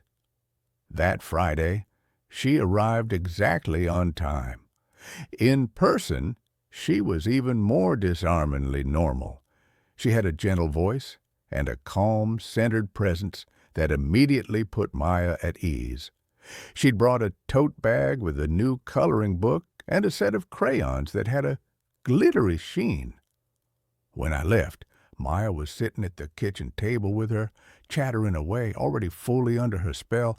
I drove to my meeting feeling a profound, almost dizzying sense of relief. The first picture arrived at 7:45 p.m. It was a photo of Maya holding up a drawing of a lopsided purple T-Rex. She was beaming, a gap-toothed smile of pure, unadulterated joy.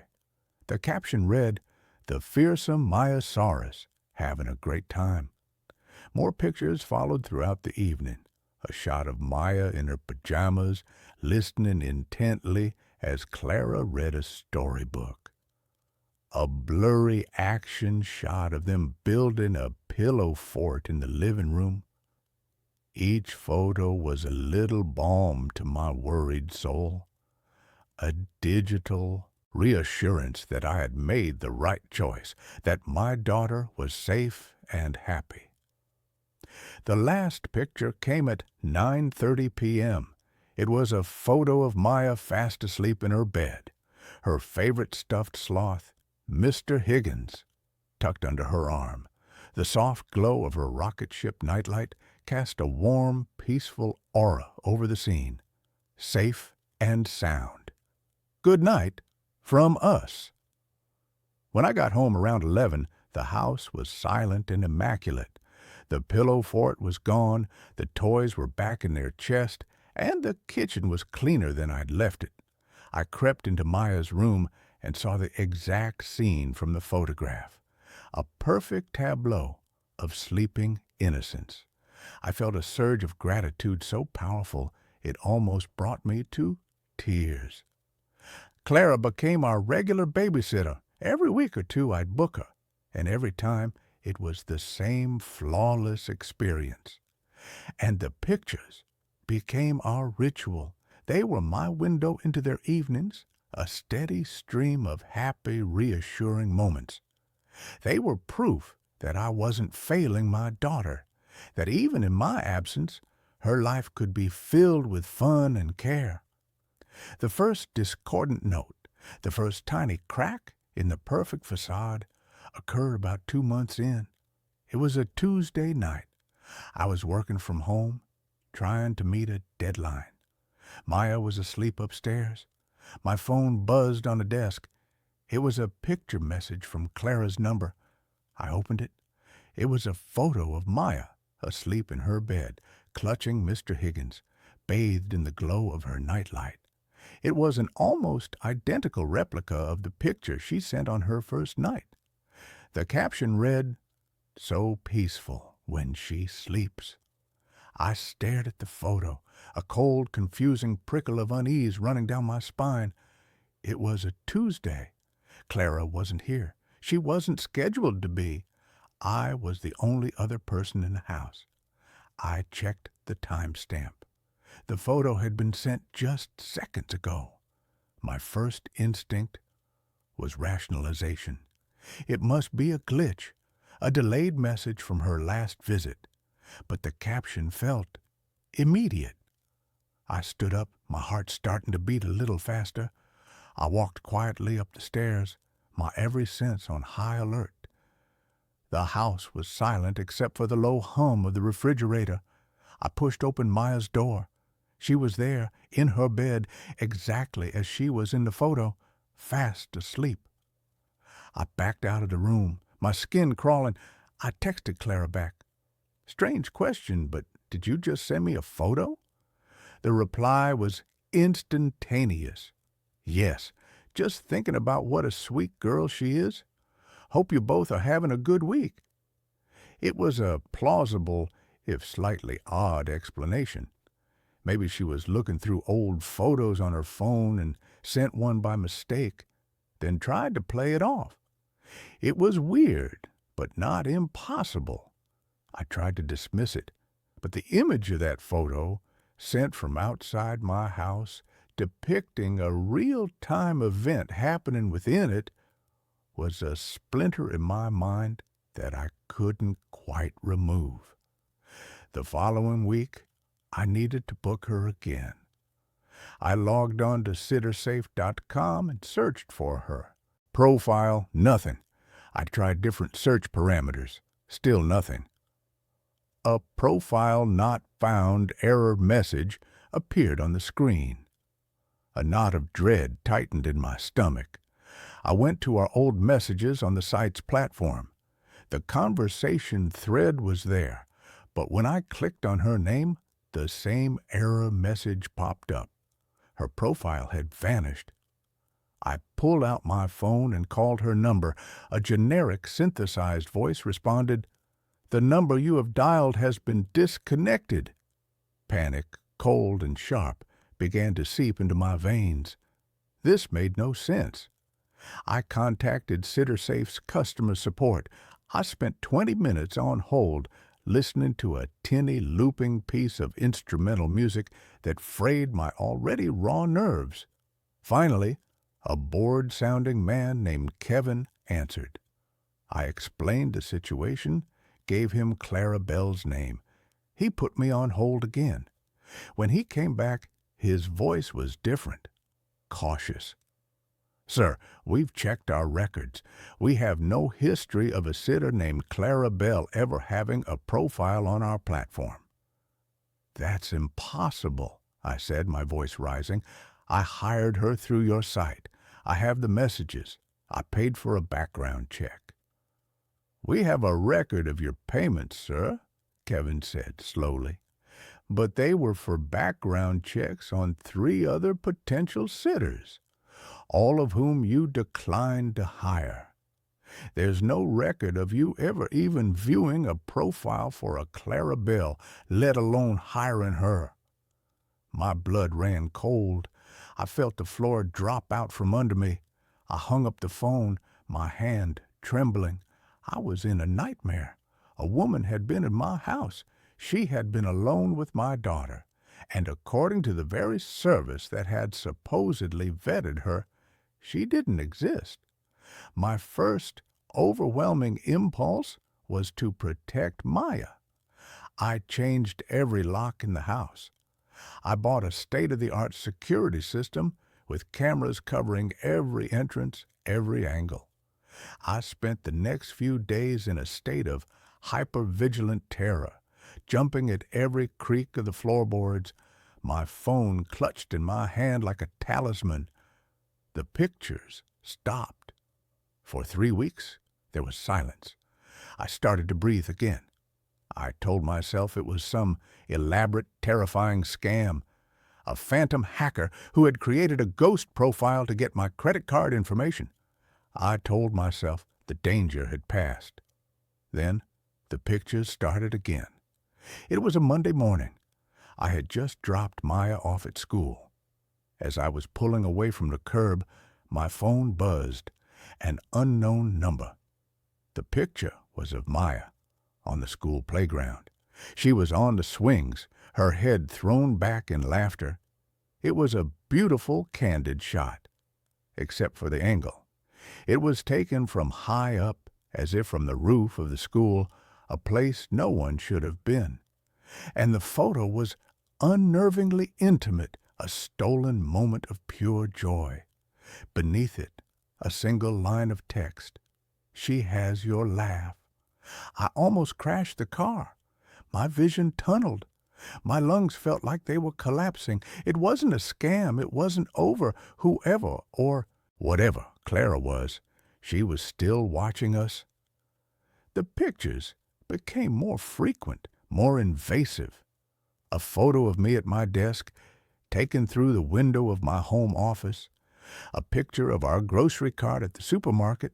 The contents, a perfect reflection of our weekly shopping list.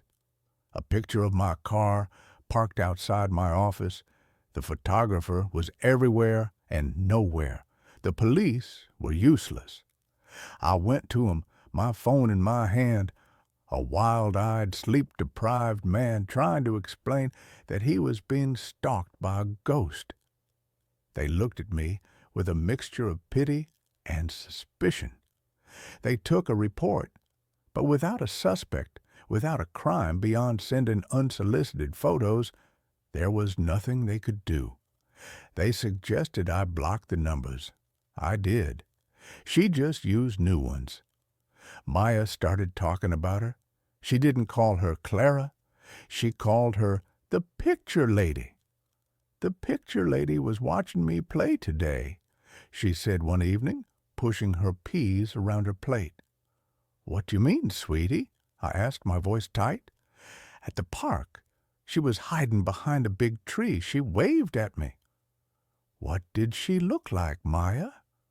"She was blurry," Maya said, frowning, "like a picture that's all fuzzy. And she smells like old books, like Mommy's old books in the attic." The attic. My wife's collection of antique photography books. The air left my lungs in a painful rush. The next day, after dropping Maya at her grandmother's, I tore the attic apart. In the back, under a dusty canvas sheet, was a heavy wooden trunk I hadn't opened since Sarah died. It was filled with her prized possessions, old cameras, development equipment, and stacks of antique photographs and glass plate negatives she had bought at estate sales. I spent hours sifting through them, my heart pounding with a nameless dread. I was looking for a face, the kind, freckled face from the CitiSafe profile. I didn't find it, but I found something else. It was a series of family portraits from the late 1800s, all from the same estate. The family was stern-faced and severe, posing stiffly for the camera, and in the background of several of the photos, slightly out of focus, was a young woman in a nanny's uniform. Her features were indistinct, but there was a certain posture, a certain tilt of the head that made my skin crawl. In the final photograph of the series, a picture of two small children playing with wooden hoops. The nanny was in the background, standing by a window, and she was staring directly at this camera. Her face was a pale oval blur, but her eyes were clear, sharp, and filled with a possessive, unsettling intensity. At the bottom of the trunk, I found an old, leather-bound ledger from the estate. It was a record of household staff. My finger traced down the list of names until it stopped. 1888, 1891. Governess, Clara Bell. The entry was followed by a single, spidery notation. Dismissed. Unwholesome attachment to the children. I felt like I was going to be sick. This wasn't a stalker. This was something else entirely, something ancient and impossible. A ghost who had imprinted herself onto these photographs, who had lain dormant in my attic for years. Had our grief, our loneliness, somehow woken her up? Had my desperate search for a caregiver on the internet provided her with a new medium, a new way to manifest? The pictures changed. They were no longer just of our present. One morning, I received a photo of me as a child, playing in the front yard of my childhood home, a home that was 1,000 miles away, a home my parents had sold 20 years ago. It was a real photograph, one I recognized from an old family album, but it was altered. Standing in the background, partially obscured by a tree, was the faint, translucent figure of a woman in a long, dark dress. She was inserting herself into my past. She was rewriting my history, weaving her ghostly presence into the very fabric of my life. The final straw came last night. My phone buzzed on my nightstand. I've become conditioned to the sound, reacting to it with a Pavlovian jolt of fear. I knew what it would be, but I was compelled to look. The picture that loaded on my screen was not from the past. It was not of the present. It was of a future I couldn't comprehend. It was a family portrait. I was in it, standing beside an older, grayer version of myself. Maya was there too, a young woman now, with the same sad, vacant expression as the man who was her father. We both looked pale, drained, like faded copies of ourselves, and standing between us, her arms wrapped around both of our shoulders in a gesture of maternal possession, was Clara Bell. Her face was perfectly clear, no longer a blur, no longer a photo on a website. She was solid, real, and she was smiling, a wide, triumphant, terrifying smile. She wasn't just watching us anymore. She was joining us. She was feeding on our lives, our memories, our very vitality. The caption beneath the photo was the most chilling of all. Soon we'll all be together, a perfect family, forever. I'm writing this now because I don't know what else to do. I've packed a bag. Maya and I are leaving. We're going to drive until we run out of road. I'm going to throw my phone into a river. I'm going to get a new one, a new number, a new life.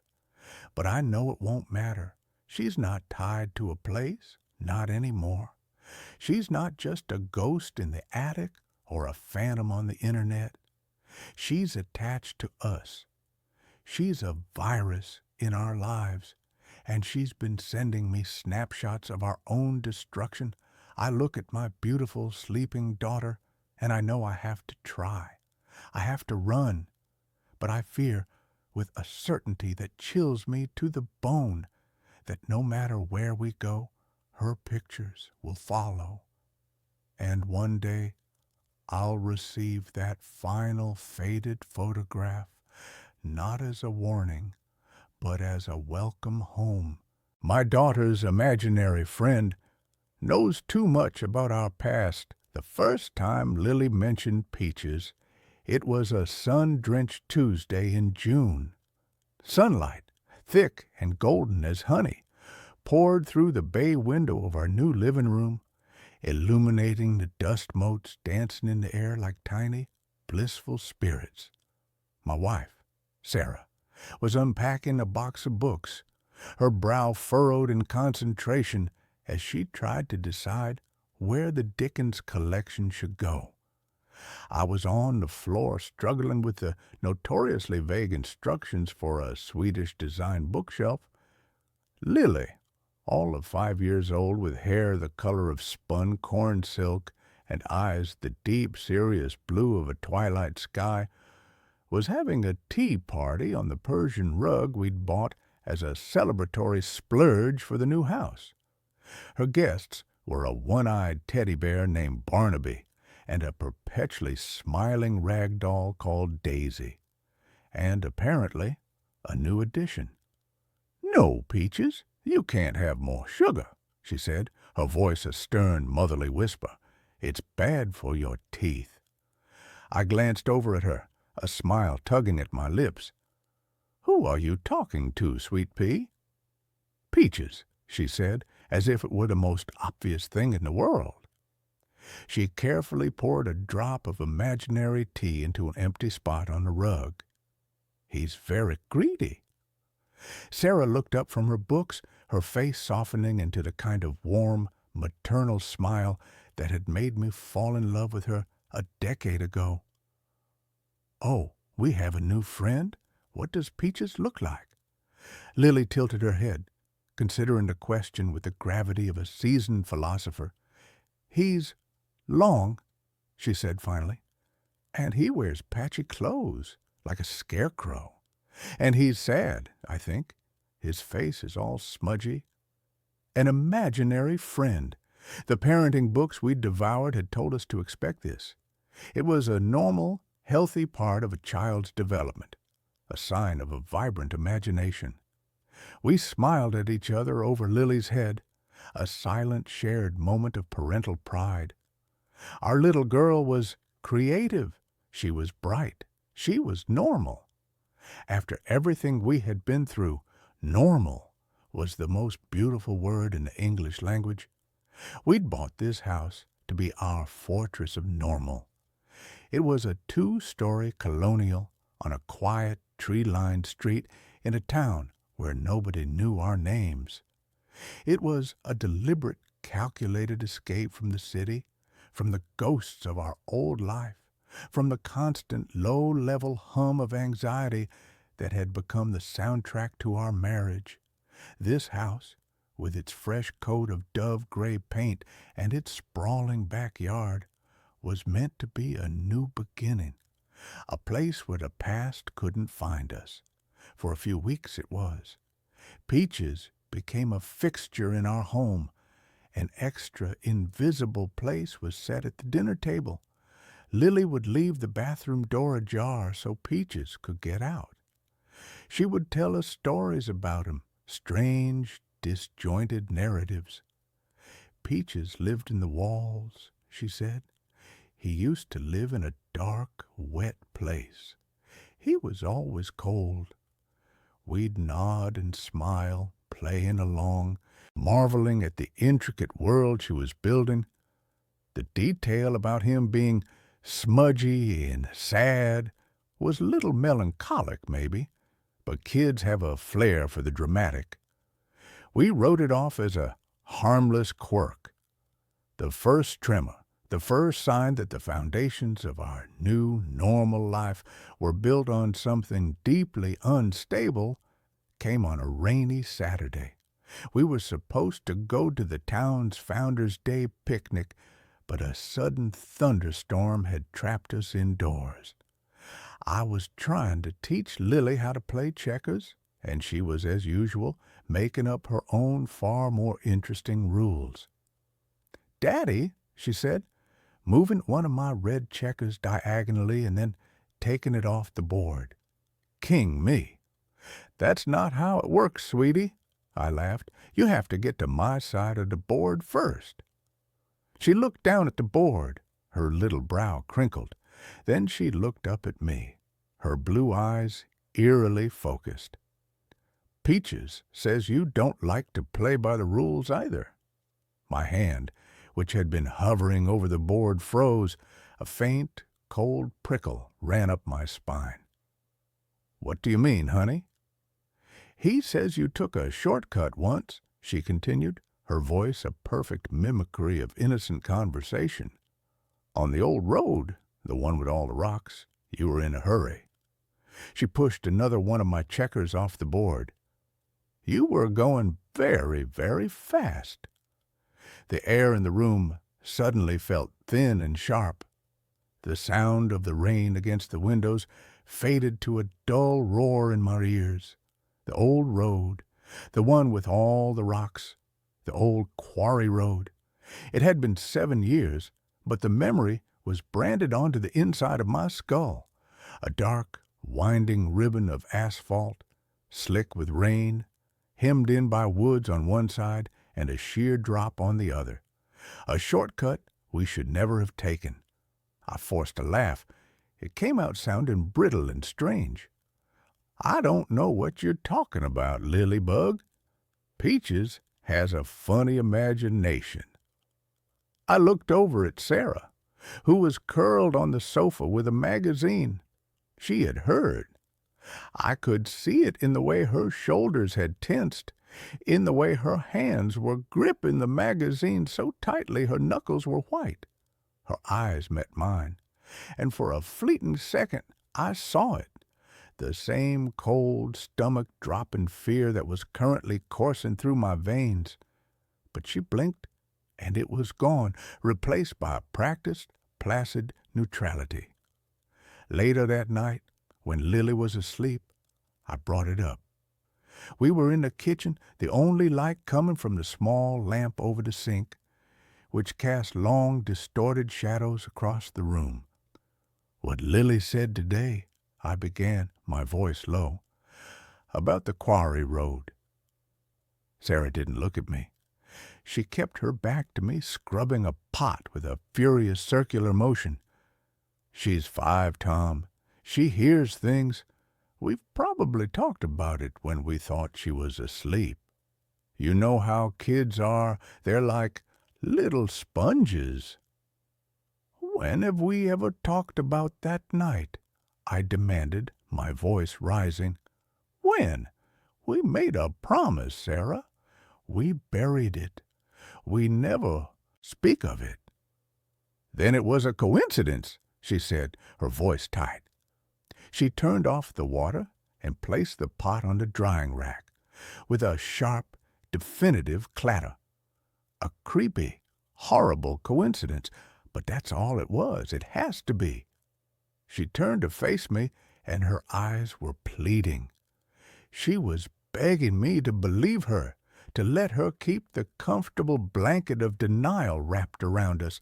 I wanted to believe her. God, I wanted to more than anything, to dismiss it, to rationalize it, to file it away as a creepy but meaningless event. So I nodded. I agreed. For her, for us, for the fragile new life we were trying to build. But as I lay in bed that night, listening to the rain and the creaks and groans of our new house, I couldn't shake the image of Lily's serious blue eyes. And I couldn't silence the question that was screaming in the back of my mind. Who the hell was Peaches? The coincidences began to pile up. each one a small, sharp stone added to the growing mountain of my dread.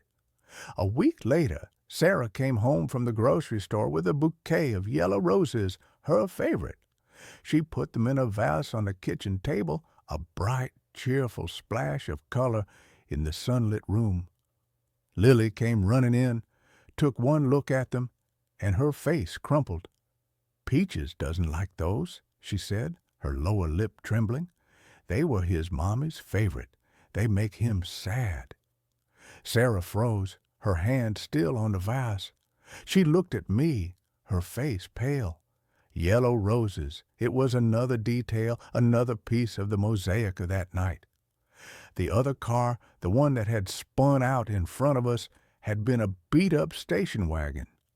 The back was filled with groceries, spilled all over the road, and there had been a bouquet of yellow roses scattered and broken on the wet asphalt, their bright petals bruised and dirt-stained.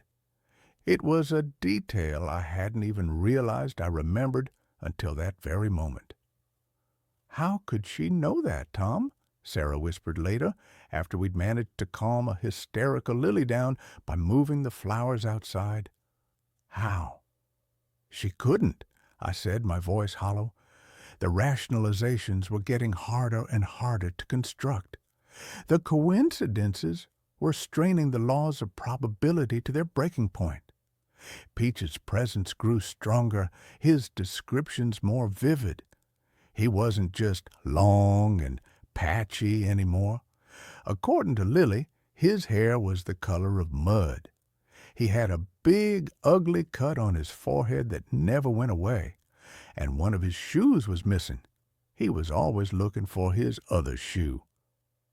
I started watching Lily obsessively. I'd stand in the hallway just out of sight and listen to her one-sided conversations in her playroom. Her voice would be light and cheerful, but the things she said, the things Peaches was supposedly telling her, were chilling. "No, I can't ask them that, Peaches. That's a secret, because secrets are supposed to be quiet. I don't know why they didn't stop. Maybe they were scared." My blood ran cold. I felt like an insect trapped under glass, being watched by something ancient and malevolent. This thing, this Peaches, wasn't a product of Lily's imagination. It was an intrusion. It was something that had attached itself to her, something that was using her as a mouthpiece to terrorize us. The physical manifestation started subtly. A photograph from our wedding, which sat on the mantelpiece, would be turned face down. A single muddy footprint, too large to be Lily's, would appear on the welcome mat, even when it hadn't rained.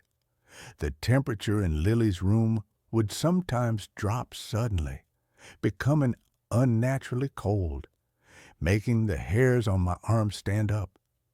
Sarah was trying to hold on to her denial, but it was failing. I could see the terror in her eyes, the dark circles that were forming from sleepless nights. We were becoming ghosts in our own home, speaking in hushed tones, jumping at every creak of the floorboards.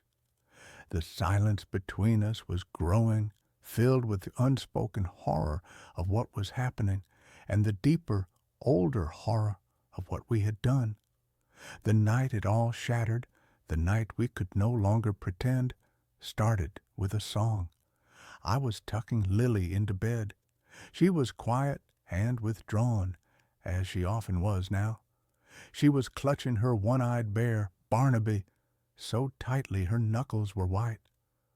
"Daddy," she whispered, her voice small, "can you sing me the Crooked Man song?" I frowned. "I don't think I know that one, Sweet Pea." "Yes, you do," she insisted. "Peaches says you know it. It was on the radio, the night of the shortcut." And then she started to hum, a broken, off-key little tune. But it was unmistakable. It was an old folk song, one I hadn't heard in years. but it had been playing on the radio that night. I remembered it with a sickening lurch of my stomach. It had been playing right at the moment of impact. The cheerful, jaunty melody had been a grotesque counterpoint to the screech of tires and the sickening crunch of metal on metal. My breath hitched in my chest. I couldn't move. I just stared at my daughter, this perfect, innocent little girl who was humming the theme song to the worst moment of my entire life. "He wants you to remember the other man, Daddy," Lily whispered, her eyes wide in the dim light from the hallway. "Peaches says you left him. You left him in the dark, and he was so cold." That was it. That was the moment the floor gave way. I fled the room, stumbling down the hallway, my heart hammering against my ribs like a trapped bird. I found Sarah in the living room, standing by the window, staring out into the darkness. She turned as I entered, and she didn't have to ask. She could see it on my face. "Tom," she breathed. "She knows," I choked out, the words feeling like shards of glass in my throat. "She knows everything. The song, the other driver, leaving him there, this thing, it's telling her everything." The dam of our shared silence, 7 years in the making, finally broke. The story, the one we had buried so deep we could almost pretend it never happened, came rushing out. We were 24, young, stupid, and a little drunk from a friend's wedding. I was driving. It was raining, a torrential downpour that made the world outside the windshield a blurry, impressionistic nightmare. Sarah was navigating, and she pointed me down the old quarry road, a shortcut she'd heard about. I was driving too fast, showing off, feeling immortal, in the way only a 24-year-old can. He came out of nowhere, a station wagon pulling out from a hidden side road. I swerved, but it was too late. The impact was a jarring, deafening explosion of sound and light. Our car spun, the world turning into a kaleidoscope of rain and shattered glass before we came to a stop in a ditch. We were alive, bruised, terrified, but alive. The other car was a wreck, crumpled and twisted, its headlights pointing at crazy angles into the woods. And in the sudden, ringing silence that followed the crash, we heard a groan, a single, low sound of pain coming from the other car. Someone was hurt. Someone was alive. And we were drunk. The smell of the spilled champagne was thick in the car. We looked at each other, and in that moment, a silent, terrible decision was made. Panic, cold and absolute, overrode everything else. It overrode decency, compassion, humanity. We were kids. We were scared of the consequences, of the red and blue lights of the jail cells we imagined. So we did the unthinkable. I put the car in reverse. The tires spun in the mud, and then they caught. I backed out of the ditch, my hands shaking so badly I could barely hold the wheel. We didn't look back. We just drove. We left the scene. We left a man groaning in the wreckage of his car, alone on a deserted road in the middle of a storm. We got home, showered, and pretended it was a bad dream. The next day, scouring the local news online, my hands trembling, I found a small article, a single-car accident on the old quarry road.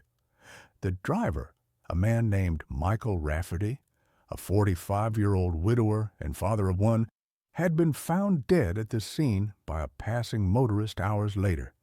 The article said he'd likely died on impact. We clung to that.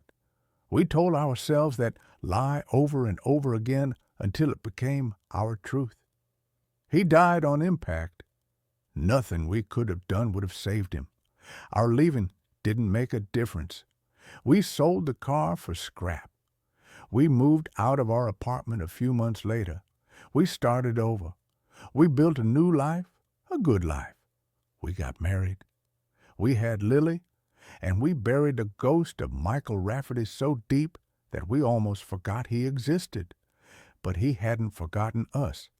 He had been waiting, and now he had found us. He was in our house. He was talking to our daughter, and he called himself Peaches. The name had been a mystery, a strange, childish moniker. But now, as I stood in my living room, the full weight of our past crashing down on me, I remembered another detail. From the news article, Michael Rafferty had been on his way home from visiting his mother at a nursing home. Her name was Beatrice, but everyone called her Peaches. He was her only son. The entity in our house wasn't just a random spirit. It was him, Michael Rafferty. And he wanted something. After that night, the haunting escalated from psychological warfare to a full-blown physical assault. The whispers were no longer confined to Lily's room. I would hear them in the static of the television, in the rush of water from the faucet, my name spoken in a dry, rasping whisper. "Tom, you left me. It was so cold." Doors would slam shut in empty hallways.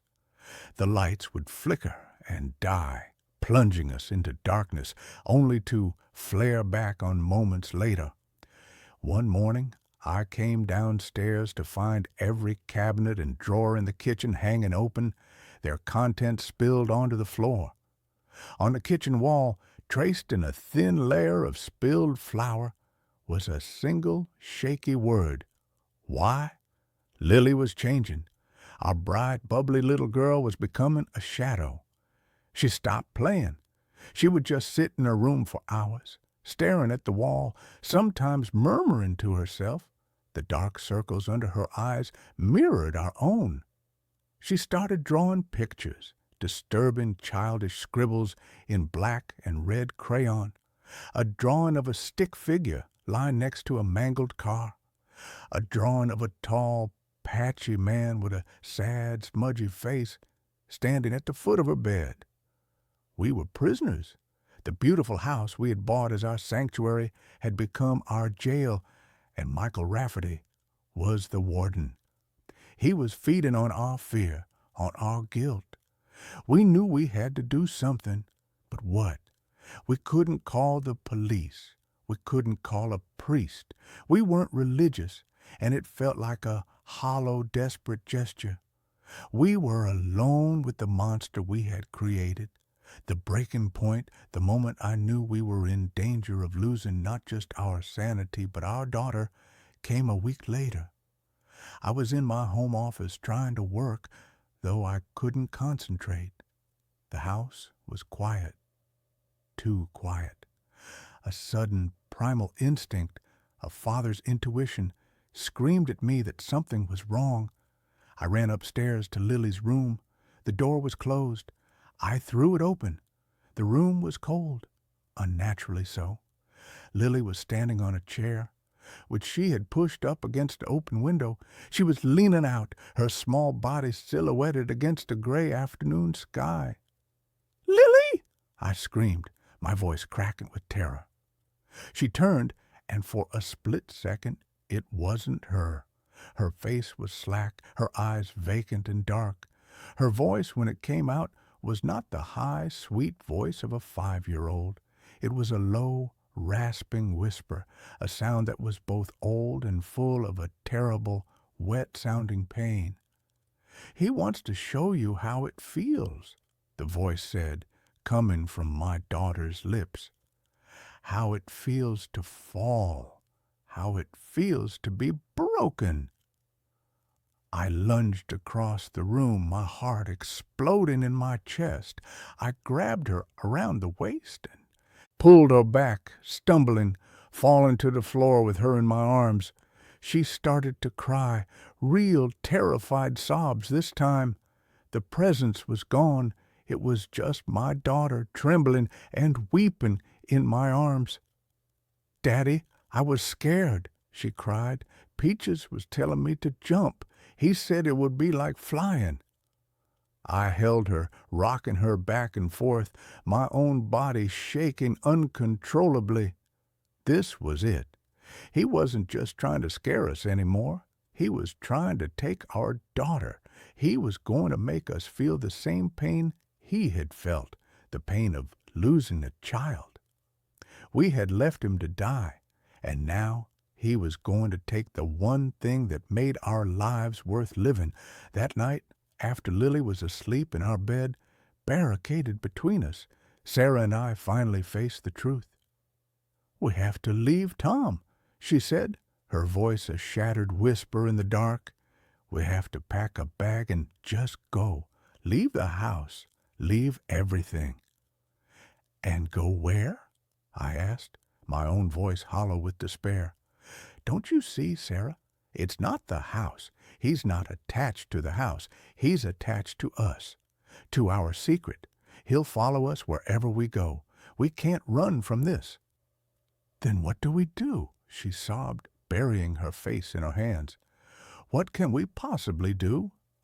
I was silent for a long time, the answer forming in my mind, a cold, heavy thing.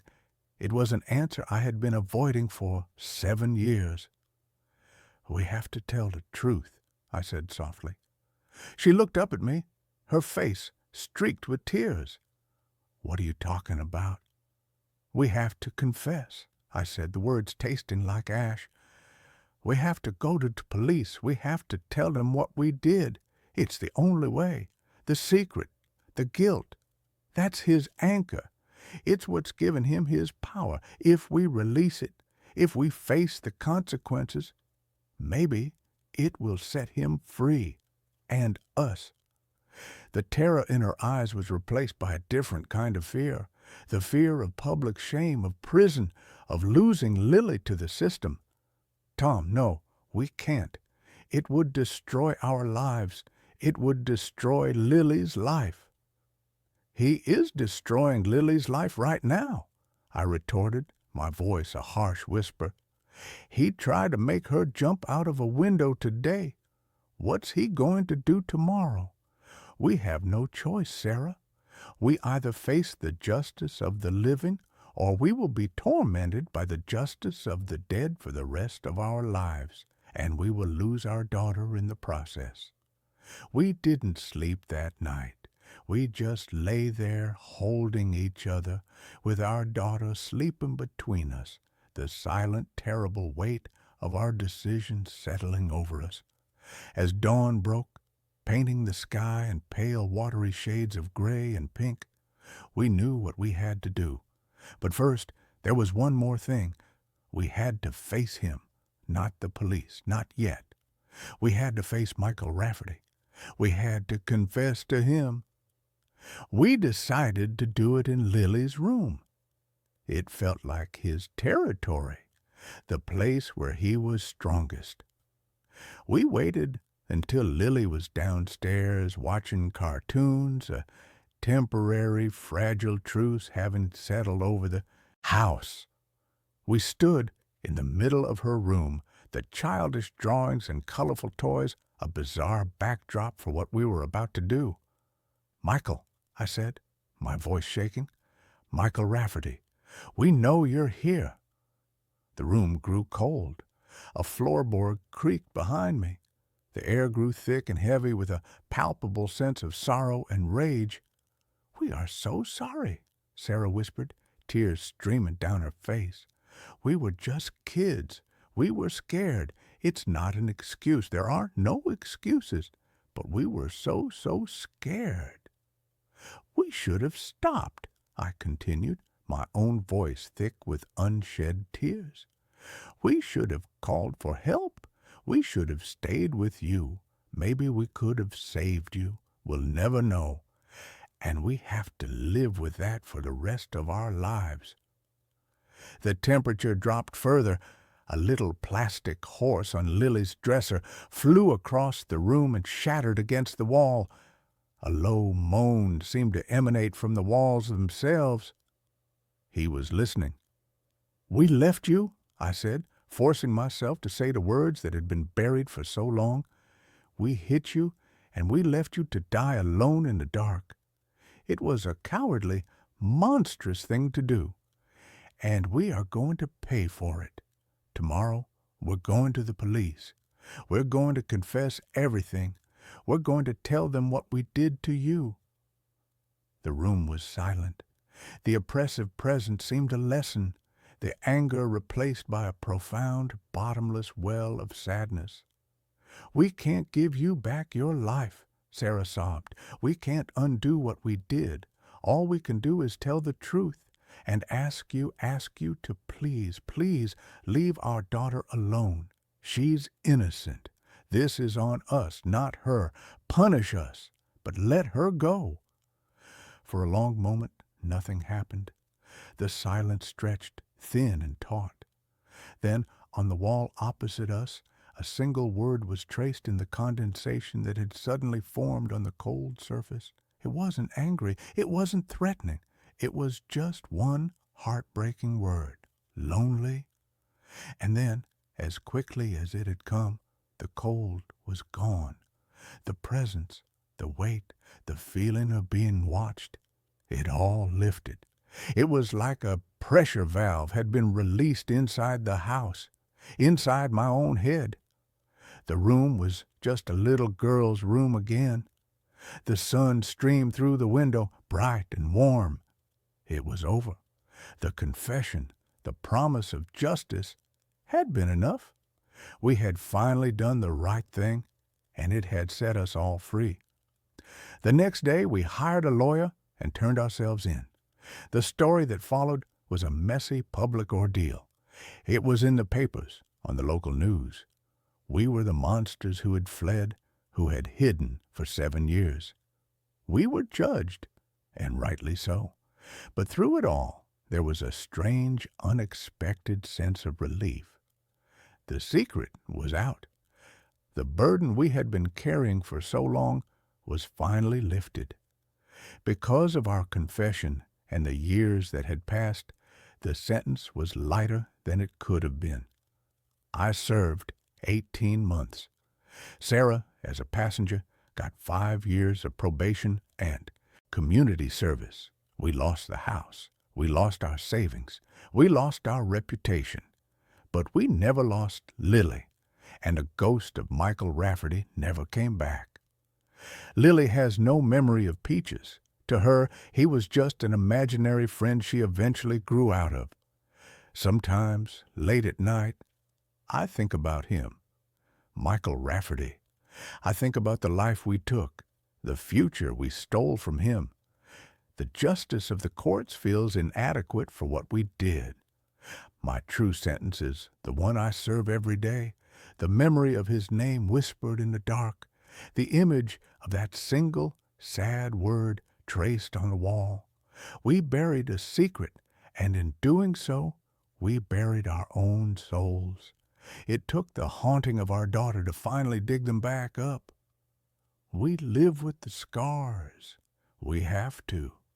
It's the price we pay for being the people who drove away, leaving a good man to die alone on a dark, rocky road, with only the sound of a crooked man singing on the radio for company. I answered a phone call from my own number. The first time it happened, I dismissed it as a glitch, a harmless bit of digital flotsam in the ever-congested currents of modern communication. I was an architect, a man who believed in blueprints and solid foundations, a man whose life was built on the comforting certainty of physics and logic. Ghosts, hauntings, and paradoxes were the stuff of fiction, not the carefully ordered reality of my life with my fiancée Chloe. It was a Tuesday in October. Rain, gray and relentless, slicked the streets of the city, and I was running late. I was juggling a lukewarm coffee, a portfolio case that weighed a ton, and an umbrella that seemed to have a personal vendetta against my right eye.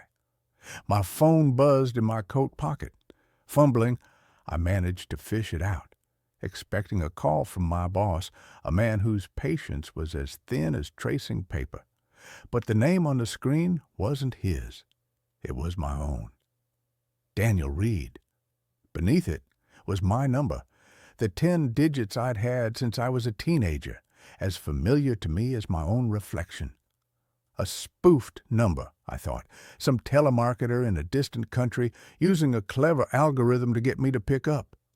Annoyed, I swiped to answer, a sharp, "Who is this?" already on my lips. The voice that answered was my own.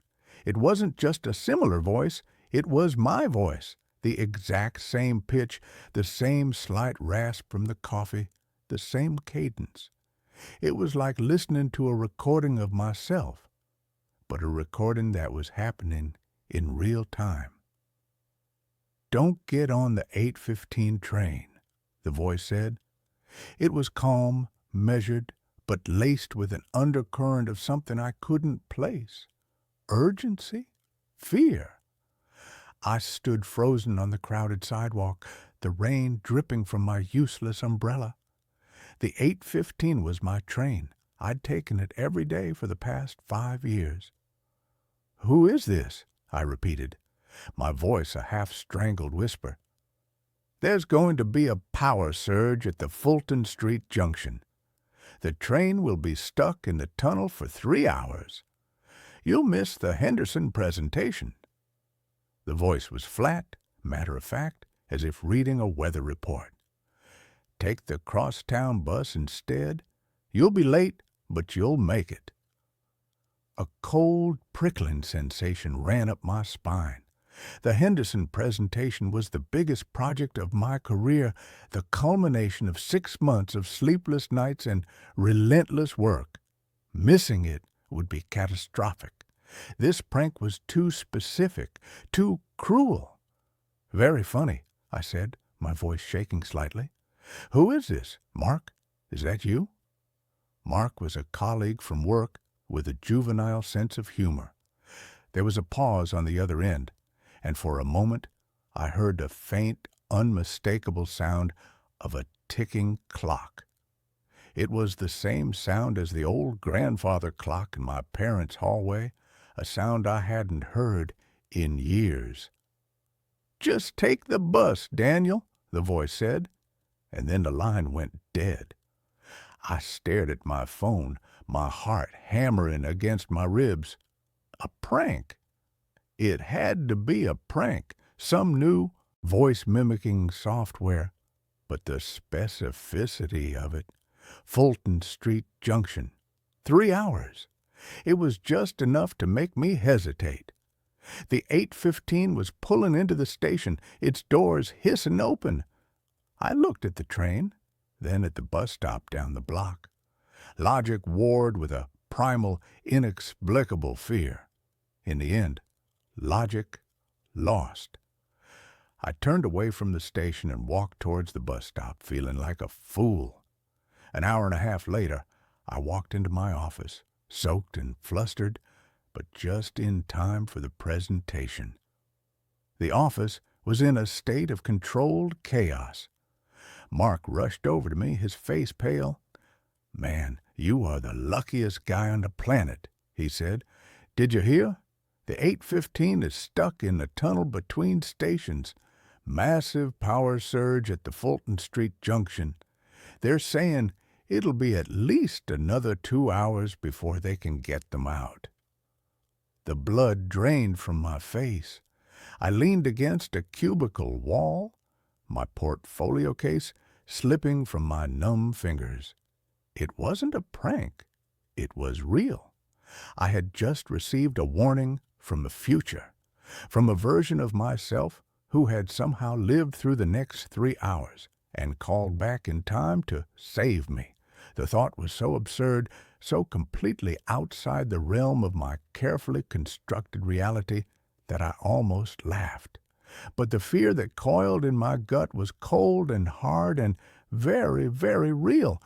The calls became a regular, if terrifying, feature of my life. They were never scheduled, always unexpected. A buzz from my pocket would reveal my own name on the screen, and the Daniel on the other end would deliver a terse, cryptic piece of advice. Don't order the salmon for lunch. You'll get food poisoning. Take a right on Elm Street. There's a pileup on the interstate. Chloe is going to call in 10 minutes, upset about her sister. Just listen. Each prediction, no matter how small or mundane, came true. The warnings were my own personal paradoxical guardian angel. I never told Chloe. How could I? She was a psychiatrist, a woman who dealt in the rational, the explainable. She would have had me committed, or at the very least, started looking at me with that gentle, clinical pity I couldn't bear. So I kept a secret, a strange, buzzing anxiety that lived just beneath the surface of my skin. I began to rely on the calls, to wait for them. My life, once a predictable series of my own choices, was now a reactive dance with a mysterious, omniscient partner. The tone of the calls began to change. The voice on the other end, my voice, started to sound different, more confident, colder. The helpful warnings began to be interspersed with more personal, more manipulative instructions. "Don't go to your parents' anniversary dinner on Saturday," the voice said one afternoon. "Why not?" I asked. The question was a reflex. I had learned not to question, but this felt different. "You'll have a fight with your father, a bad one. It will ruin the night. Just tell them you're sick." I followed the stale advice, calling my mother with a fake, rasping cough. She was disappointed, and I felt a pang of guilt. But the thought of avoiding the inevitable circular argument with my father about my career choices was a powerful sedative. Later that week, the voice told me not to go out for drinks with Mark and the guys from work. "Mark is going to get too drunk and say something about Chloe's past that will upset you," it warned. I bailed, feigning a migraine. The voice was no longer just helping me avoid traffic jams and bad seafood. It was pruning my life. It was isolating me, cutting the threads that connected me to the people I cared about one by one. And the most terrifying part was that I was letting it. I was a willing participant in the dismantling of my own social life, all for the promise of a smoother, conflict-free existence. The first time I saw him, the other Daniel, was a hallucination, or so I told myself. I was at home, working late. Chloe was out with friends. My phone buzzed. It was my own number. "She's not with her friends," the voice said, cold and sharp. "She's meeting with her ex-boyfriend, Michael. She's been lying to you." A hot, ugly spike of jealousy and fear shot through me. It was a lie. Chloe wouldn't do that. But the voice had never been wrong. I hung up, my mind racing. I went to the window of my study, which overlooked the street, and peered out into the rainy darkness. Across the street, under the fuzzy orange glow of a streetlight, a man was standing. He was holding an umbrella, his face obscured by shadow, but he was wearing my coat. The dark gray trench coat I had left at the office, and he was looking right at my window. As I watched, he lifted a hand and waved, a slow, deliberate gesture. Then he turned and walked away, disappearing into the rain. I stumbled back from the window, my heart pounding. It was a stranger, a coincidence. My mind, frayed and paranoid from the stress of the calls, was playing tricks on me. But I couldn't shake the feeling that I had just seen a ghost. My ghost. The next day, the true horror began. I got to work, and my key card wouldn't open the door. After a call to security, I finally got to my desk to find an email from HR, informing me that my employment had been terminated due to gross misconduct and the unauthorized sharing of proprietary project data. I stared at the screen, my blood turning to ice. I hadn't shared anything. I would never. My boss called me into his office. He wouldn't look me in the eye. On his desk was a printout of an email chain between my work account and our biggest competitor. It contained blueprints, cost analyses, the entire Henderson project. The emails were written in my style, with my turns of phrase. They were undeniably from me, but I had never sent them. I was escorted from the building, my belongings in a cardboard box. My life, my career, had been annihilated in a single inexplicable act of digital sabotage. I drove home in a daze, my mind a screaming vortex of confusion and terror. The voice hadn't warned me about this. Why? When I got home, Chloe was there. She was sitting on the sofa, her face pale, her eyes red-rimmed. She didn't look at me. "Chloe, you're not going to believe what happened," I started, the words tumbling out of me. "I know," she said, her voice a dead, flat thing. "You told me this morning." I stopped, my hand on the doorknob. "What are you talking about? I haven't spoken to you all day." She finally looked at me, and her expression was a mixture of fear and pity. "Daniel, stop it. You called me at 9. You were crying. You told me you'd been fired, that you'd made a terrible mistake. We talked for an hour. You said you were going to go for a drive to clear your head." I stared at her, the world tilting on its axis. "Chloe, that wasn't me." "Then who was it?" she cried, her voice breaking. "Who was it that knew that I was having doubts about us? Who brought up that stupid fight we had last year, the one we promised never to talk about again? Who apologized for being so distant and promised to be better?" She stood up, her hands clenched into fists. "It was you, Daniel, but the man standing in front of me now, you're not him. You look like him, but your eyes, they're terrified.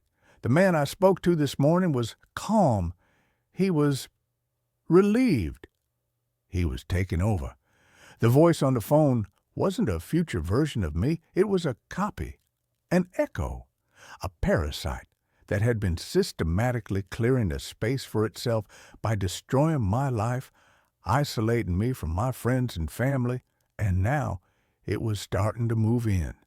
The warnings hadn't been to help me. They had been to build my trust, to make me compliant.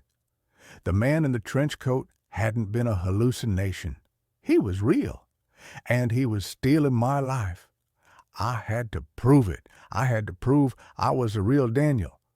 But how do you prove you are yourself when a perfect copy, one who knows all your secrets, is telling everyone you're not? I became a ghost in my own life. I couldn't go home. Chloe was afraid of me, and I was terrified that he would be there. I checked into a cheap motel on the outskirts of the city, the kind that smells of stale cigarette smoke and desperation. I was running out of money, my bank account mysteriously frozen. He was thorough. My phone was my only link, my only weapon.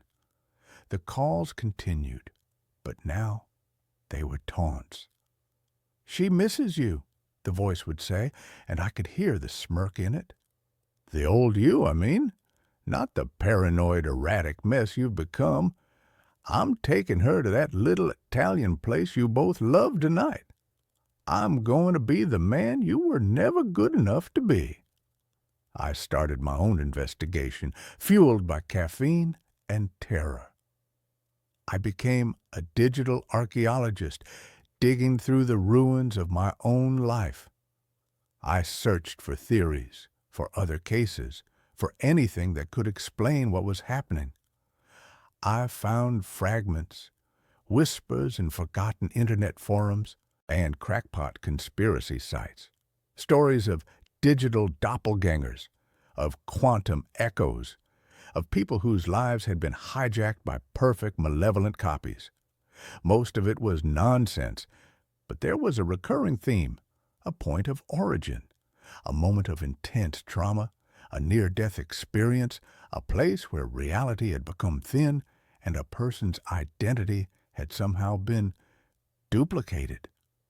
My mind flashed back a year, a rain-slicked highway, the screech of tires, the blinding glare of headlights, a car accident that had left me with a broken leg and a concussion, but one which the doctors had said I was lucky to have survived. That was it.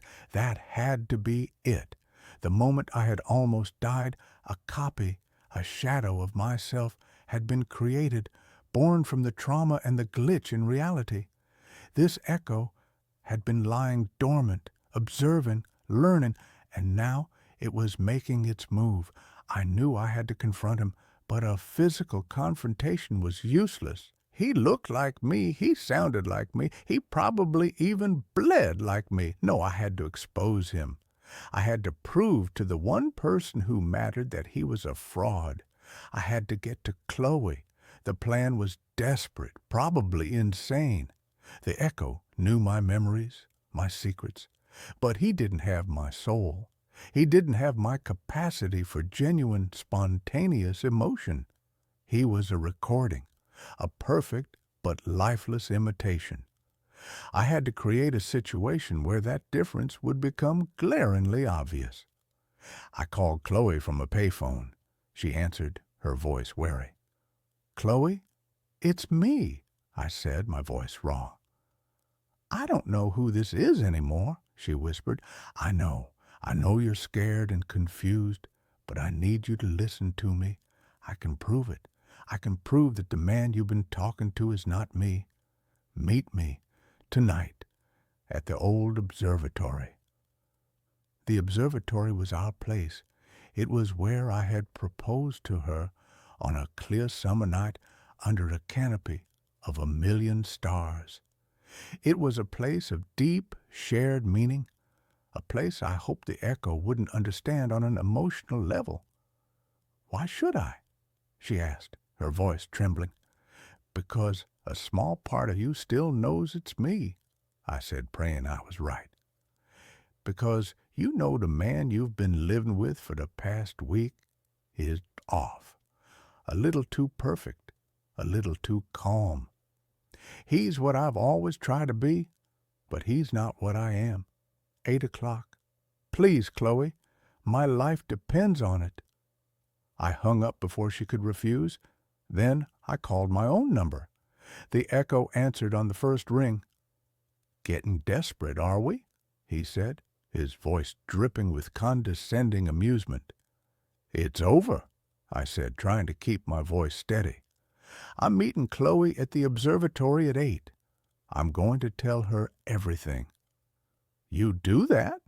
The echo laughed. "She'll think you've finally lost your mind completely. In fact, I think I'll come too. It will be fun to watch." It was exactly what I wanted. That night, the air was cold and sharp. The observatory stood on its hill like a silent white domed sentinel against the star-dusted sky. I got there early, my heart a frantic drum against my ribs. Chloe arrived at 8 on the dot. She was wrapped in a thick coat, her face pale and drawn in the moonlight. She stood 10 feet away from me, her arms crossed, a wall of fear and distrust between us. "Daniel, this is crazy," she began. "Just listen," I pleaded. "He's coming. You're going to see us both." As if on cue, a figure emerged from the shadows of the parking lot. It was me. He was wearing my favorite leather jacket, his hair styled exactly like mine. He walked towards us with a confident, easy stride. He stopped beside Chloe and put a protective arm around her shoulder. She flinched, but didn't pull away. "See, honey," the echo said, his voice a perfect imitation of my own, full of gentle concern. "I told you he was unwell. He needs help." Chloe looked from him to me, her eyes wide with a terrifying, disbelieving comprehension. Seeing us both there, two identical men, was shattering her reality. "This is impossible," she breathed. "Now, Chloe," I said, my voice shaking, "I'm going to ask you a question, and I want you to ask him the same question. It's the question you asked me right here, on this spot, the night I proposed." Her brow furrowed in confusion. "The question?" "You know the one," I urged, my eyes locked on hers, trying to pour every ounce of our shared history, our love, our genuine connection, into that single gaze. She turned to the echo. What was the question?" The echo smiled, a smooth, confident expression. "It's a trick, sweetheart. You never asked me a question. You were crying so hard you could barely speak. You just nodded and kissed me. It was a good guess, a logical one. It was what had happened on the surface, but it wasn't the truth." Chloe's eyes widened. She turned to me. "Daniel?" I took a deep breath. "You looked up at the moon and you asked me, if we build a life as beautiful as that, will we be afraid to live in it? And I told you, only if we live in it alone." Chloe let out a choked sob. It was a small, intimate, nonsensical detail, a fragment of a memory so personal it had never been spoken of again. A memory a perfect copy could never have, because it wasn't a memory of fact, but a memory of feeling. It was the emotional texture of our lives, something he couldn't access. The echo's smile faltered.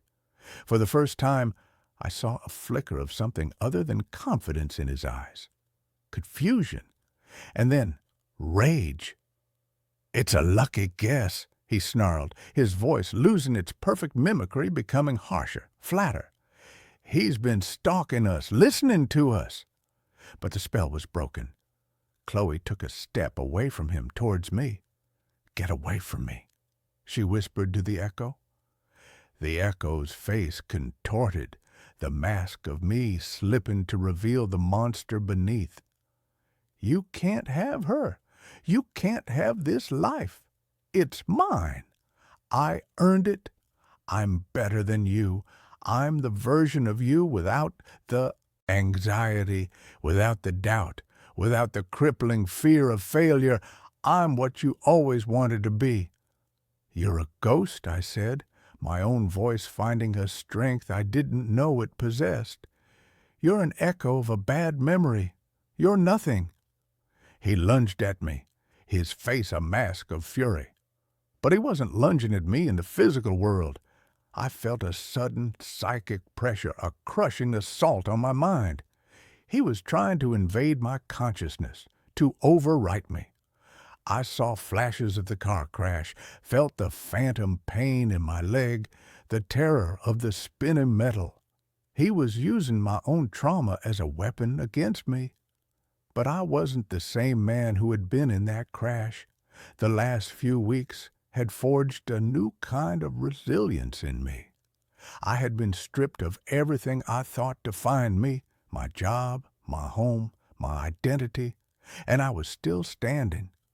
I pushed back, not with anger, but with acceptance. I accepted the fear. I accepted the doubt. I accepted the flawed, messy, imperfect reality of who I was. "You're right," I projected into his mind. "I am afraid. I am doubtful. That's what makes me real. You're just a copy, a perfect, empty copy." The echo screamed, a sound that was both in the air and inside my head. His physical form began to flicker like a bad television signal. He was an entity built on a stolen identity, and now that his foundation had been proven false, he was coming apart. He wavered, his image stretching and distorting, his features melting like hot wax. He looked at me one last time, his eyes filled not with rage, but with a terrifying hollow emptiness. And then he dissolved, turning into a cloud of shimmering static-like particles that were caught in the wind and scattered into the night. Silence.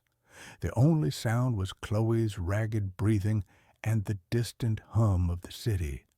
I stumbled forward, and she met me halfway, her arms wrapping around me in a desperate, clinging embrace. We just stood there for a long time, under the cold, silent watch of the stars, two survivors of an impossible storm. We rebuilt. It wasn't easy. The world doesn't have a protocol for dealing with a supernatural doppelganger who commits identity theft. I couldn't get my old job back, but I found a new one. We moved to a new apartment, trying to outrun the ghosts of our old life. The trust between Chloe and me, though shattered, was slowly, painstakingly being glued back together. We were scarred, but we were real. But I know he's not truly gone, not completely. He wasn't a creature I could kill. He was a possibility I had to disprove. He was a part of me, a dark potential, a shadow born from my own fear. I defeated him, but I can't destroy him. He's a latent file in the universe's hard drive, waiting. And so every time my phone rings with an unknown number, my heart seizes in my chest. Every time I see my own reflection in a dark window, I look for a flicker, a distortion. I live with the constant, quiet, terrifying knowledge that reality is a fragile thing, and that somewhere, in the static between the signals, a version of me is still out there, and he might just decide to call again. My GPS keeps directing me to the same abandoned house. The voice in my car is a woman named Cal. I don't know if that's her real name or even if she's a real woman. She speaks with the placid, uninflected calm of someone who has never been late, never been lost, and never felt the cold, creeping dread of being somewhere you are not supposed to be. Cal is the default voice of the Wayfinder 5000, a slightly outdated but relentlessly reliable GPS unit suction-cupped to my windshield. For the past 6 years, as a regional sales manager for a mid-level pharmaceutical company, Cal has been my co-pilot, my navigator, my silent synthetic companion on the lonely asphalt veins of the American Midwest. She has never been wrong until she started trying to kill me, or if not kill me, then something far, far worse. The first time it happened, I was on my way to a meeting in rural Wisconsin. I was cutting through a stretch of farmland so flat and featureless, it felt like a screensaver. My appointment was in a town called Prairie Ridge, a place that barely registered as a smudge on the map. According to Cal, I was 40 minutes away. "In 200 feet, turn left," she said, her voice as serene as a mountain lake. I glanced at the screen. The purple line of my route took a sharp 90-degree turn off the main highway and onto a thin gray line that the map didn't even bother to name. "Recalculating," I said aloud, a habit I'd picked up over thousands of miles of solo driving. I tapped the screen, looking for an alternate route. There was none. This was it. I slowed the car and made the turn. The road was gravel, loose and chattering under my tires. Overgrown cornfields pressed in on both sides, their dry stalks rustling with a sound like whispering snakes. After about a mile, the road degraded further, becoming little more than 2 dirt tracks with a spine of weeds growing down the middle. My sensible company-issued sedan was not built for this. "Are you sure about this, Cal?" I muttered. "In 1,000 feet, your destination will be on the right," she replied, oblivious to my concern. The cornfields fell away, and the trees began, ancient skeletal oaks that formed a dark, claustrophobic canopy over the road. And then I saw it. Set back from the road, half swallowed by a sea of thorny, overgrown bushes, was a house. It was an old farmhouse, the kind that might have been charming a century ago. Now it was a study in decay. The white paint had peeled away in long, leprous strips, revealing the gray, weathered wood beneath. The windows were dark, hollow eyes, most of them boarded up with mismatched planks. A single skeletal tree stood in the front yard, its dead branches reaching for the sky like the fingers of a drowning man. The place didn't just feel abandoned, it felt condemned, cursed. A deep, instinctual wrongness emanated from it, a silence that was heavier and more profound than the surrounding woods. "You have arrived at your destination," Cal announced cheerfully. I stopped the car, the engine a loud, intrusive rumble in the oppressive quiet. This was not Prairie Ridge. This was the middle of nowhere. A mapping error, a glitch in the satellite. I felt a surge of annoyance, mixed with a strange, inexplicable prickle of fear. I didn't get out of the car. I didn't want to breathe the air here. I just wanted to leave. I put the car in reverse and began the slow, careful process of backing down the narrow, rutted track. My eyes kept darting to the house in my rearview mirror. I could have sworn I saw a flicker of movement in one of the dark upstairs windows, like a curtain being drawn aside. But there were no curtains. There was only splintered wood and darkness. By the time I got back to the highway and re-entered Prairie Ridge as my destination, I was an hour late for my meeting. I managed to salvage the sale with a flurry of apologies and a steep discount. I blamed the GPS, laughing it off as a piece of junk technology. But the image of that house was burned into my mind. The dead tree, the boarded-up windows, the feeling of being watched by something old and malevolent.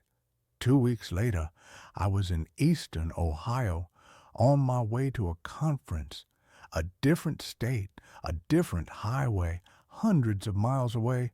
I was making good time, listening to a podcast, my mind on the quarterly report I had to file. "In 1/4 mile, take the exit on your right," Cal said. I glanced at the screen. The exit was for a state route that seemed to veer off into a large, green, unpopulated area on the map. My route should have kept me on the interstate for another 50 miles. "No, Cal," I said, sighing. "We're staying on the highway." I drove past the exit. Cal was silent for a moment. Then, "Recalculating. In 200 feet, turn left." She was trying to take me onto a small local road, a road that, according to the map, led nowhere. A cold, familiar dread began to bloom in my stomach. "Recalculate to avoid back roads," I said, my voice sharp. "Route recalculated," she replied. "In 1,000 feet, perform a U-turn where possible." For the next 10 minutes, we were locked in a battle of wills. Every route she suggested was a circuitous, nonsensical path that tried to steer me off the main road and into the rural unknown. She was like a horse that refused to be led, stubbornly trying to bolt for some unseen, familiar stable. Finally, in a fit of frustration, I unplugged the Wayfinder 5000 and threw it onto the passenger seat. I used my phone's mapping app for the rest of the trip. As I lay in my sterile, anonymous hotel room that night, I couldn't sleep. I picked up the Wayfinder, and plugged it back in. The screen flickered to life. The map showed my current location, a little blue dot in the heart of the city. I opened the recent destinations list. At the very top of the list, it read, Crows End Road. I'd never heard the name before. I typed it into my phone's search engine. There were a few scattered results, none of them in Ohio, but one of them, a hit from a county plat map website, was in Wisconsin. It was an unmaintained dead-end road. My blood ran cold. It was the road to the abandoned house. The GPS hadn't just made a mistake. It had saved the location. It wanted to go back. The incidents grew more frequent and more insidious. Cal would be silent for hours, lulling me into a false sense of security. And then, at a crucial intersection, she would give a last-second incorrect instruction, trying to divert me. It became a constant low-level war. I began to hate the sound of her calm, pleasant voice. It was the voice of a saboteur, a traitor, in my own car. I bought a new GPS, a top-of-the-line model from a different brand. I boxed up the Wayfinder 5000 and put it in the trunk. I felt a sense of liberation as I programmed my first trip into the new device. The new voice was a man with a crisp British accent. It was a refreshing change. I was driving through Indiana on my way to see a client in Fort Wayne. The new GPS was working perfectly. In 1 mile, you will reach your destination, the British voice announced, and then a burst of static from the car's speakers. The new GPS screen flickered and went blank. A moment later, it came back on. But the map was different. It was a local, rural map. The British voice was gone. In 200 feet, turn left, said the calm, familiar, horrifying voice of Cal. I stared at the screen in disbelief.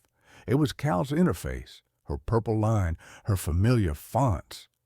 She had somehow overridden the new device. She had infected it.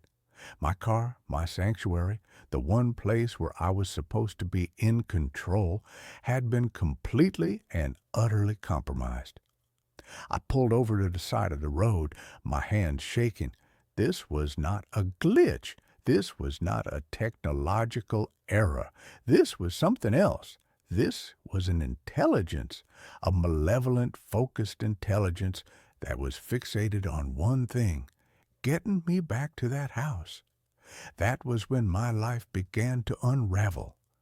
The fight was no longer just about directions. It was about my sanity. I became obsessed. I spent my nights in hotel rooms, not preparing for meetings, but scouring the internet, digging into the history of that small, forgotten plot of land in rural Wisconsin. The property on Crow's End Road, I discovered, had belonged to a family named the Whitakers. The last record of them was from a census of 1978. A husband, Silas, a wife, Mary, and a 6-year-old daughter named Lily. Then, in the fall of that same year, there was a fire. The official report, which I found in a digitized archive of the local newspaper, was brief and tragic. The fire had consumed the house. The cause was listed as undetermined. The bodies of Silas and Mary were found in the ashes. The daughter, Lily, was never found. She was presumed to have perished in the blaze, her small body consumed by the inferno. The article ended with a haunting single line from the fire chief at the time. It's a terrible tragedy. That house is at the end of a long, dark road. By the time we got the call and found our way out there, it was too late. There was nothing we could do. I stared at the grainy black and white photo that accompanied the article. It was the house, my house. But it was before the decay had set in, before the boards were on the windows. It was just an ordinary, slightly ramshackle farmhouse, and on the porch, so small and out of focus that she was almost a ghost, was a little girl in a white dress holding a doll, Lily. The knowledge didn't bring me peace. It brought a deeper, colder dread. The house wasn't just an abandoned building. It was a tomb, a place of profound, unresolved tragedy. And for some reason, its ghost had latched onto my GPS.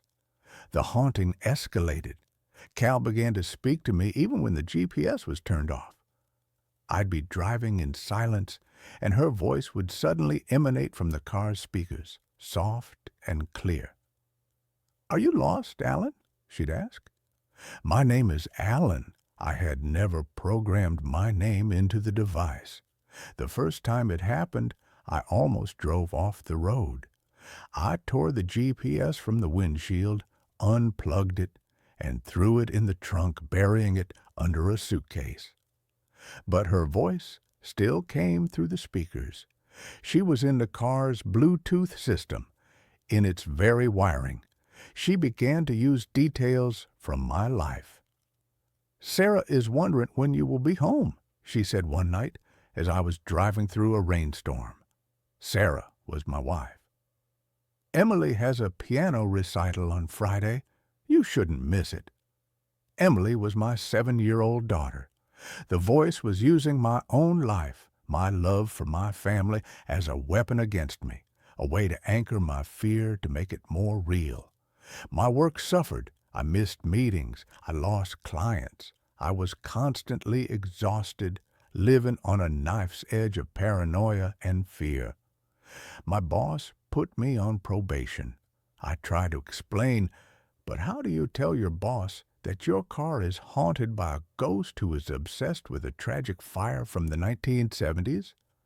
My home life, my sanctuary, began to crumble.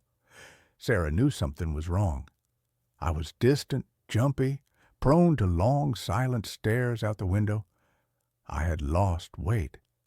I had dark, bruised-looking circles under my eyes. "Alan, what is it?" she asked one night, her voice full of a worry that was beginning to curdle into frustration. "You're like a ghost. You're here, but you're not. Are you having an affair?" The question was so mundane, so normal, it was almost a relief. "No," I said, the word coming out as a choked, hollow sound. "God, no, it's the driving. I'm just burned out." It was a weak, pathetic lie, and we both knew it. The distance between us grew. A cold, silent canyon, carved out by a secret I couldn't share. How could I tell her that I was terrified to get in my car? That I had started taking rental cars to my meetings, only to have Cal's voice eventually bleed through their speakers, too. She was not tied to the device. She was tied to me. The dream started. I would be in the house. It was no longer abandoned, but filled with a thick, acrid smoke that stung my eyes and choked my lungs. I could hear a child crying, a thin, terrified wail that seemed to come from the walls themselves. I would try to find her, stumbling through the smoke-filled rooms, my hands outstretched, but the layout of the house would shift and change, a maddening architectural nightmare. I would always wake up just as I reached the door to the nursery, my hand on the hot brass knob, the sound of the girls weeping on the other side. I knew I was approaching a breaking point. I was losing my job, my wife, my mind. I was a man being haunted into oblivion. I had two choices. I could let it destroy me, or I could confront it.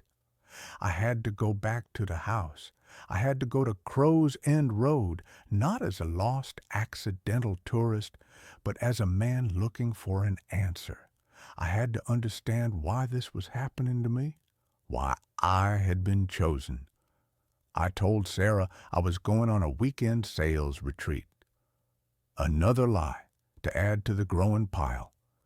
I got in my car. This time, I didn't fight it. I plugged in the Wayfinder 5000. Its screen cracked from one of my more violent attempts to silence it. "Navigate to last destination," I said, my voice a resigned, trembling whisper. "Navigating to Crow's End Road," Cal replied, her voice sounding for the very first time something like satisfied. The drive was 5 hours. Cal was silent the entire way, a quiet, expectant presence. As I turned off the highway and onto the familiar gravel road, a thick, unnatural fog rolled in, blanketing the cornfields in a shroud of gray. The world grew silent, my car the only moving thing in a dead, quiet landscape. When I arrived, the house looked different. The decay was the same, but the wrongness I had felt before was now a palpable, physical presence. It was a low, humming vibration in the air, a pressure against my eardrums. It was the feeling of a place that was awake and waiting. I got out of the car. The air was cold and smelled of damp earth and something else. Smoke. A faint, phantom smell of old, cold smoke. I walked up the rotten, sagging steps of the porch. The front door was ajar, hanging from a single rusted hinge. I pushed it open and stepped inside. The interior was a wreck. Dust as thick and soft as gray snow covered everything. The furniture was draped in cobwebs that looked like funeral shrouds. In the center of the living room, there was a large, dark stain on the floorboards where the fire had burned hottest. My eyes were drawn to the staircase. It led up into a darkness that felt solid, absolute. The child's weeping from my dreams echoed in my memory. "Why am I here?" I shouted, my voice swallowed by the oppressive silence. "Are you lost, Alan?" The voice wasn't Cal's. It was in my head. A man's voice, rough and low, like stones grinding together. I spun around. The room was empty. "You're not supposed to be here," the voice whispered in my mind. "This is my house. She is my daughter." A cold, creeping terror, far worse than anything I had felt before, began to seep into my bones. This was not the ghost of a lost little girl. This was something else. This was Silas, the father. I stumbled back, my hand finding the wall to steady myself. My fingers brushed against a patch of peeling wallpaper. Underneath it was a dark, almost black wood. The house had been charred from the inside out. The fire had been far worse than the newspaper had reported. I forced myself to move, to explore. I was an archaeologist in a tomb of sorrow. I found a kitchen, a rusted-out stove, a table with a single overturned chair. I found the master bedroom, a mattress with its springs bursting out like broken ribs. And then I found the nursery. The door was closed. The brass knob was cool to the touch. I took a deep breath and pushed it open. The room was almost completely burned out. The walls were black with soot. The crib was a skeletal, charred frame. The air was thick with the smell of tragedy. But in the corner of the room, something had survived. It was a small wooden toy chest. The paint had been blistered by the heat, but it was largely intact. I knelt down and opened it. Inside, nestled among a few melted plastic toys, was a single leather-bound diary, its pages yellowed and warped by the heat and the damp. The name Mary Whitaker was embossed on the cover. I opened it, my hands trembling. Mary's handwriting was a neat, elegant script, but as the entries progressed, they became a frantic, terrified scrawl. She wrote of her husband, Silas, of a good man who had been consumed by a darkness, a possessive, jealous rage. She wrote of his obsession with his daughter, Lily, an obsession that had soured into something unnatural, something terrifying. He wouldn't let her go to school. He wouldn't let her have friends. He saw every stranger as a threat. The final entry was dated the night of the fire. He has locked us in. He says the world is too full of poison, that he is the only one who can keep Lily pure.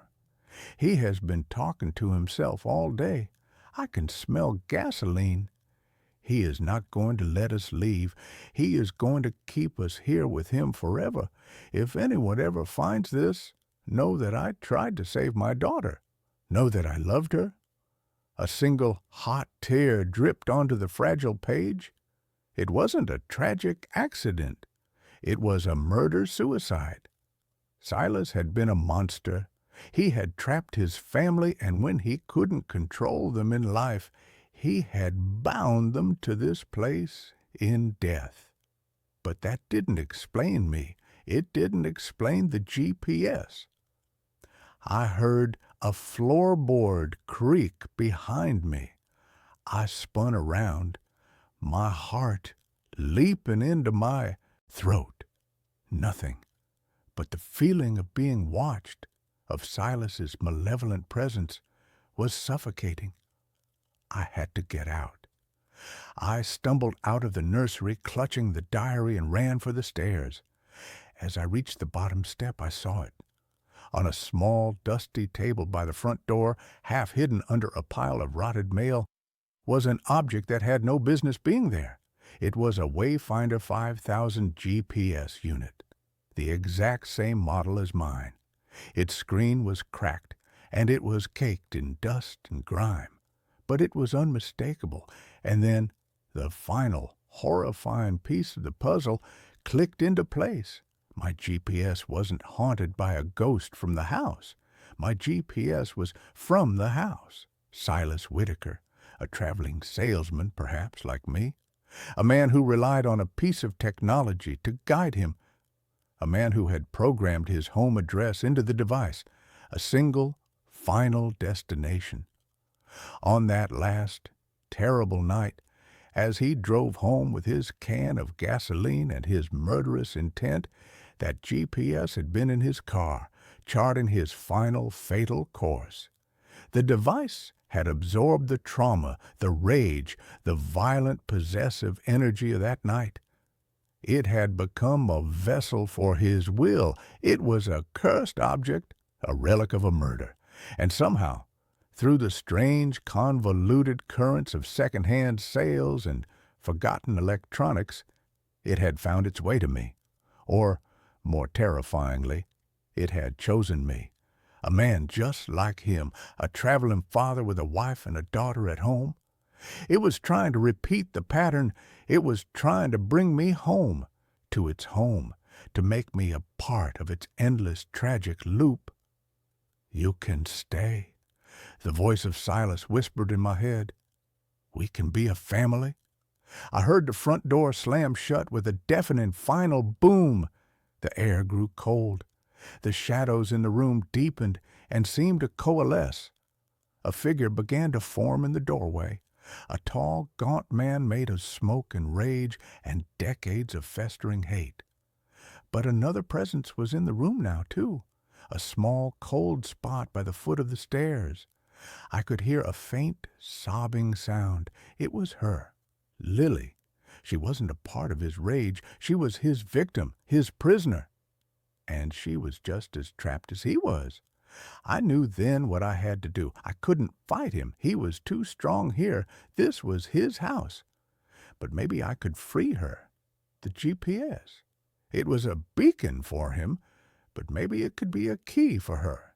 It was a map. It knew the way home, but it was stuck on its final terrible instruction. I had to give it a new one. I ran back to my car, the ghost of Silas shrieking with rage behind me, the force of his anger a physical battering wind. I fumbled for my keys, my hands slick with sweat. I got in the car and slammed the door, locking it. The windows began to frost over from the inside. A child's small spectral handprint appeared on the passenger side glass. I ripped my own wayfinder from the dashboard. I looked at the little girl's handprint. "It's okay," I whispered, my voice trembling. "I'm going to take you home. Not this home, a different one." My fingers flew across the screen of the GPS. I went into the settings, into the saved addresses. Under Home, it listed the coordinates for Crow's End Road. I deleted it. Then I typed in a new address. My address. The address where my wife and daughter were waiting. The address that, for the past few months, I had been too terrified to even think about. "Set destination to home," I said, my voice firm. The screen flickered. The ghost of Silas roared, and the car shook violently, as if in the grip of a giant, unseen hand. For a moment, the map showed the twisted, impossible route back to the farmhouse. But then something shifted. A new, clean, purple line appeared on the screen, leading away from this place of horror, leading back towards the highway, back towards the world of the living. "Navigating to home," Cal said. Her voice was different. The cold, synthetic edge was gone. It was just a voice now, a tool. The curse had been broken. The pressure on the car vanished. The frost on the windows melted away. The small, spectral handprint faded. I looked in my rearview mirror. The house on Crow's End Road was just a house again, a sad, rotting structure in a dying wood. The profound, malevolent wrongness was gone. I had not defeated the ghost of Silas Whitaker. I had simply taken away his map. I had stolen his ride. I drove away from that place and didn't look back. The 5-hour drive home was the quietest, most peaceful drive of my life. I threw the Wayfinder 5000 into a gas station trash can 100 miles away. When I walked through my front door, the smell of Sarah's cooking, the sound of Emily practicing a clumsy, beautiful song on the piano, it was the most sacred, wonderful sensory experience of my life. I held them both, my face buried in their hair, and I wept. They didn't understand why, not really, and I would never be able to tell them. I quit my job. I found a new one, a local one. I don't drive much anymore. My world has become smaller and infinitely more precious. I am a man who has looked into the abyss, a place where love becomes a cage and home becomes a tomb. I am a man who was chosen by a ghost to be his replacement. But I refused the role. I rewrote the map. I chose my own destination, and every morning, when I wake up in my own bed next to my wife, with the sound of my daughter padding down the hall, I know, with a gratitude that is as deep and as real as a prayer, that I have arrived. I am home.